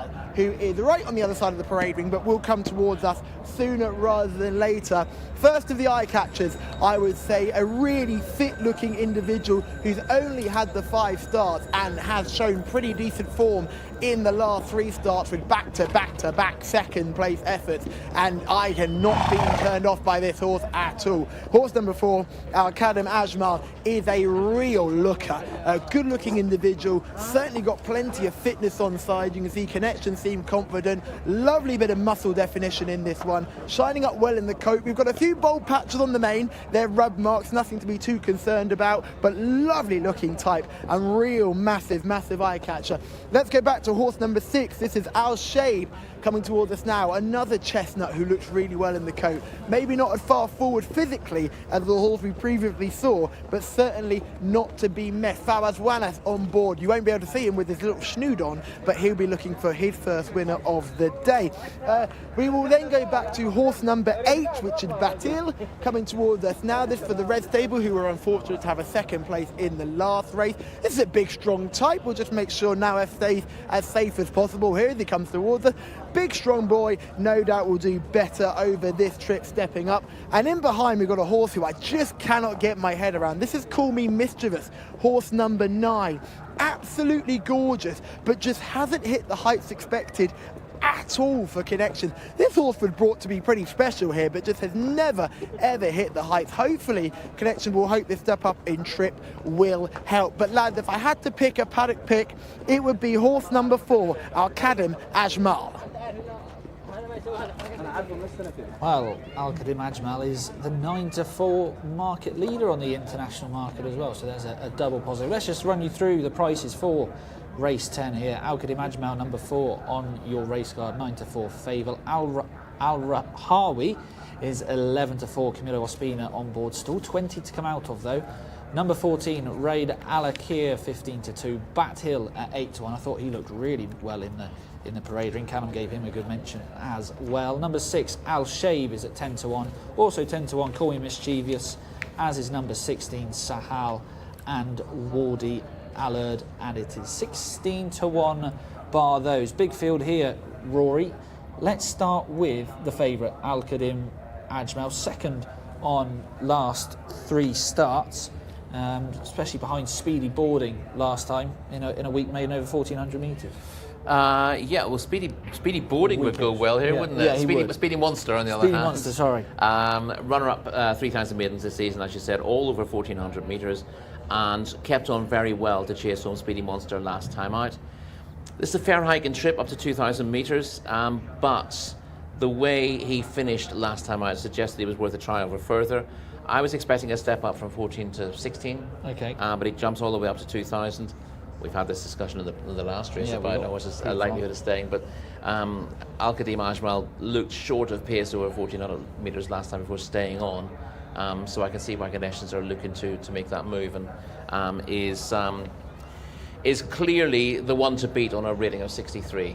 And here we go. This is Al-Kadem Ajmal. Yes, in about 6th or 7th place at this stage with a red with a white cap. Very similar colours to those of Sir Alex Ferguson, interestingly enough.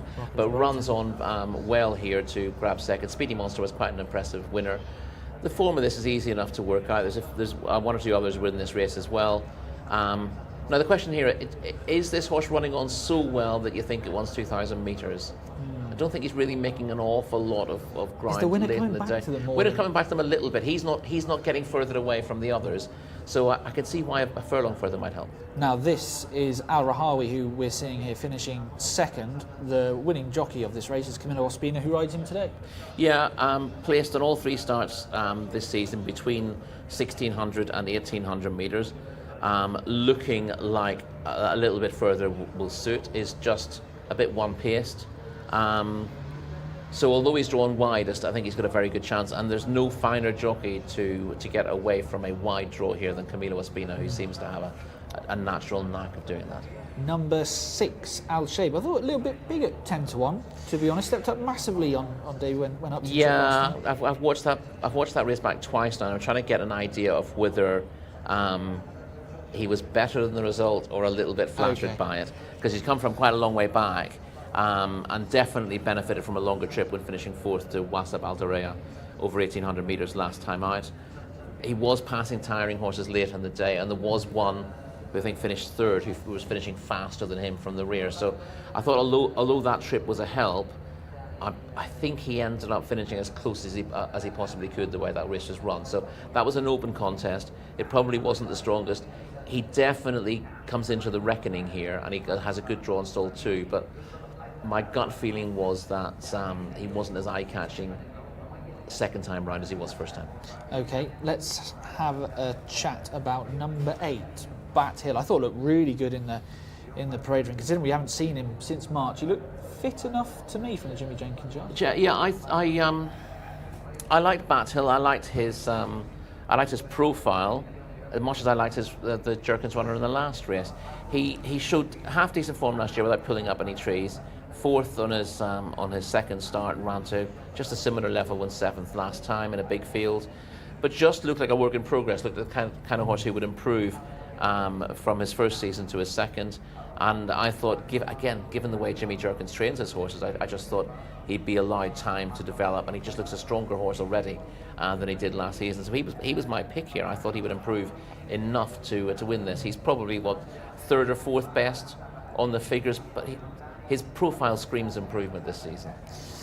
There we go then, that's the chances of number 8, Bat Hill. Also want to know what you think about number 16, Sahal, rated 63. Does have form over course and distance, but not seen since running at Taif in July.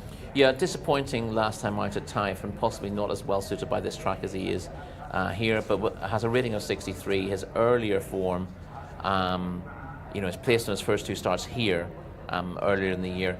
Back to that sort of form gives him a winning chance from stall 3, so he's a definite player. The question is whether he just throw out his last run at Taif as being below his best, simply because the surface at Taif doesn't suit him as well as here, and Osama Al-Sharani rides as well, so he's shortlisted. Okay, selection time then, Rory. You've gone through a few of them. It sounds like you're quite keen on Bat Hill. Is that I'm quite keen on Bat Hill. I don't know whether listening to Jimmy Jerkins would actually help me, make me more confident or less confident on that, so I'm just going to go with my own opinion this time, and Bat Hill gets the call, number 8. I'm going to try and do a Mark Francis here, get a massive price winner. I think this is massively overpriced. I think the rating is completely wrong. Number 20, Johra Al Janoub.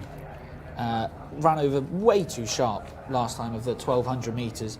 Good form over 2,000 metres. Yes, best form is at Taif, but a return to this strip is what this horse wants, and he's coming out of stall 9. Let's get to Callum. Who do you fancy in this one, Callum? Thanks, team. It's Al-Kadem Ajmal for me in this one. Just looked an absolute picture in the parade ring. I got very confident vibes off connections as well. I'm sure everyone will be looking forward to this horse finally getting the head in front after 3 consecutive second-placed efforts. Excited to see how your selection's going to run here, Tom. If I see Jarouat Al Janoub running, coming out of stall 9. I'm also excited to see how Batil gets on here for Rory as well. It's a cracking contest here. These 3-year-old contests over the extended trip often throw up some interesting results if we find out whether horses can stay or not. One man we know who will be staying right to the very end is Mr. Gareth Topham. Yeah, thank you, Callum. Runners heading into the stalls here at pace as well. We are nearly halfway through the load of this sizable field, and 20 of them in total. The 18 horses out, but the 21 comes in, and we are seeing the final few head into the stalls with Helm Abdullah slotting forward now. Ayad Al-Tarisi in the saddle on this one, heads into stall 14. And then 2 wider out of that one, Rayed Al-Akir going into 16. Not too many more out of line. Sahal is out of line, Jara Al-Arab as well, and also Al-Shaib. We're nearly there for this maiden contest over 2,000 metres. Full circuit. They start down at the end of the chute, which brings them into the back straight proper. So full length of the back straight before the run left-handed back for home. Just Sahal now, Osama Al-Sharani on board. And drawn well here in stall 3. Plenty of placed efforts next to this one's name, but a nice price. Favourite here on the international betting market, Al-Kadem Ajmal at 9-4. I thought looked quite well, arriving down at the start. Definitely a strong contender here, given the recent form, looking to end that run of second placing. Just about set then. 20 runners spread across the course from rail to rail. And just backing out there on the outside, stall 18, Al Waleed. Just going to have another try, I think, at going into the stalls. Was maybe a little bit unsettled, was definitely in, but backed out. Azel Al-Zahani on board Al Waleed. All of the others standing patiently, standing well, as Al Waleed is led back towards stall number 18, so drawn very wide here, as shown not a great deal in those recent outings. So still we wait for Al Waleed, who is just a few feet off the starting stalls now. He's got 4 stalls handlers, make that 5 now on the case, as well as the jockey, but goes back in, and we are set to run. Lined up, and they're off, jumping away, and the one of the slowest to get going, there was Al Shade right down along the inside, and Al Waleed was also sluggishly away. One of the first ones to show up, well, Saudi Anna is one of the front runners. That one in a light blue coloured jacket, horse in white headgear, with down along the inside Call Me Mischievous in the predominantly black colours, and also racing well to the fore is Alorja. They are the leading wave of 3, and they're being followed a couple of lengths back by Al Qadim Ajmal. Not too far away, and racing back with that one at this point is Nasim Al-Baha, and then moreover towards the inside is Sahal as they continue their progress going down the far straight. Jarat Al-Janoub is racing next in a yellow and blue set of silks as they work their way down the far straight, and as they do so, up front it is Call Me Mischievous down along the inside of Saudi Anna. They are the leading pair, with out a little bit wider Wadi Alayed now in the red coloured jacket, making it a line of 3, and working deeper out is Al Rahawi on the outside as well. That one trying to come into it now as they make the left-handed swing back towards the home run. Back in behind the leading few is Alorja, who's trying hard to put in some late work, with Aldable as well now beginning to run on. But as they gallop back towards the entrance to the home straight, favourites now gone off in pursuit of the leading trio. Up into 4th place here, Al Qadim Ajmal might go 3rd shortly, but the 2 to concentrate on at the moment as they swing on in are Wadi Alayed in the red colours, and in the grey is Al Rahawi. They are the first 2, with Al Qadim Ajmal coming out after them back in 3rd. Has got 3 lengths to find and 200 metres left to find them, and inside the concluding stage as they race, Al Rahawi has got the better of Wadi Alayed. Can Al Rahawi now resist the late challenge of Al Qadim Ajmal down the outside? Al Qadim Ajmal's to within a length, to within 3 parts of a length, holding on Al Rahawi. Al Rahawi's going to see it out. Al Rahawi is the winner. It's another second for Al Qadim Ajmal. They came clear in the end of Wadi Alayed back in 3rd and a break to the 4th. Oh, it was a long home straight run, that, wasn't it, for those 2? Al Rahawi, the line was needed desperately. Camilo Ospina on board. I say that Al Qadim Ajmal has come there with a chance under Sultan Amamoni. He's had to make up a fair amount of ground, and the 2 have pulled well clear. It'll be interesting to see what the thoughts of the guys in the studio are. Would Al Qadim Ajmal have gone past, say, given another half furlong, or will Al Rahawi have kept holding him at bay? Al Rahawi himself, a horse that has got plenty of second place efforts next to his name, but today he wins, and in a time of 2 minutes 10.05 seconds. The official margin of victory, 3/4 of a length to Al Qadim Ajmal in 2nd, and they were 4 away from Wadi Alayed back in 3rd. And we'll get the 4th home as well. 4th across the line was Bat Hill, who put in some good late work, was a further 8 lengths behind, but stayed on at best of the rest. Our 10th race then, the maiden, and a maiden no more. It's horse number 5, Al Rahawi, and a winner for jockey Camilo Ospina.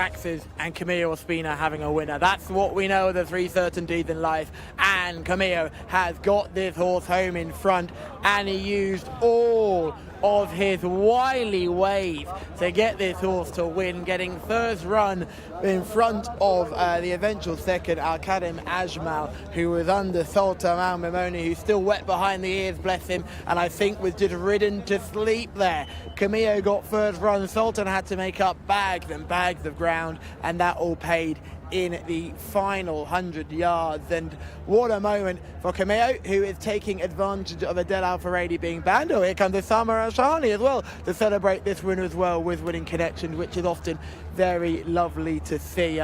We will get a word from Camillo after this, who has guided this horse to victory, and he is always a bit lethal when he's got these outside rides. He's always worth following. Don't just think he's a white stable soldier who just gets all these horses that like to go from the front and win. He can do it in many, many different ways, and he's done it here today aboard this horse who's got a few seconds to the name. Oh, it's got the do-rag on as well. We love this. Check out, God, I'm loving the hair. The do-rag on for Camillo Ospina too. Nice to see. We'll grab a word with Camillo now. We'll just make sure he faces the right way so we don't get in trouble with the team. Camillo now. Outside ride from the front, never in doubt. Yeah, no, thank you to the trainer, to the owner for giving me the chance to ride the horse. He finished second the last time. I saw the race. He mile behind a good horse from our stable. And today, 2000, I saw the race. I just tried to catch very good position and keep it close to the pace. And when I asked him in the last 400 meters, he responded very good and keep going until wide. He certainly did keep going. Now, if you ever watch this race back, Sultan Al-Mimoni was on the eventual second. You left him with so much to do. You just kept stealing lengths down the back straight, and by the time you turned in, you had a big advantage ahead of the eventual second. Yeah, no, he saw another horse outside. I was thinking maybe the horse he passed me, but thanks God my horse he kept going. He kept going and he fighted until wide. And no Adel Al-Faradi today because he's got a ban, but he will be back tomorrow. Are you looking to try and pick up maybe one more win to close that gap even more?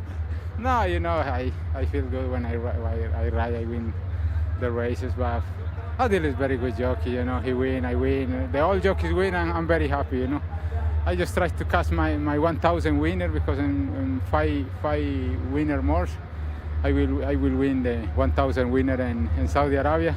I just try to catch this. 995 and counting. Well done, Camillo. Thank you very much. Left to go for Camillo Ospina then to get to that landmark of 1,000 winners, and it was a long straight up here for Al Rahawi. Al-Qadim Ajmal came with a wet sail down the outside, but just wasn't enough in the end, Rory. No, I thought Al-Qadim Ajmal maybe should have picked the leader up. He's, Camillo did everything right all the way through the race, but the horse was getting tired towards the end.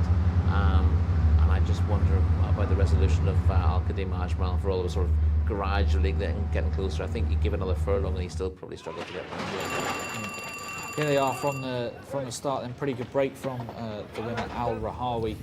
Coming out of stall 20, needed to. You see, he's in no rush to come straight across. Well. Yeah, he's very good. You just got to let the horse find its own stride, and know how long you've got to go into that bend. And then there are various ways of getting across. You can either tuck in behind. If you've got the speed to get forward, then you can ease your way across coming into the bend. And you see that he eventually does that, but he didn't rush the horse to do it, and that's really important here because if he had. Yes, he'd have got to the front slightly earlier, but he'd have had less left for the finish. And I love the way Camillo does this. We saw him a lot in Taif, particularly last summer, where wherever he was drawn, he seemed to be able to get his horse out in front and then ease across the rail without seeming to ask for any effort. He just sort of leans forward slightly in his saddle, the horse goes forward, and he's able to do that. This is more difficult here. But while he hasn't got to the front, that was never really going to happen on this horse. He's managed to avoid being pushed wide of the bend, and that's the crucial thing. If you go into the bend with 5 or 6 horses inside you and they're all pushing out, you end up covering a lot more ground and losing momentum. And he hasn't done that here. He's managed to save a bit of ground while obviously going wider than the front two here. But he never is compromised in terms of his stride, and he arrives in the straight with a bit more run than those in front of him, and just hoping that there isn't one behind who's conserved energy through the race. And there was, to a degree, Al-Qadim Ajmal's got a lovely run through into this race. You see him launching that challenge from 4th at this stage, and they did get a little bit tired in front, but he didn't find enough when asked, and I thought he didn't want it enough. I didn't think the eventual second. Here I thought he was going to whiz by. Yeah, his momentum almost seems enough to take him there, but you do have to be asked for an effort, and when he's asked for an effort, although he doesn't stop, he's just always happy to be just behind the leader. And if you're looking for horses to win races, they want to get their heads in front.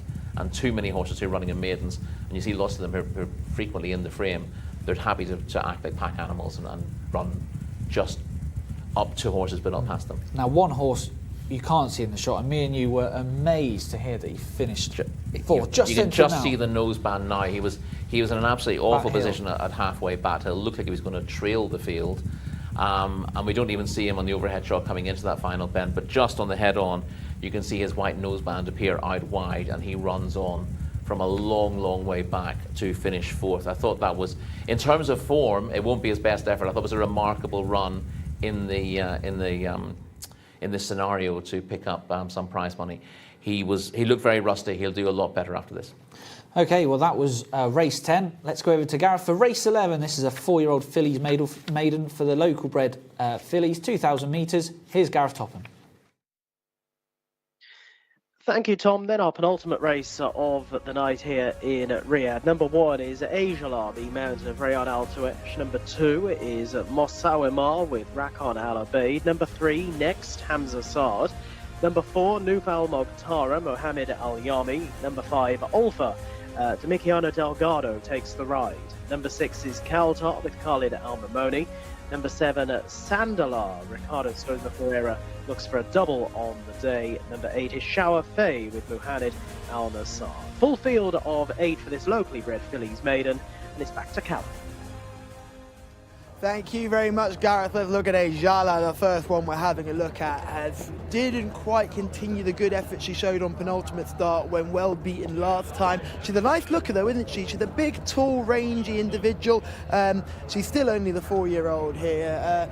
She's nice enough. She walks out well. She's got a nice hip on show as well. She is still carrying a bit of condition, but she's a big girl, and that's not really a surprise. I wouldn't hold that against her. She would make my shortlist. Still a little bit woolly on the belly as well, not holding on to that summer coat completely. Let's drop back to number 2. This is a very well built individual, Mosawimar, who we're just having a look at now. This will be the mount of Rakan Al Abeid, who we mentioned earlier on, claims 2. She's another one that's really coming into that winter coat.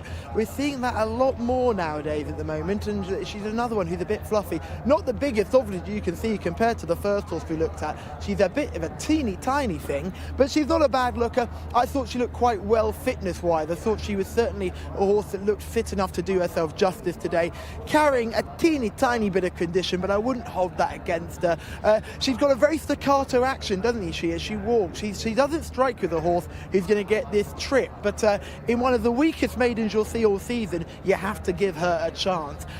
We will go back now to horse number 4. This is Nuf Al Moghtara. She's prowling around the parade ring. She's a real eye catcher for me. Very well built individual. She's got a perfect set of hind quarters on her. She's a lovely type in behind. She's having a bit of a flicker out. Remember, she's got the earplugs in, so that's why she's flicking her head around. Not the best placed earplugs you'll ever see there, lads. I'm not going to lie to you, but they're in nonetheless. She is just carrying around. I think you've got to ignore the way she's walking around the parade ring here, because she's clearly not happy with these earplugs. But aside from that, she looks really good. Just to make sure Nawaf is staying careful here, because you might have a bit of a buck and a squeal at some point. But she's a nice type, shining up well in the coat, moving as well as she could do in the circumstances, and certainly for me, she'd be the pick of the ones that I've seen so far. Let's get back to the last horse we're going to look at. This is Sandala, number 7, on form. Sandala wins this because the rest of them are shown very little. On looks, you can understand why she's fancied as well. She's a nice looker. She's a well put together type. She's a bit long, but no doubt this will be the trip that she's sort of made for, just the way she sort of handled herself around the parade ring. She's a lovely mover. She's got a good walk to her. You can see again we've got hip on show, nice high hindquarters. She's a bit weak in the middle, I'm not going to lie. She's got high withers, high hindquarters, but not a great top line, which you don't often see. She sort of dips in the middle, very much like a purebred Arabian actually, as we'll see in our next contest. But for me, the paddock pick, lads, horse number 4. Let's get those earplugs out and we'll be laughing. Thank you very much, Callum. Noof Al Magtara, the paddock pick for Callum. Then race number 11, our penultimate of the evening. Let's see how they are on the international market. Number 7, Sandalar, who we just seen, is our market leader at 6-4. 2-1 for number 6, Kaltar. 9-2 for number 1, Ajala. Number 3 next is at 7-1, Mosawama at 8-1. 16-1 Shawafia and 20-1 Noof Al Moghtara. The outsider at 33-1 is Ulfar. Rory, we may as well go through the whole lot of them here. Let's actually start with Kaltar, number 6, who is a 22 race maiden, rated 56, but was a good effort in third last time out. It was, yeah. Kaltar's a long-standing maiden, but doing very little wrong at present. She's in the white colours here, and this is a very good effort on the balance of her form to finish third behind Jabal and Salam Alaise. Salam Alaise is the horse in the red colours with the white sleeves, who really, I thought, should have won this race, and it was slightly disappointing that he didn't go past. Kaltar keeps on well on the rail. Now, the winner of this, Jabal, was only rated 40 odd, and I thought, oh, this is dubious form. But the runner-up came out and ran really well in a cup contest last week, finishing 4th. So the form looks better now.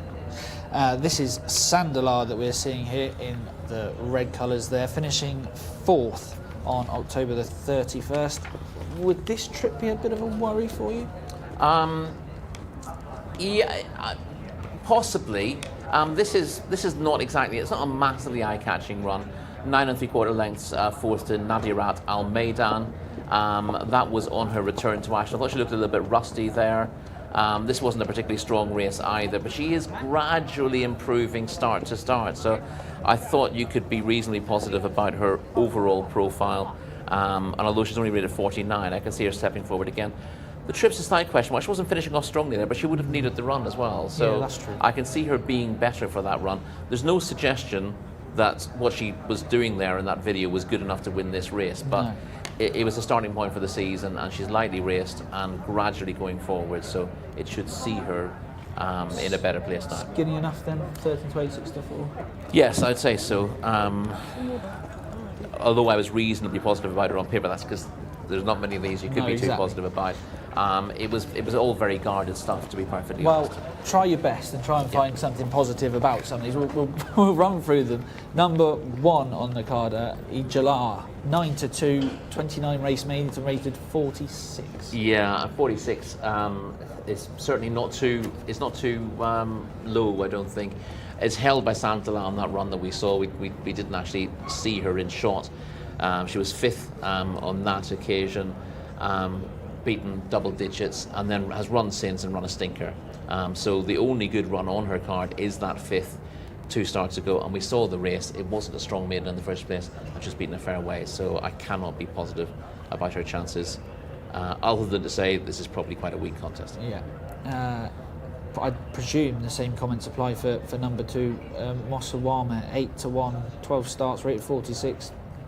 Yeah, has been rated higher, did show a little bit of promise early on, but that early promise needs to be built on before it can be deemed at all solid, and she hasn't built on the promise. Her recent efforts have been disappointing, no real encouragement, and passing over fairly quickly. Another 12 race maiden is number 3 next as well.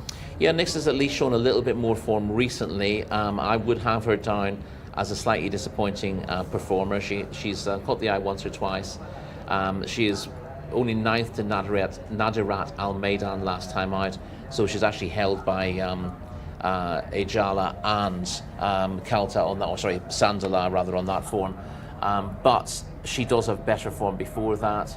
And if she can find the form that saw her finish second 3 starts ago, she'd have solid place claims. You've got to worry about the way she's gone in her last 2 starts. She seems to have regressed, but this will be her easiest task in a while, so she could bounce back. Now, am I completely mad at thinking 12 to 1 is huge about Noof Al Mukhtar? Yes. Only the one. No, you're not start. mad. Sorry, you're absolutely spot on. She wasn't my selection on the card, but at these prices, she would be. My comments on Noof Al Mukhtar are good early speed when midfield on debut here, a fortnight ago against Colts. Yeah. And while she has to improve, she's been found a very suitable opportunity back against just her own sex, so a weaker race anyway, and she ought to be more competitive with that behind her. She does not have to improve very much on that to go reasonably close here, and she's definitely overpriced. 20 to 1 might be a little bit too big about number 4, Noof Al Mukhtar, with that experience under her belt as well. Let's go down a few of the others. Then, Rory, we haven't spoken about number 5, Olfa, 33 to 1 shots, 7 starts, rated 50. Haven't seen since March. No, haven't seen her since March. Likely to need the run, and to be honest, none of her efforts to date give her a particularly strong chance. You could argue that the price is big because none of these have shown particularly solid form, and she's only got £6 to find on the ratings to go close. So, on that basis, you wouldn't rule her out entirely. But there's nothing you can be positive about in her profile. And finally, the last one that we haven't spoke about is the number 8 horse, Shower Fee, 16 to 1, 2 runs, both coming at tight this season, but beaten fair way on both days. Yeah, I couldn't see any particular positives from that. Again, you make the point about all these horses.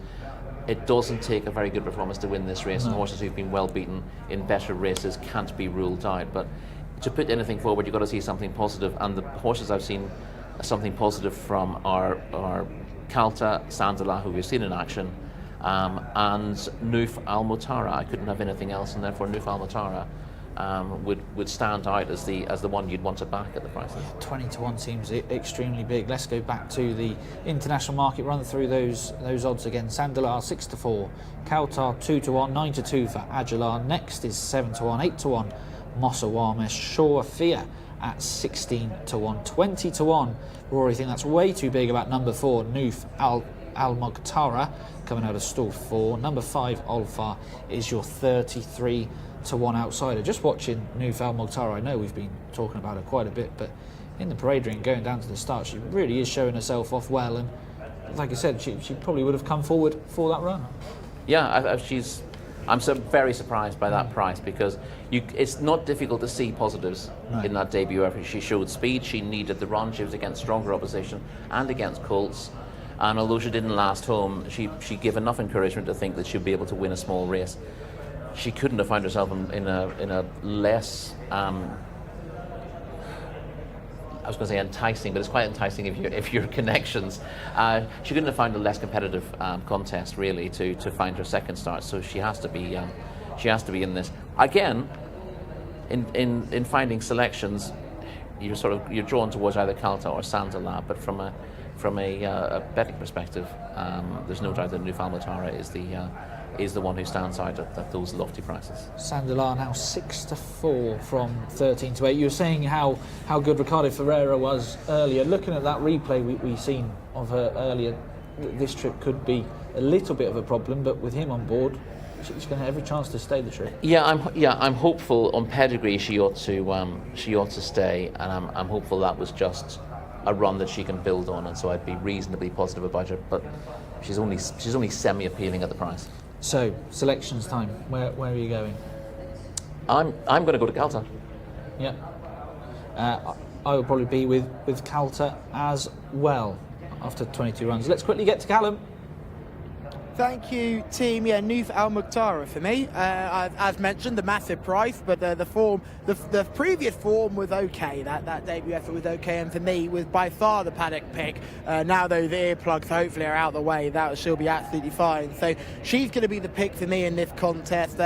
It's a really poor race. Let's not look aside from it. It's going to be great for someone because someone's got to win it, and that's what's wonderful about horse racing. But this looks like an ideal opportunity for a less exposed type here. And there's a couple of these who have had plenty of chances, and I'd be looking elsewhere at something a little less exposed. But they're loading already, Gareth. So it's over to you. Number 4, the pick for me. Thank you, Callum. And the runners then heading forward once again. 2,000 metres, the journey in front of the field in this locally bred fillies maiden. The race before our big one, the UAE President Cup, to round out the card in around about half an hour or so's time. But this is a pretty weak contest, isn't it? And interesting that the money has come behind this Newfoundland Tara, given the guy's positive mention in the studio. 16 to 1 on the international betting market, in from 20s.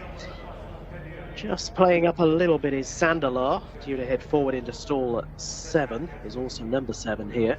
There she is in shot. Ricardo Souza Ferreira taking the ride and looking for his second winner of the day. All of the others standing patiently and well. Just the 8 of them this time. And still out the back here, Sandalar. And all of the others look poised and ready to go here. The stalls team just looking back here. A late check on Sandalar. Looks to be just keeping Jcsa nice and calm here in stall number 2. They do a great job. There's not a lot of room in those starting stalls. So another try here for stall 7.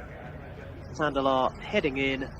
And now, and rearing up his Newfoundland Mokhtar and unseats the rider, gets rid of Mohammed Al Yami there. So quite a nasty incident in the stalls. This is Newfoundland Mokhtar, who is involved. Stall 4, and she's now facing the wrong way. She's upright, but she'll be backed out. I'd be amazed if she takes her chance now after that. So Newfoundland Mokhtar taken out of the stalls. Unruly in the starting stalls. And being led away, and out comes Sandalar again. So numbers 4 and 7 at the moment, both are out of the stalls. Newfoundland Mokhtar, the jockey Mohammed Al Yami sitting down. Let's hope that he's okay. I cannot see Newfoundland Mokhtar running now.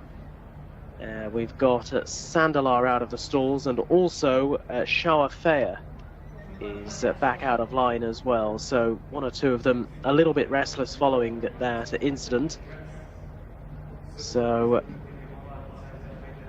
we're just awaiting some sort of official announcement here at the track, but at the moment, as you can see, the runners being taken back out of the starting stalls. Kaltar has been reversed out as well. So we've now got as many in as we have out. And it looks as if we're going to be in for some sort of delay here, just whilst they try and settle down. One or two of the runners may have been a little bit hindered by that incident. I'll hand back to Tom and Rory in the studio. Maybe they'll have a little bit more insight on what's going to happen in the coming moments. Well, let's hope Mohammed Al Yami is okay, because that was a really nasty incident there, Rory. I don't think I've ever seen a horse in the stalls manage to get herself back wrong way going. around. Yeah. I've seen greyhounds do it, but they're a lot smaller and a lot more lithe. So yeah, I think she's a little bit lucky to get away with that. Yeah, it doesn't look good. Let's keep our fingers crossed for him. Jcsa has been in the stalls for an awful long time, as has Olfa. It looks like they're just starting to bring the horses back towards the gates.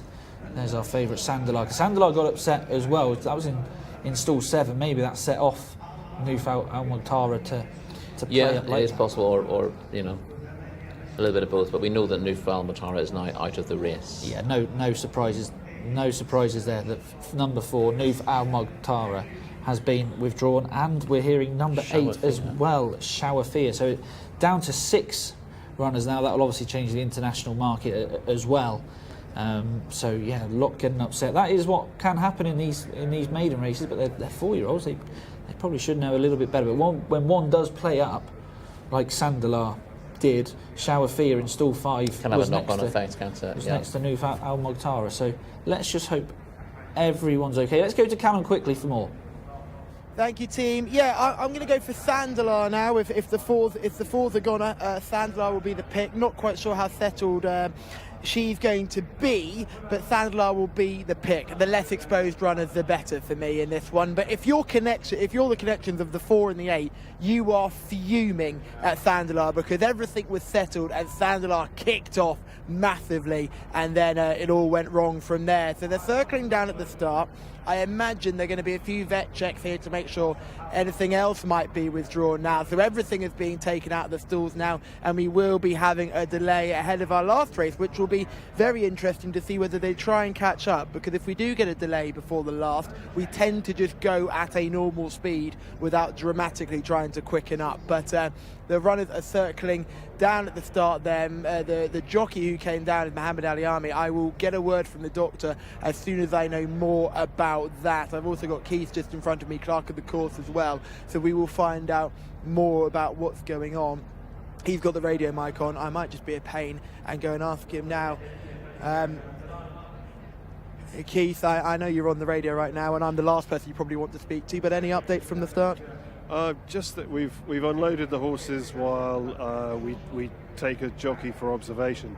So whilst ambulance 2, which is the start ambulance, leaves with that jockey, we wait for a replacement ambulance, which is on its way now. So we just unloaded the horses, and hopefully they'll be able to load again soon. As soon as ambulance 3 replaces that one, as you can see, that's him just going down the back straight.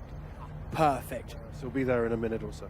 Thank you very much, Keith, and again, really appreciate that extra information. So yeah, the delay is caused because we're just waiting for another ambulance. Our thoughts go out to the jockey of the 4, Mohammed Ali Army, who got a mother and a father of a kicking out the back of those stalls. So hopefully he is okay. He was sat up, which was the main thing, but he's got into the ambulance for observation. He will be taken away. I can see in front of me the replacement ambulance is absolutely hammering its way down to the start there. But of all the places where you get an incident like this is the worst, because this is down the end of the chute, so this is the furthest part away from the racecourse. So hopefully we'll be able to get going sooner rather than later. But the main thing to note from this is the delay is caused because one of the jockeys, Mohammed Ali Army, a 2-kilo apprentice, took a really nasty incident, has been taken away for observation, so they had to get replacement ambulance in. What's great is that we're not going to have a major delay because of this, and I'm pretty sure the gentleman in the middle is about to start the loading process, and now we can see the ambulance is in short. We're starting loading again. Gareth, it's all yours. Second time lucky. Yeah, fingers crossed, and as you were saying, yeah, fingers crossed for Mohammed Ali Army, and obviously the horses as well that were affected there. Nufal Tara, that's not a great experience for a horse so inexperienced, and also Shawafei, who clearly got a little bit upset in the starting stalls. There'll be another day for them. But as I say, they are withdrawn. So we're scratching 4 and 8 here. They are late withdrawals, leaving us with a field of 6. And if you are getting involved on the international betting markets, the each-way terms now come down to the 2 places rather than 3. Just something to bear in mind. 6 runners then, numbers 1, 2 and 3, 5, 6 and 7. And they are sent on their way for this locally bred fillies maiden contest, and Sandalar in the red jacket leads them at what can only be described as a bit of a crawl, and is keeping noticeably wider than the other runners. In the green jacket next is prominent as well. They are now the leading pair, with over towards the inside Jcsa, and with these Kaltar working back to Mosawamar, and last of all is Ulfar, as they shortly will be linking up with the course proper. They've covered their opening couple of furlongs. In the green sleeves and cap, it is next, taking a much more direct and shorter route than Sandalar, who continues to race more out towards the centre of the track, with Kaltar just up in behind him in the white, and then the black cap over to the rails, Jcsa. Half a length back is Mosawamar, and the back marker by a further 4 lengths is Ulfar, as they continue their progress at a steady gallop on towards halfway.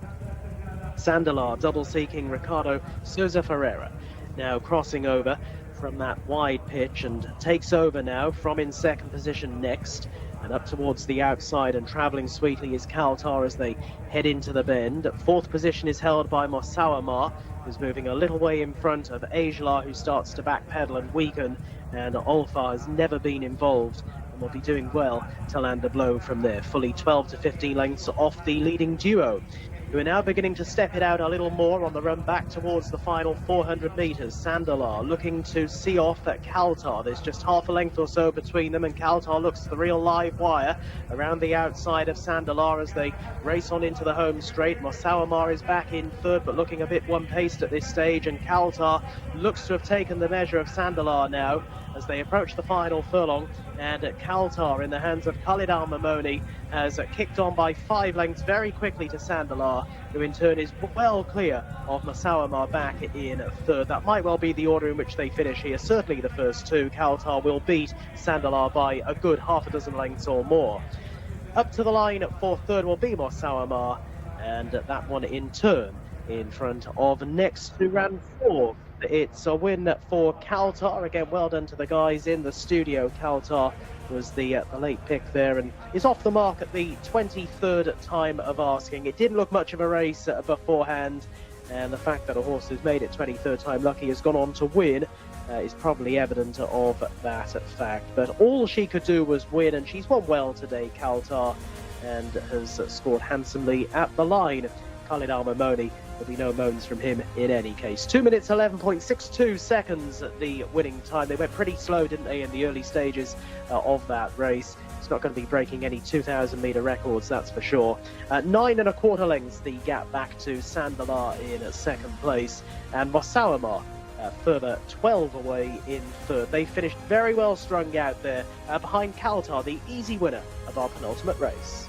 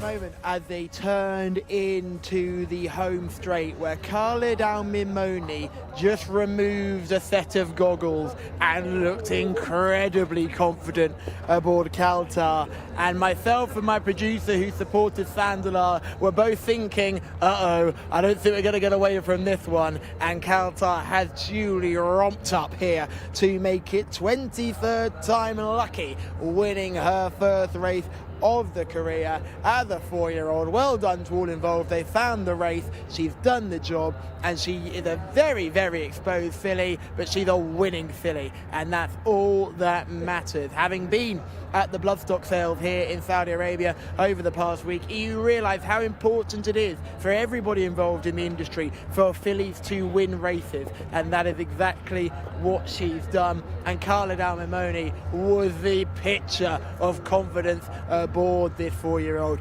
oozing class as he travelled behind. The boys in the studio, you both doubled up on that one, and you must have been licking your lips for the entire journey.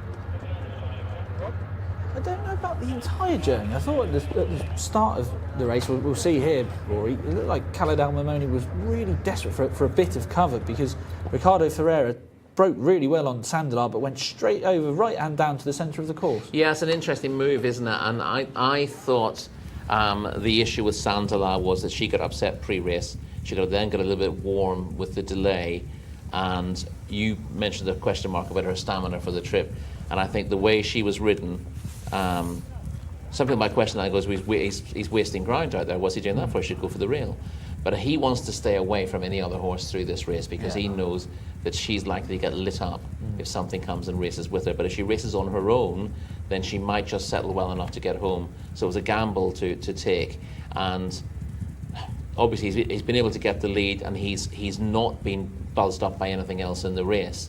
But I still thought she was a little bit free even on her own. She was taking a bit of a tug for Ricardo, and that set things up beautifully for Calta, because if Sandala's doing a little bit too much, she's pulling Calta into the race, and then Calta can sit on her shoulder, and Khaled Al Mamoni will basically say, right, I know this thing in front is going to crack at some stage because she's doing too much, and that means you don't have to ask your own filly for a big effort. You can just allow her to get there on the bridle, and then makes everything a lot easier. I suppose though on the home turn, when Khaled Al Mamoni was just sitting there patiently, as we can see here, because Calta was a 22 race maiden. Yep. When you just get to the front, is that slight doubt in the back of your mind? Think, are you actually going to go through with this? Because you haven't been in this position before. Yeah, but that's why you often see them ride like this in the purebred Arabian races. You don't. With a lot of those, they will do things on their own steam. You don't want to start having to urge them along to do stuff, because they can be tricky. And a lot of the good jockeys, when they're riding in a race and they know they're on the best horse, they'll just sit right on the shoulder of the leader going, right, I'm going to put you under pressure, your jockey's going to ask for more, and then you'll crack, and then I won't have to ask mine for an effort. Whereas if you have to ask for an effort to get past, sometimes that's enough just to put your own horse off. So I think that's the logic that Khaled Al Mamoni was using here. There's two ways of doing this. If you've got a horse that doesn't want to be in front for very long, you can either sit off the pace and try to deliver it on the line, but that wasn't going to work in a race like this. Or you can just keep your horse on the bridle and use your judgment to say, right, I think the thing that's in front of me will fade, therefore I'm not going to have to ask my horse to accelerate. And that's the worry that a lot of horses who are long-standing maidens, it's because they're either just very one-paced, or because they don't really want to accelerate at the end of a race, even if they're capable of doing it. And the way this race has panned out, both beforehand and after the race, has just set up nicely for Calta, where she hasn't had to go any faster at any point in the race, really, has she? So Calta at the 23rd attempt gets off the mark. Now, race number 12 coming up, our highlight of the evening. It's the UAE President Cup, 500 Saudi Riyal on offer. Let's go to Gareth Topham for the final time. Yeah, thank you, Tom. That's probably just over £100,000 in win and place prize money here for this UAE President Cup. Number 1 is Al Harith, the mount of Fawaz Wanas. Number 2, Ghazi Al Zaman with Mohammed Saeed. Number 3 is Mubariz Al Khaladiya, Mohammed Al Ubail. Number 4 is Kaswarat Al Khaladiya, Naif Al Anazi. 5 is Sir Amo with Ricardo Souza Ferreira. 6 is the current international betting market favourite Vizhir with Mohammed Aldaham on board. And over the page to number 7, this is the only filly, Preciosa Ala Shai with Alexis Marino in the saddle. 7 runners to contest our final race, and it's the big one, the UAE President Cup. And with more, it's back to Callum Helling. Thank you, Gareth. Yes, we are here. The time has come for the UAE President Cup. We're seeing extra bibs on the grooms and special saddle cloths as well. You feel this is a big race, and it's time to start with a big horse in Al Harith, who proved that stamina was the name of his game when winning 2 starts ago, being sent for home early under Fawaz Wanas and just running the sting out the field. Wasn't able to do that last time and drops back in trip today. Fawaz, who's on board, will have to be at his absolute best, but my goodness, Al Harith is a good-looking purebred Arabian, and looking forward to seeing how this horse gets on. Let's track back a couple. Let's go back to horse number 4, Kazarat Al Khaladiya, walking straight towards us now. This will be the mount of Naif Al Anazi. Big ride this for Naif. Big ride. It's a big opportunity to get a horse home here. Now, unlike Al Harith, you'd argue that this horse, Kazarat Al Khaladiya, would actually prefer a shorter trip but is having to deal with the longer trip today, arguably at his best over maybe the mile rather than the 1800. Looking forward to seeing him.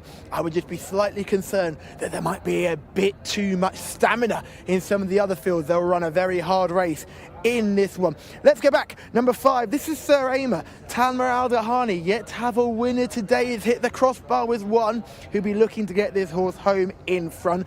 Bait Al Jerez last time out. That was under Ricardo Sosa Ferreira, who keeps the ride on this occasion. He'll be looking to get his second winner of the day, and Al Jerez has to be a horse to keep on the right side of. Intrigued to see how he goes. Again, another one where the trip might just be a slight concern. Then we go back to Vizier. Here is Vizier. Love getting up close to this horse. He is a star. In a world full of Afsan Al-Khaladiz and Talal Al-Khaladiz, do not forget Vizier, who has done very little wrong in the career. Was last seen winning at Taif. That was a good race. Returns here for his first run at Riyadh. Looking forward to seeing him. He's the one they've got to beat on paper, but do others have a fitness advantage? Finally, let's go to Preciosa Alashai. Probably the star for her owner, but maybe this might be a little bit too tough. Calaf Racing have been looking forward to this horse, but maybe, just maybe, this might be too tough. Those are your main headliners here for this UAE President's Cup. Yeah, great contest upcoming here. Rory Vizier, your 4-6 favourite on the international market. Kazwarat Al-Khaladi at 6-4. And Sir Amer at 14-1. And this is what they're racing for. We've seen Callum talking about it earlier. 3 big shiny trophies there. Everyone wanting to get their hands on it. And the prize money, £500,000 on offer. Guest of honour as well here today, His Excellency Sheikh Nahyan bin Saif Al Nahyan, the UAE ambassador to the Kingdom of Saudi Arabia. Now, let's have a look at some form, shall we, Rory? Because there's a good few to get through here. None more so than the 4-6 favourite Vizier, who was really impressive last time out. Little bit of a tail switch towards the end. Would that be a worry to you or not? Not really, no. I mean, if you've watched a few of these purebred Arabians in action, the switching of the tail is not an unusual sign among them, and Vizier's overall record is absolutely rock solid. The only horse who's beaten him in the last year since he's really taken off is Asfan Al-Khaladi himself in the Obeya Classic, a Group 1 here earlier in the year. So his form's been very good. He was entitled to win this race as easily as he did, and possibly even easier, beating Bayrak Al-Azam. Now, this is Kazwarat Al-Khaladi here, finishes second. I thought he was unlucky. He showed a lot of early pace before picking up the replay here, and he gets headed here, but he does battle back. He does battle back, yeah. The horse who's beaten him is one of the absolute stars of the show here. Callum didn't give him a mention, but Najib Al-Zamam is arguably my favourite here. He's a horse that very nearly got the beating of Asfan Al-Khaladi last season. He looked a little bit tricky in the closing stages, sort of wandering out in the track, and Kazwarat Al-Khaladi has given him a real fright. Now here is Sir Amir showing a good turn of foot here, beating Al Jerez back in second, 14-1 on the international market. It's got to do with the front two as well. This is a slightly lesser contest. It's a more recent contest, though. This was only a couple of weeks ago, and Sir Amir was on his best behaviour. He's a slightly tricky one. You actually heard from jockey Ricardo Sosa Ferreira earlier on saying you don't know which Sir Amir is going to turn up on the day. Essentially, I'm translating there slightly, but he got a really good tune out of the horse this day. Normally he's out the back and he runs on when the race is all over to pick up the pieces, but he actually travelled really sweetly through that race and won nicely. Al Jerez ran on very well for second. That's very much his run style as well. He actually won 2 starts ago when sent to the front on the home turn and won very easily in a lesser contest. He's very genuine. He tends to come off the bridle but finds for pressure and runs on really strongly later. Is that a trait in purebred Arabians that sometimes you wouldn't normally see if they come off the bridle early and keep battling like that? There aren't, a lot of them when they come off the bridle, that's the end of things. But for some of them, Al Jerez would really stand out as a horse who absolutely finds for pressure. Never looks particularly impressive in the early stages of a race, but he looked well beaten when we joined that video, but he kept on really strongly to be second and was closing the winner down. I would trust him more than Sir Amir. I think he will finish in front of Sir Amir today. Do you? But the pair of them will struggle with the top two, who are two of the best around, Vizir and Kaswarat Al Khalidiyah. And we'll come on to the others in a minute, but tactically, between us, do you think Nathan Al-Nazi would just go from the front from Kaswarat Al Khalidiyah and really try and get Vizir and Mohammed Aldaham to really pull it all out? Yeah, I think so. That's the way. It's the way that Naif Al-Nazi rides these races anyway, but also it's the run style that suits Kaswarat Al Khalidiyah. I would say Callum was suggesting there that he's probably best at 1400 metres, 1400 to 1600, but obviously the race that we saw was over 2000 metres in time, so he does stay the trip, steps back slightly in trip to 1800 here, but fundamentally he's a speed horse compared to some of these in the race. Vizir is a horse who's well proven at 2000 metres. This 1800 would be ideal for him. His win last time out in that Taif Derby for Arabian horses wasn't massively impressive in terms of what he could do, but I don't think he's particularly well suited by Taif, and his improvement came here last season, where he really went through the ranks. So I expect him to step up markedly in what he did last time out, even though on paper that looks a very good contest. I think he'd need to do better to win this, but I think he will, and he just shades Kaswarat Al Khalidiyah in my eyes.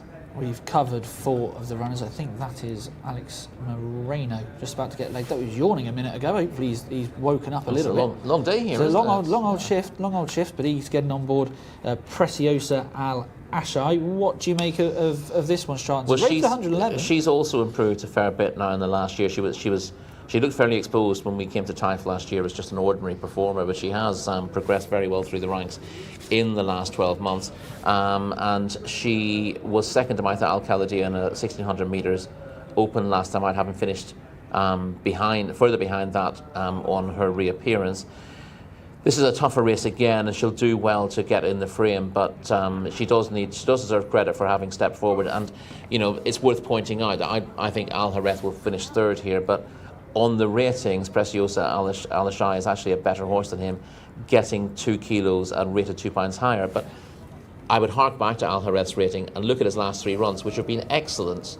For some reason, despite the fact that he bolted up in an open race 2 starts ago and then ran a really good race in a listed contest last time out, the handicappers dropped him for his last 3 runs.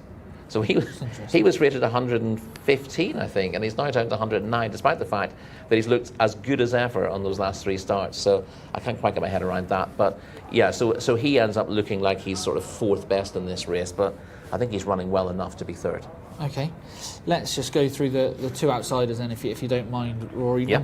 Number 2, Ghazi Al Zaman. He was 5th behind Serena last time. Yeah, it was 7 3/4 lengths behind Al Hareth as well in that contest, when 5th in the Jockey Club Cup. And that's a fair reflection of where he's at the moment. He's far from useless. He's got a rating of 96, and that's not a daft rating, but it just shows you what he's got to find at this level. And in the lesser Arabian races, the horses can be fairly in and out, but at the better levels in the cup races, they tend to run very close to their form. This horse maybe not the best example of that, Sir Raymer, who's a little bit in and out himself. Yeah. But he looks well today, so he may well run a very good race. But yeah, both Ghazi Al Zaman and Mubariz Al Khalidiyah have it defined, even though the pair of them are genuine 90+ horses. Okay, and that finally brings us on to number 3, Mubariz Al Khalidiyah. Well, in Saudi Arabia anyway, I haven't seen him for over 2 years. Yeah, this deserves to be a bigger price than it is. The form figures look okay. He won a handicap here over 1600 metres in February 2022, but he hasn't been seen since October of that year, and that's an awfully long absence. Over 2 years off the track doesn't suggest that this 6-year-old is going to be arriving here in his best form, and he's the first one off the list. Okay, let's take you back through the international market, how they are faring here. Vizir is still the solid 4-6 favourite. Did open up at evens. Kaswarat Al Khalidiyah, number 4 on your race card, 6-4. Then a big old break to number 7, Preciosa Al Ashai at 12s. 14-1, Al Hareth and Sir Aymer. And the 2 outsiders, Ghazi Al Zaman and Mubariz Al Khalidiyah at 40-1.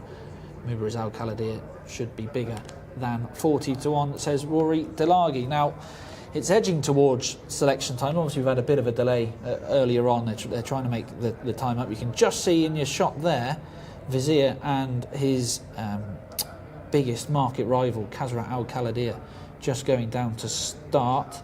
Where would you be sliding here? I would just favour Vizier, and someone else obviously feels the same way, because every time he drifts close to even money, someone takes that price and he comes in again. So I mean, there's not much between them at the prices in terms of value, but if you just ignore the prices and say this is a head-to-head between the two of them, who do you think wins? I think Vizier just has a little bit more in his favour, and also maybe a little bit less exposed as well. He was progressing all the time last year, so he might be able to take another step forward, where I think while Kasrat Al Khalidiyah is one of the most consistent horses at this level, you know exactly what you're going to get. And Vizier appears to have just progressed past him a little bit. I'm going to go against you in the last with Kasrat Al Khalidiyah. I just wonder if Naif Al-Anazi does get to the front and is able to just slow it up a bit and just try. Naif doesn't slow things up. He doesn't slow things up. Surely for the 500,000 Saudi Riyal, he's got to stick Naif has two jobs in a race. One is to get to the front, and two is to go faster when he's in front. Okay, so you're with the favourite, number 6, Vizier. I'm with the second favourite, number 4, Kasrat Al Khalidiyah. Callum, I'm pretty sure you fancy one of these two. Which one is it? Oh, Tom Humphries, you can read my mind. Kasrat Al Khalidiyah will be the play for me.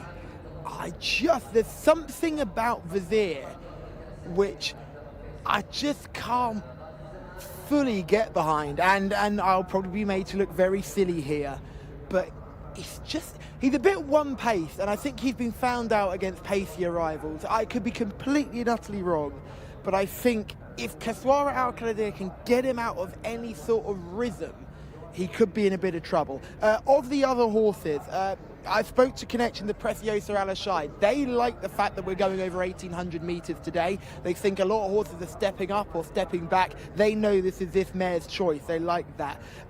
Connections of Al Hareth. Fawaz wants to dictate. He said to me, we have to get to the front before the turn for home and really kick into gear. Tactically, this race is going to be absolutely fascinating, because if you like Al Hareth, you can't have the same performance as you had last time out, where Sir Aymer finished in front. He couldn't land a blow, but does he have the early toe to be able to put himself in a position to run the field ragged on that turn for home? If he's not there, it's lights out, good night. But if he is there, he might be able to run the finish out of all of them. The one they have to beat is Vizier.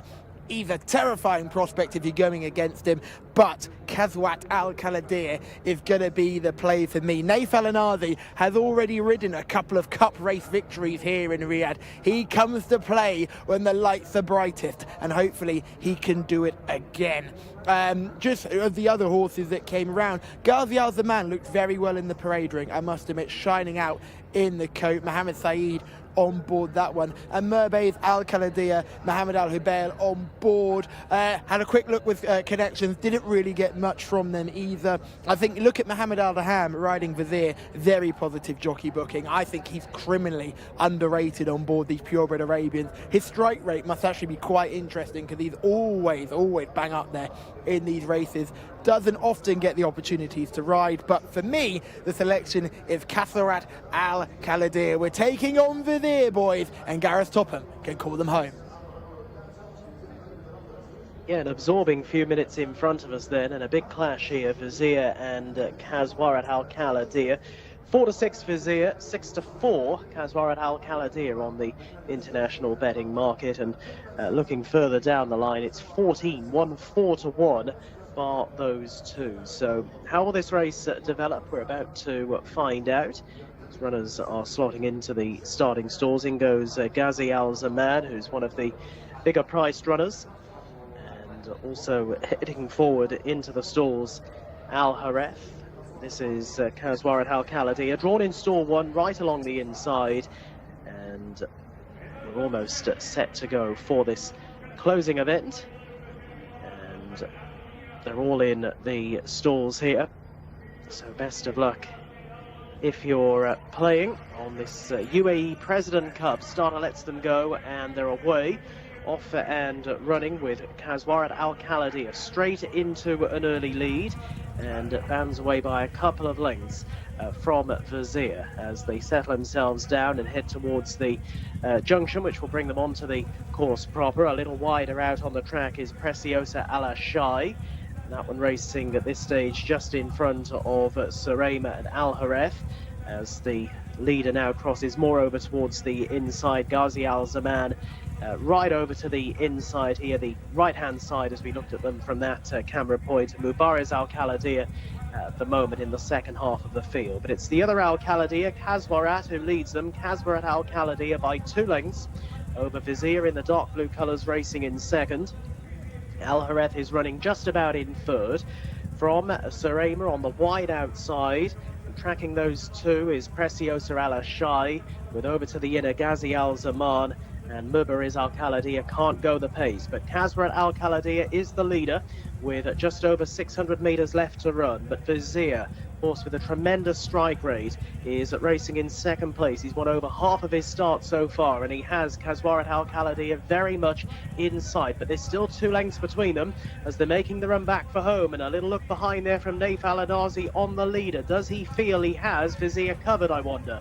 Vizier now being driven along, trying to get on terms with Kaswarat Al Khaladia, who enters the final 400 metres of the journey with a 2 to 3 length buffer, with back in behind them Al Hareth and then Surreyma as they make the approach to the final furlong. And a flick behind the saddle there. Kaswarat Al Khaladia still holding on from Vizier in second position. A 2-length advantage being maintained at the moment as they race into the closing stages. Kaswarat Al Khaladia just starting to get the wobbles. Vizier coming back with one last go on the outside. Is edging closer, gets to within a half length a neck, but it's not quite enough. And Kaswarat Al Khaladia lasts it out and wins the UAE President Cup in a thrilling conclusion. Vizier got close, but not quite close enough, and the big 2 were well clear of the others.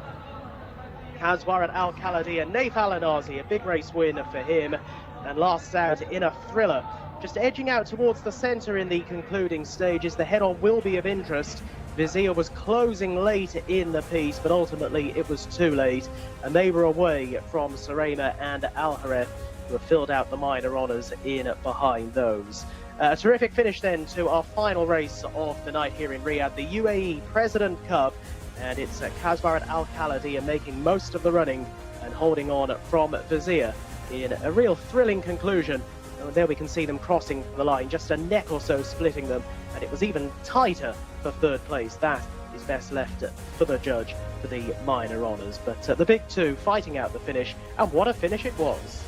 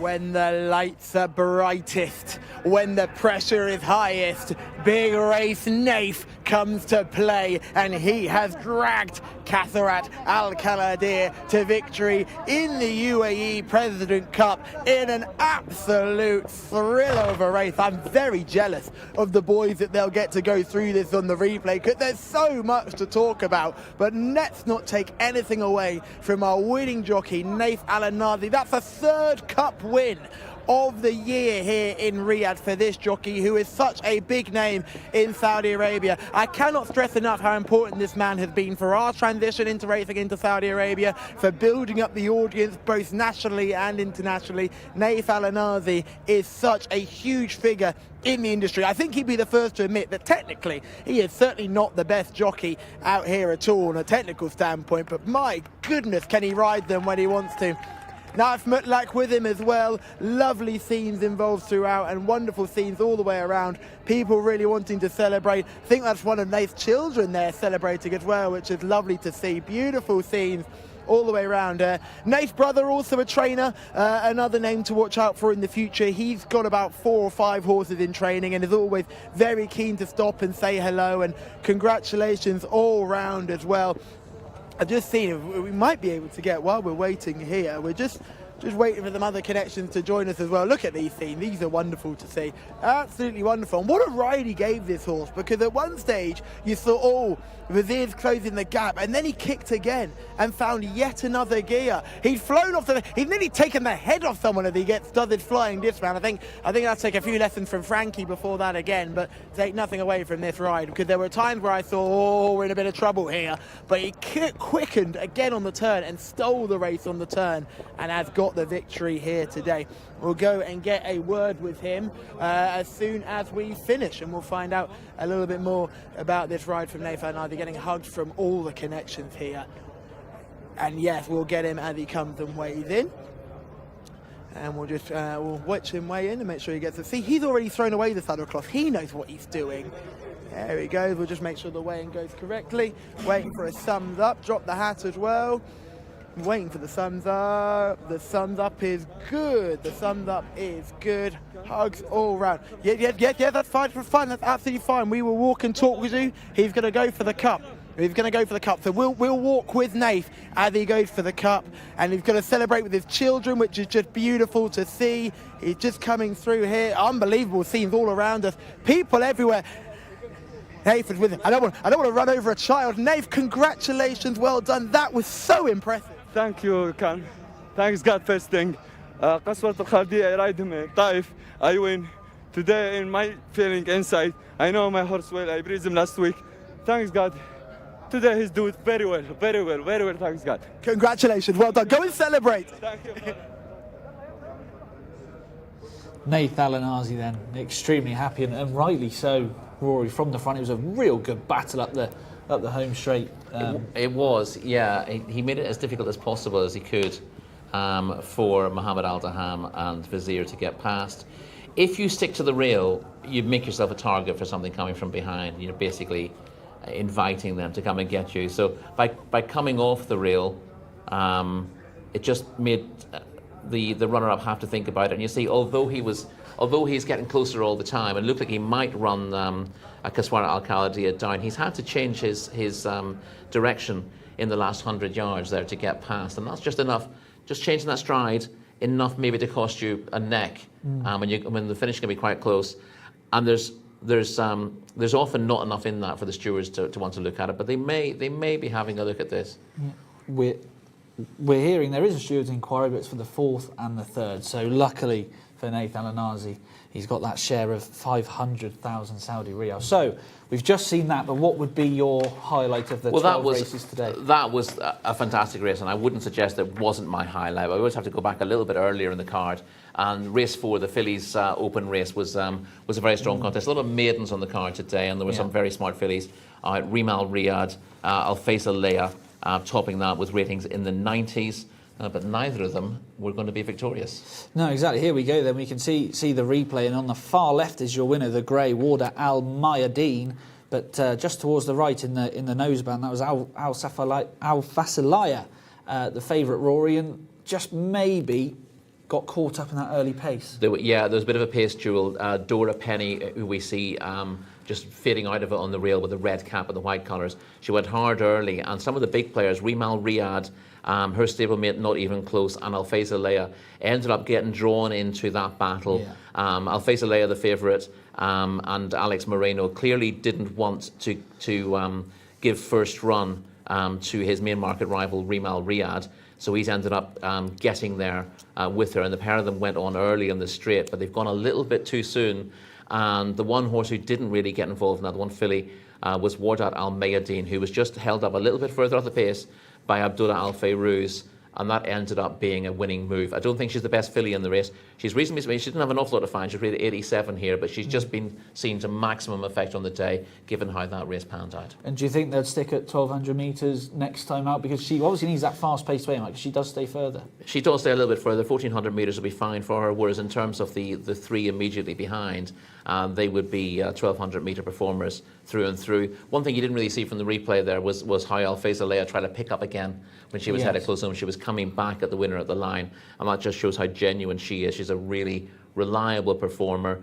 I don't think it was Alex Moreno's finest moment there, getting drawn into that pace battle when I thought he was very well positioned the way the race was going, but just made a bit of a move slightly earlier. So just going around that bend is when you would have liked him just waited until just wait and then ask for the effort once they'd straightened up. I suppose some other highlights to look at. Personally, I thought fast start. That was great to see, stepping up from 1,200 metres to 2,000 metres. Really good form coming into it, and we thought when he pressed the button down the home straight, thought, what's he going to find here? But it was impressive, and it was an odd little scenario, because he was so impressive. Well, I say impressive. He was third in an open race last time out, but one of the strongest open races we've seen here, over 1,200 metres. One of the Muktahem, who won that, was the only horse I've seen dip under 112 this season, which is a very fast time. So to have been able to lie up with him and keep going in that race showed that fast start, clearly too good not to be winning a maiden race, but it was a surprise to see him running over 2,000 metres, given how well he'd run over shorter, and he's had plenty of races as well. So if he was a stayer, we'd have surely seen it before now, so we were worried about that going into the race. He settled so nicely just behind the pace there that it was just a case of his jockey pressing the button whenever he wanted, and he's found plenty to win that with his head in his chest. So it opens up options for him. Yeah, absolutely. Fast start then, the winner of race number 9, Callum Helliwell.